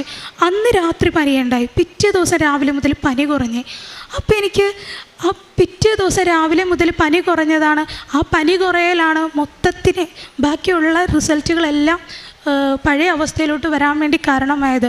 ആളുടെ സർജറി വേണ്ടെന്ന് ഡോക്ടർ എന്നോട് സർജറി വേണ്ടെന്ന് അപ്പോഴും പറഞ്ഞില്ല. വെജിറ്റേഷൻ കുറഞ്ഞിട്ടുണ്ട്, സെൻറ്റിമീറ്റർ കാണുന്നില്ല, വെജിറ്റേഷൻ കാണുന്നില്ല, കരിഞ്ഞു പോയെന്നാണ് തോന്നണത്, നമുക്കിനി ബാക്കി നോക്കി നിന്ന് കാണാമെന്ന് പറഞ്ഞു. അപ്പോൾ ഞാൻ ചോദിച്ചു സർജറി വേണ്ടല്ലേ? അപ്പോൾ ഇല്ല, അതൊന്നും പറയാനായിട്ടില്ല, സർജറിയുടെ കാര്യമൊന്നും പറയാനായിട്ടില്ലെന്ന് പറഞ്ഞു. ഞങ്ങൾ അവിടെ നിന്ന് ഡിസ്ചാർജ് ആക്കി വിട്ടു. ആളുടെ ഓഫീസിൽ നിന്ന് ആ സമയത്തൊക്കെ സാറുമാരൊക്കെ എന്നെ വിളിക്കുമായിരുന്നു. അവരൊക്കെ എന്നോട് പറയും റിനു, സർജറി ആണെങ്കിൽ നമുക്ക് ബെറ്റർ ഓപ്ഷൻ നോക്കണം, വേറൊരു ഹോസ്പിറ്റലിലോട്ട് പോകണം. അവരോടൊക്കെ എല്ലാവരോടും ഞാൻ ക്രൈസ്തവരുണ്ട് അവരോടൊക്കെ ആ സമയത്തൊക്കെ ഞാൻ പറയുമായിരുന്നു, ഇല്ല ഞാൻ പ്രാർത്ഥിക്കുന്നുണ്ട്, സർജറി ഒന്നും വേണ്ടി വരില്ല, ഞാൻ പ്രാർത്ഥിക്കുന്നുണ്ട്. എന്ത് ധൈര്യത്തിലാണ് സത്യത്തിൽ ഞാനതൊക്കെ പറഞ്ഞതെന്ന് ഇപ്പം ഞാൻ ഓർക്കുമ്പോൾ എനിക്കറിയില്ല ആരാണ് എന്നെക്കൊണ്ട് അതൊക്കെ പറയിച്ചതെന്ന് എനിക്കറിയില്ല. ആ സമയത്ത് എത്രയോ പേരാണ് എന്നെ എപ്പോഴും കോൺടാക്ട് ചെയ്തുകൊണ്ടിരിക്കുന്നത്. അവരെല്ലാവരും ഈ കാര്യം പറയുമ്പോൾ, ഈ സർജറിയുടെ കാര്യം പറയുമ്പോൾ, ബെറ്റർ ഓപ്ഷൻ നോക്കണമെന്ന് പറയുമ്പോൾ ഇതാണ് ഞാൻ പറയണത്, ഇല്ല സർജറി ഒന്നും വേണ്ടി വരില്ല, എനിക്കറിയാം, ഞാൻ പ്രാർത്ഥിക്കുന്നുണ്ട്, എല്ലാവരും പ്രാർത്ഥിച്ചാൽ മതി, പ്രാർത്ഥിക്കുന്നുണ്ട്, ഈശോയും അമ്മയും കൂടെ ഉണ്ടാകും. ഞാൻ ഉടമ്പടി എടുത്തിട്ടുണ്ട്, കൃപാസനത്തിൽ ഉടമ്പടി എടുത്തിട്ടുണ്ട്. ഞാൻ ഓരോരുത്തരോട് പറയുമായിരുന്നു. എനിക്കറിയില്ല, അതിൽ അക്രൈസ്തവരായ ഒത്തിരി ഓഫീസേഴ്സ് ഉണ്ട്, അവരോടൊക്കെ എല്ലാം ഞാൻ പറയുമായിരുന്നു ഇങ്ങനെ. അപ്പോൾ കുറച്ച് ഒക്ടോബർ 19 ഒരു മാസത്തിന് ശേഷം ഞങ്ങൾ ഡിസ്ചാർജ് ചെയ്ത് വിട്ട് കഴിഞ്ഞ് 20 ദിവസം 2 ആഴ്ച കഴിഞ്ഞ് ചെല്ലണമെന്നാണ് പറഞ്ഞിരുന്നത്. 2 ആഴ്ച കഴിഞ്ഞ് ചെന്നപ്പോഴും ആ സമയത്തൊക്കെ 2 ആഴ്ചയോളമൊക്കെ ആ സമയത്തും ഈ എക്കോടെ ലിസ്റ്റ് വെച്ചുകൊണ്ട് തന്നെ ഞങ്ങൾ പ്രാർത്ഥിച്ചുകൊണ്ടിരുന്നത്. കാര്യം എന്ന് പറഞ്ഞാൽ ചെന്ന അന്ന് മുതൽ അവിടുത്തെ സർജൻ ഞങ്ങളോട് സർജറി എന്നല്ലാതെ ഒരു വാക്ക് പറഞ്ഞിട്ടില്ല. ഫിനാൻഷ്യലി ആൻഡ് മെൻ്റലി പ്രിപ്പയർഡ് ആയിക്കോ സർജറിക്ക്, ഇത് തന്നെയാണ് എപ്പോഴും പറയണത്. ആ സമയത്തൊക്കെ ഇത് വെച്ചിട്ട് ഉടമ്പടി പത്രം വെച്ചിട്ടും എക്കോ ലിസ്റ്റ് വെച്ചിട്ടും ഞാൻ പ്രാർത്ഥിക്കുമായിരുന്നു. രാവിലെ 5:30 മണിക്കും ആ സമയത്ത് ജപമാല ചൊല്ലുമ്പോഴും ഒക്കെ പ്രാർത്ഥിക്കുമായിരുന്നു, ഈശോ ആ സർജൻ്റെ വായിന്ന് സർജറി എന്നുള്ളൊരു വാക്കൊന്ന് മാറ്റി തന്നെ എന്ന് പറഞ്ഞ് അങ്ങനെ പ്രാർത്ഥിക്കുള്ളൂ. അമ്മ ആ വാക്കൊന്ന് മാറ്റി തന്നെ. 2 ആഴ്ച കഴിഞ്ഞ് ചെന്നപ്പോൾ സർജൻ ഞങ്ങളോട് പറയണേ ഇനി ഞങ്ങളെ കാണണ്ട, ഇനി എന്നെ കാണണ്ട, കാര്യം സർജറി ഒന്നും ഇല്ലല്ലോ, എന്നെ കാണേണ്ട കാര്യമില്ല. ഒത്തിരി സന്തോഷമായി. 2 ആഴ്ച കഴിഞ്ഞപ്പോൾ സർജറി ഒന്നും വേണ്ടെന്ന് പറഞ്ഞപ്പോൾ എൻ്റെ ദൈവം നമ്മൾ കരുതുന്ന പോലെ ഒരു കരുതൽ എനിക്കത് പറഞ്ഞറിയിക്കാൻ പറ്റണില്ല. എന്താണ് തമ്പുരാൻ നമ്മളോട് ഇത്ര സ്നേഹം കാണിക്കണമെന്ന് എനിക്കറിയില്ലേ സത്യത്തിൽ എന്താണെന്ന്. അത് കഴിഞ്ഞ് വന്നിട്ട് വീണ്ടും 2 ആഴ്ച കഴിഞ്ഞപ്പോൾ ചെല്ലാൻ വേണ്ടി പറഞ്ഞിരുന്നു ഡോക്ടർ. 2 ആഴ്ച കഴിഞ്ഞ് ചെല്ലാൻ പറഞ്ഞിരുന്നു. ആ സമയത്ത് 2 ആഴ്ച കഴിഞ്ഞപ്പോൾ ഞാൻ പ്രാർത്ഥിക്കണേ, ആളിന് ഒത്തിരി മരുന്നുകളുണ്ട്. അപ്പോൾ ഞാൻ പ്രാർത്ഥിക്കണേ ഇത്രയും ആൻറ്റിബയോട്ടിക്സും സാധനങ്ങളും എല്ലാം ഇട്ടേക്കണേല്ലേ, അടിച്ചു പോകുമെന്ന് പറഞ്ഞാൽ കിഡ്നി, അടിച്ചു പോകുമെന്ന് പറഞ്ഞാൽ ചെവി, പോകുമെന്ന് പറഞ്ഞാൽ ഹാർട്ട്, ഇതെല്ലാം സംരക്ഷിച്ച് നിർത്തിയേക്കണേ. ഒരു കുഴപ്പമില്ലാതെ എത്ര വലിയ ആൻറ്റിബയോട്ടിക്സും വാങ്കോമൈസിനും ജെൻഡാമൈസിനും ഓടിക്കേറി നടന്ന ശരീരത്ത് ഒരു കുഴപ്പമില്ലാതെ ഇത്രയും ഇപ്പോൾ പെർഫെക്റ്റാണ് ആളുടെ എല്ലാ സംഭവങ്ങളും ഓക്കെയാണ്. ക്രിയാറ്റിനും എല്ലാ സാധനങ്ങളും ഓക്കെ. ഞങ്ങൾ അവിടെ നിന്ന് പോന്നപ്പോൾ തന്നെ 1 കൊല്ലം ആയല്ലോ, ഇപ്പോൾ എല്ലാം ഓക്കെ ആയിട്ടാണ് വിട്ടേക്കണത്. അപ്പോഴും 2 ആഴ്ച കഴിഞ്ഞ് വീണ്ടും അടുത്ത വിസിറ്റിങ്ങിന് 2 ആഴ്ച കഴിഞ്ഞ് ചെല്ലാൻ പറഞ്ഞപ്പോൾ ഞാൻ പറഞ്ഞു എത്രയോ ആൻറ്റിബയോട്ടിക്സ് കയറി ഇറങ്ങി ശരീരവും തമ്പുരാനെ, ഇനിയും മരുന്നാണ് ഇങ്ങനെ കൊണ്ടുപോകാൻ വേണ്ടി പോണത്. ഡോക്ടറിനോട് ആ മരുന്നൊന്നും മതിയാക്കി, എല്ലാ മരുന്നും ഒന്നും മതിയാക്കാൻ വേണ്ടി അമ്മ ഒന്ന് ഈശോനോട് പറയണേ ഏട്ടാന്നേ പറഞ്ഞോളൂ. പക്ഷേ എങ്കിലും 2 ആഴ്ച കഴിഞ്ഞ് ചെന്നപ്പോൾ ഡോക്ടർ ഞങ്ങളോട് പറയണേ മരുന്നൊന്നും ഇനി റോജിന് വേണ്ട കേട്ടോ, റോജിന് വൈറ്റമിൻ ടാബ്ലറ്റും ഉണ്ട്, അത് മാത്രം മതി കേട്ടോ എന്ന് പറഞ്ഞേ. എനിക്കറിയില്ല എന്താണ് പ്രാർത്ഥിക്കണം എല്ലാം കിട്ടിക്കൊണ്ടിരിക്കും. ആദ്യം നമ്മൾ വല്ലാതെ സഹനത്തിൻ്റെ തീച്ചുളയിൽ കൊണ്ടുപോയിട്ട് അവസാനം വലിയൊരു പൂങ്കാവനം നമുക്ക് വേണ്ടി ഒരുക്കി തന്നിട്ടുണ്ട് തമ്പുരാൻ. അതെൻ്റെ ലൈഫിലൂടെ മനസ്സിലാക്കി അനുഭവിച്ചറിഞ്ഞ് ഇപ്പോഴും അനുഭവിച്ചു കൊണ്ടിരിക്കുന്ന ആളാണ് ഞാൻ. ഇതാണ് എൻ്റെ ലൈഫിൽ ദൈവം പ്രവർത്തിച്ച ഏറ്റവും വലിയ അത്ഭുതമായിട്ട് ഞാൻ കാണുന്നതും അറിയുന്നതും പറയുന്നതും വിശ്വസിക്കുന്നതും. പിന്നീട് ഉടമ്പടിയിൽ ഞാൻ ഇതൊക്കെ ഒന്നും ഉടമ്പടിയിൽ വെക്കാത്ത കാര്യങ്ങളാണല്ലോ. അതുപോലെ തന്നെയാണ് ഞങ്ങളുടെ വീട് തൊട്ടടുത്ത്, എൻ്റെ വീട് തൊട്ടടുത്ത്, കടലിൻ്റെ തൊട്ടടുത്താണ് എൻ്റെ വീട്. അപ്പം കടൽ കയറി കഴിഞ്ഞിട്ടുണ്ടെങ്കിൽ ആ സമയത്തൊന്നും സീവാളൊന്നും കാര്യമായിട്ടില്ല. ഞങ്ങൾ ഈ കൊച്ചിക്കാരാണ്, അപ്പോൾ അതുകൊണ്ട് അധികം സീവാളൊന്നുമില്ല, ചെല്ലാനമാണ് പ്രദേശം. ആ സമയത്ത് എൻ്റെ വീട് കടലിൻ്റെ തൊട്ടടുത്താണ്. ആദ്യം തന്നെ കടൽ കയറുമ്പോൾ എൻ്റെ വീടാണ് എപ്പോഴും ഡാമേജ് ആകാൻ പറ്റിയ തൊട്ടടുത്താണ് നിൽക്കുന്നത്. തൊട്ടപ്പുറത്തുള്ള ഒരു പ്രാവശ്യത്തെ കടലുകയറ്റം 2021 കടൽ കയറ്റത്തിന് ഞങ്ങളുടെ വീടിൻ്റെ തൊട്ടടുത്തുള്ള 2 വീടൊക്കെ ഏകദേശം ഡാമേജായി, വീട് പോയി. അപ്പോൾ ഞങ്ങളുടെ വീട് അങ്ങനെ തന്നെ നിൽക്കണേ. ഞാനും അമ്മയും അപ്പയൊക്കെ കൂടി ഭയങ്കര പ്രാർത്ഥനയാണ് ആ സമയത്ത് അവിടെ കൃപാസനത്തിൽ പ്രത്യക്ഷിക്കുന്ന പ്രാർത്ഥനയും തിരിയും അമ്മ പിടിച്ചിരുന്ന തിരിയുണ്ടായിരുന്നു. ആ സമയത്ത് അമ്മ പുറത്ത് കരുണക്കൊന്ന് ചൊല്ലണ സമയത്ത് ഞാനും അപ്പയും കൂടി ഇരുന്ന് പ്രത്യക്ഷീകരണ പ്രാർത്ഥന കൈവിരിച്ച് വെച്ച് പ്രാർത്ഥിച്ചായിരുന്നു. അതിൻ്റെ ഫലമായിട്ട് അന്ന് ഞങ്ങളുടെ വീടിന് മാത്രം ഒരു കുഴപ്പമില്ലാതെ മാതാവ് ആ വീടിനെ സംരക്ഷിച്ചു.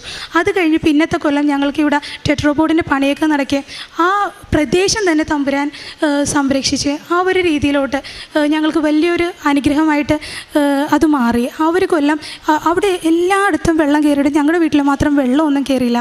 ആ വീട് അല്ലെങ്കിൽ പെട്ടെന്ന് നശിച്ചു പോകുമായിരുന്നു. ആ വീടിന് ഒരു കുഴപ്പമില്ലാതെ ഇപ്പോഴും തമ്പുരാൻ സംരക്ഷിച്ച് നിർത്തിയിട്ടുണ്ട്. ഇത്രയും ഇനിയും ചെറുതും വലുതുമായി ഒത്തിരി കാര്യങ്ങൾ എൻ്റെ ലൈഫിലുണ്ട്.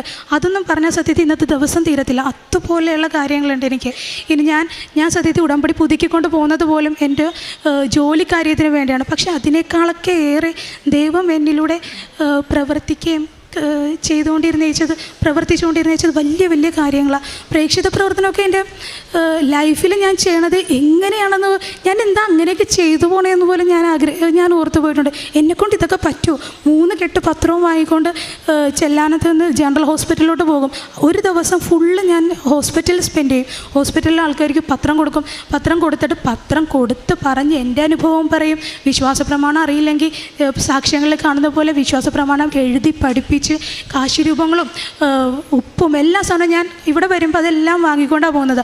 അർഹതപ്പെട്ടവർക്ക് അതൊക്കെ ഉപയോഗിക്കേണ്ട വിധം എന്തൊക്കെയാണെന്ന് പറഞ്ഞു കൊടുത്ത് ഓരോരുത്തരെയും ദൈവത്തിലൂടെ എൻ്റെ തമ്പുരാന് വേണ്ടി എനിക്ക് എന്തൊക്കെ ചെയ്യാൻ പറ്റുമോ അതെല്ലാം ചെയ്യണമെന്നുള്ളൊരാഗ്രഹത്തിലാണ് ഞാൻ ഉടമ്പടിയിലൂടെ മുന്നോട്ട് പോകുന്നത്, ഇപ്പോഴും പോയിക്കൊണ്ടിരിക്കുന്നത്. പിന്നെ കാരുണ്യ പ്രവർത്തികളെന്ന് പറയുന്നത്, കാരുണ്യ പ്രവർത്തികൾ സത്യത്തിൽ എനിക്ക് ഒത്തിരി ചെയ്യാൻ ഇഷ്ടമുള്ള ആളാണ്. എനിക്ക് ചെയ്യാനൊന്നും പറ്റാതിരിക്കുന്ന സമയത്താണ് ഞാൻ ഉടമ്പടിയിലോട്ട് വരുന്നത്. അപ്പോൾ ഓരോ കാര്യങ്ങൾ ഉടമ്പടിക്ക് വേണ്ടി ചെയ്യണം, ഉടമ്പടിക്ക് വേണ്ടി എന്തായാലും എനിക്കത് ചെയ്തേ പറ്റൂ. അപ്പോൾ എനിക്ക് എൻ്റെ സ്വപ്നങ്ങളും എനിക്ക് കാരുണ്യ പ്രവർത്തികൾ ഒത്തിരി എനിക്ക് ഇഷ്ടമാണ്. ഒത്തിരി പേരെ എനിക്ക് സഹായിക്കുന്നത് ഭയങ്കര ഇഷ്ടമാണ്. അതെല്ലാം എൻ്റെ സ്വപ്നങ്ങളിലൂടെ ഉടമ്പടിയിലൂടെ എൻ്റെ സ്വപ്നങ്ങളെല്ലാം സാക്ഷാത്കരിക്കാൻ എനിക്ക് പറ്റുന്നുണ്ട്. പിന്നെയെന്ന് പറഞ്ഞിട്ടുണ്ടെങ്കിൽ എൻ്റെ പേര് മരിയ റിനു എന്നാണ്. എന്നാലും മരിയെന്നാണേലും ഈശോനോടാണ് എനിക്ക് ഏറ്റവും അധികം സ്നേഹം. അമ്മ മാതാവിനോട് എനിക്ക് കാര്യമായ സ്നേഹമൊന്നും ഉണ്ടായിട്ടില്ല ഇതുവരെയല്ല എനിക്ക് കാര്യമായ സ്നേഹമൊന്നും ഉണ്ടായിട്ടില്ല. അപ്പം ഉടമ്പടി എടുത്തു കഴിഞ്ഞപ്പോൾ മാതാവിനെ സ്നേഹിക്കാതെ പറ്റത്തില്ലല്ലോ. നമുക്ക് ഈശോയിലോട്ട് കിടക്കാനുള്ള വലിയ മാർഗ്ഗം മാതാവാണല്ലോ. അപ്പോൾ അമ്മനോട് തന്നെ ഞാൻ പറയും, അമ്മനോട് എനിക്ക് വലിയ സ്നേഹമൊന്നും ഇല്ല കേട്ടോ, എനിക്ക് എങ്ങനെയെങ്കിലും അമ്മനോടുള്ളൊരു സ്നേഹം വരണം. കാര്യം ഈശോ എൻ്റെ ജീവനാണ്, ഈശോ വിട്ടൊരു കളി എനിക്കില്ല. പക്ഷേ എങ്കിലും അമ്മനോട് എനിക്കൊരു സ്നേഹം വന്നുവെന്നോർത്ത് ഞാൻ എന്ത് ചെയ്യും, അമ്മയുടെ വലിയ ഭക്തനായിരുന്ന പാപ്പട നമ്മുടെ ജോൺ പോൾ പാപ്പയുടെ ടോക്കൊക്കെ ഉണ്ട്, യൂട്യൂബിലൊക്കെ കിട്ടും. അതൊക്കെ ഞാൻ ഇടയ്ക്കിരുന്ന് കാണും. പിന്നെ എന്താണ് ജോൺ പോൾ പാപ്പയുടെ ഓരോ പിക്സ് ഒക്കെ കാണുമ്പോൾ മാതാവുമായിട്ട് നിൽക്കണം, മാതാവിനോടുള്ള സ്നേഹം, മാതാവിനെ പറ്റി അച്ഛൻ പാപ്പ പറയണത് അതൊക്കെ എല്ലാം കേട്ട് വന്ന് എനിക്ക് മാതാവിനോട് ഉള്ളിൻ്റെ ഉള്ളിൽ ഞാൻ മനഃപൂർവ്വം ഞാൻ ഇഷ്ടം ഉണ്ടാക്കിയെടുക്കുമായിരുന്നു. പിന്നെ അതുപോലെ തന്നെ നമ്മുടെ അച്ഛൻ്റെ ജോസഫ് അച്ഛൻ്റെ ഷെക്കീന ടി വിയിൽ ഇതുണ്ടാവും. ഷെക്കീന ടി വിയിൽ അച്ഛൻ്റെ ധ്യാനമല്ല, അച്ഛൻ കൃപാസനത്തിനെ പറ്റി പറയുന്ന ഒരു ടോക്കുണ്ട്.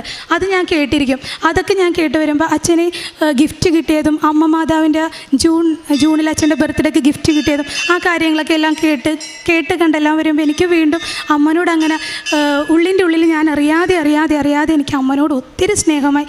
ഇപ്പം ആരെ കണ്ടാലും ഞാൻ മനസ്സിൽ എന്തെനിക്ക് വന്നാലും ആദ്യം ഞാൻ വിളിക്കണം അമ്മയെന്നാണ്. കാര്യം ഇപ്പം എനിക്ക് അമ്മയുടെ കൂടെ നിന്ന് എൻ്റെ ഈശോനെ ഒത്തിരി സ്നേഹിക്കാൻ വേണ്ടി സാധിക്കും.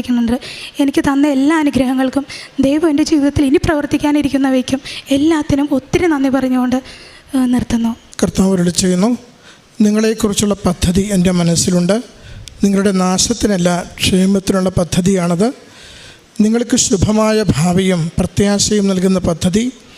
അപ്പോൾ നിങ്ങൾ എന്നെ വിളിച്ചപേക്ഷിക്കും, എൻ്റെ അടുക്കൽ വന്ന് പ്രാർത്ഥിക്കും, ഞാൻ നിങ്ങളുടെ പ്രാർത്ഥന ശ്രവിക്കും. നിങ്ങൾ എന്നെ അന്വേഷിക്കും, പൂർണ്ണ ഹൃദയത്തോടെ അന്വേഷിക്കുമ്പോൾ എന്നെ കണ്ടെത്തും. നിങ്ങൾ എന്നെ കണ്ടെത്തുവാൻ ഞാൻ ഇടയാക്കുമെന്ന് കർത്താവ് അരുളിച്ചെയ്യുന്നു. ഞാൻ നിങ്ങളുടെ ഐശ്വര്യം പുനഃസ്ഥാപിക്കും.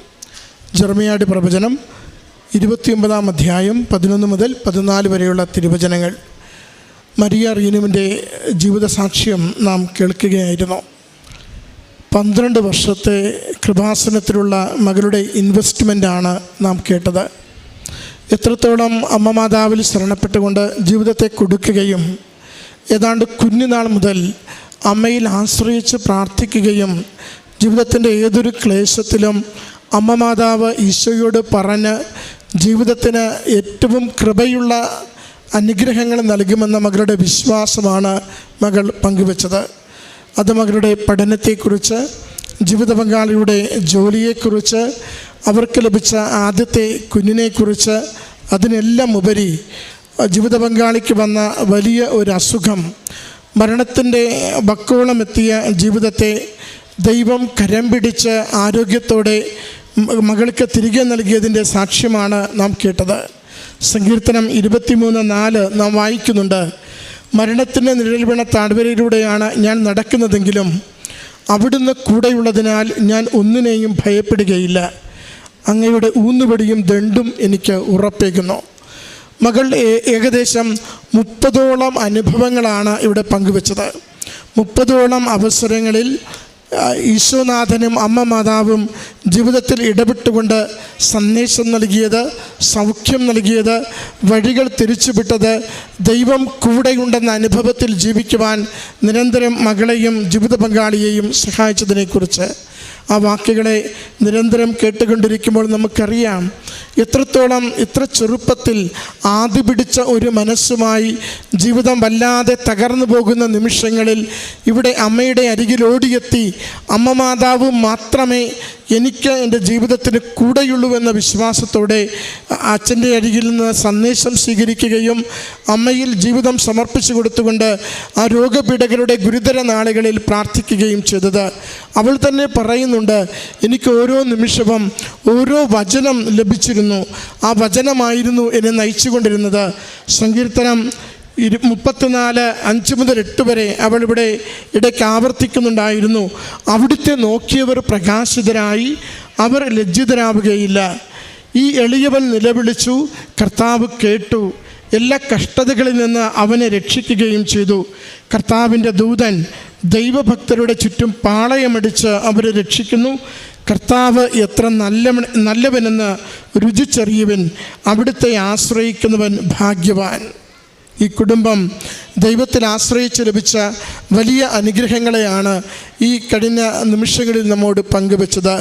അനുഗ്രഹത്തിൻ്റെ പെരുമഴയാണ് ഈ മകൾ ലോകത്തോട് സാക്ഷ്യപ്പെടുത്തുന്നത്.